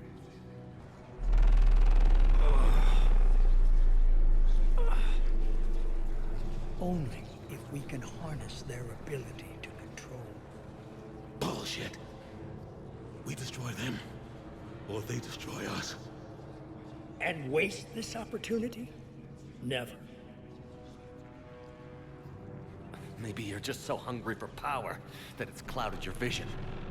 No. No. It's not that simple. Isn't it? You're willing to give up anything for control. Yes. If not me, then who? Are you going to control the Reapers? There's always another way. I've dedicated my life to understanding the Reapers, and I know with certainty the Crucible will allow me to control them. And then what? Look at the power they wield. Look at what they can do.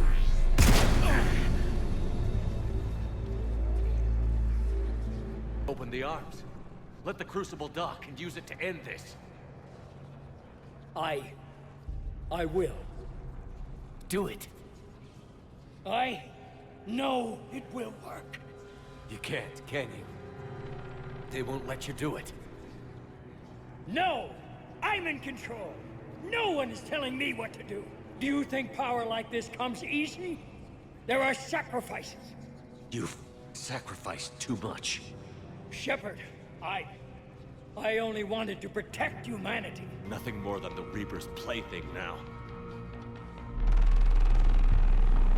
Now, you're the one who failed.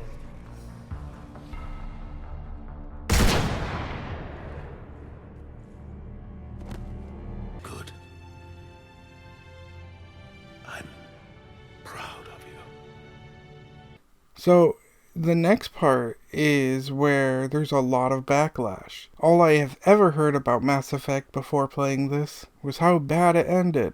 And that's really a shame that all the fucking good it had has been overclouded by the ending. Do I hate the ending?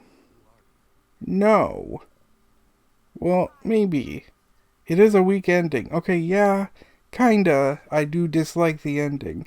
But I don't think it goes anywhere near to be... It shouldn't even be the thing that gets brought up as much as it does. Is it bad? Yeah. But it doesn't, like, ruin the fucking series the way some people act like it does. Jesus Christ.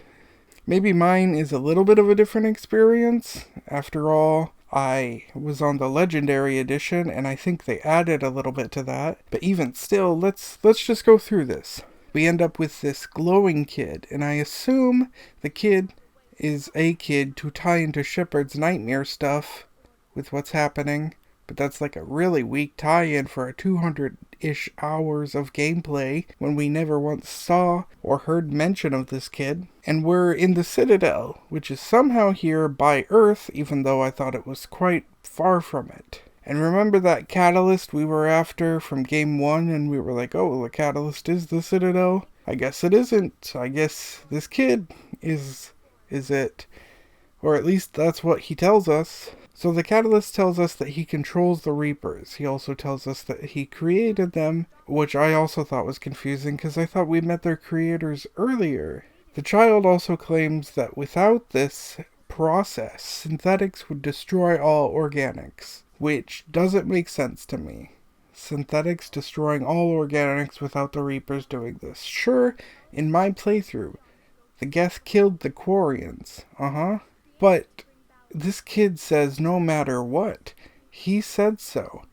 In Gage's playthrough, the Quarians and Geth didn't kill each other.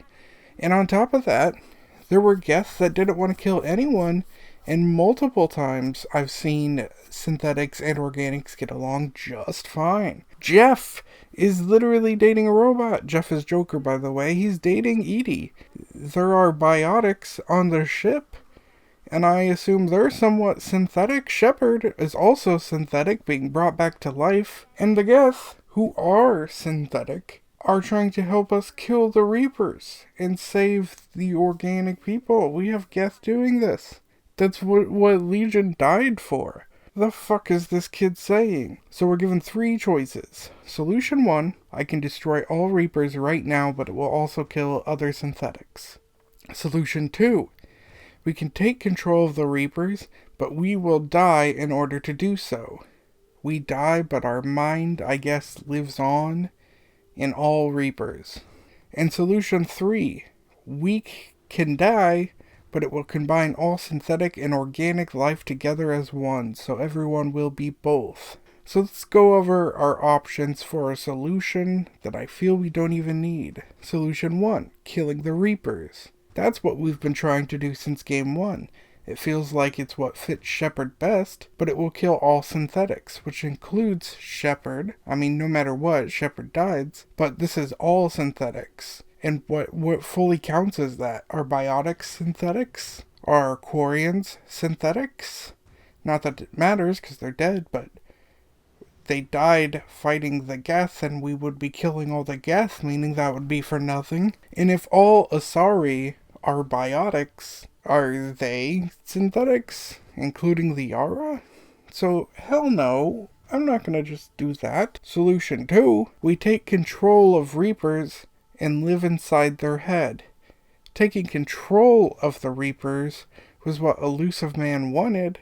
We told him no, but we're not him. However, who's to say how much of Shepard we will be when we do, or how much of Shepard remains? It's a forever existence. Forever living is what we wanted to destroy while the world slowly grows older and everything and everyone we know dies. Oh shit, apparently you can lose if you don't pick fast enough. Let me try again. Okay, so where was I? Yeah. Taking control of Reapers. Do I even know I will stay sane long enough for that? An insane Shepard who controls all Reapers could be bad.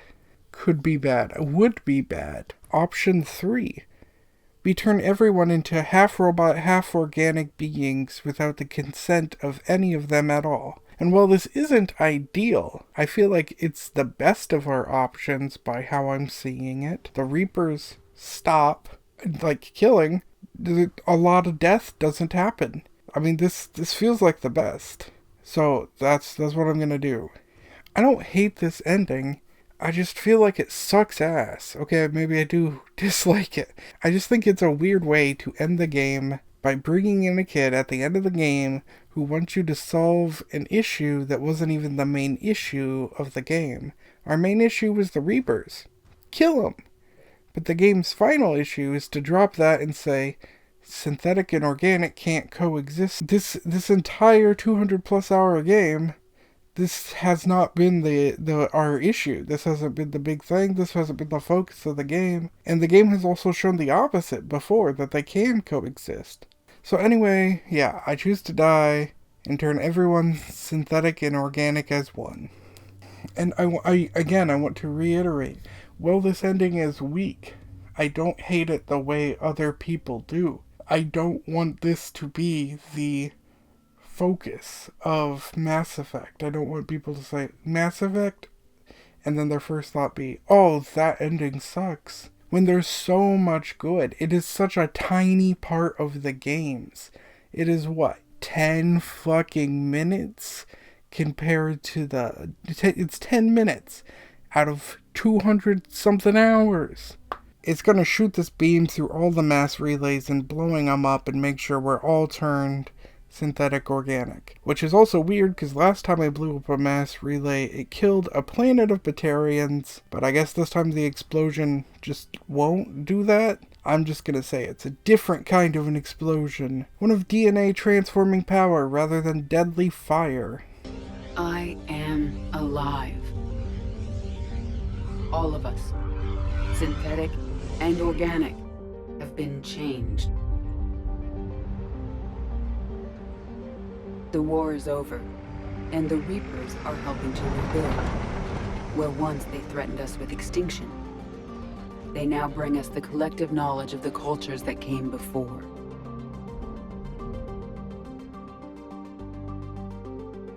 As a galaxy, we can now live the lives we have wished for.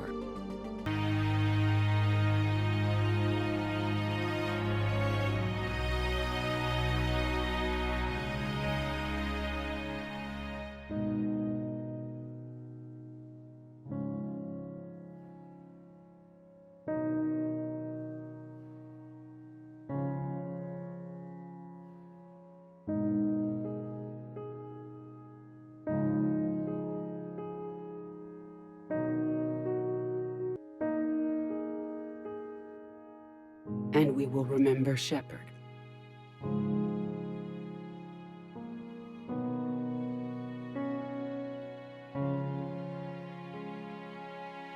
Because of him, I am alive, and I am not alone.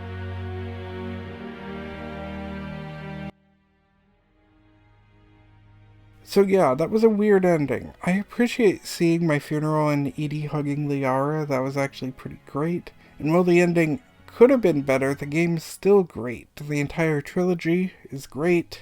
By far one of the best I played. I do recommend it. And this video took forever to make. If you made it this far, please consider subscribing, as I'm always trying to make new content and try to have something out once a week.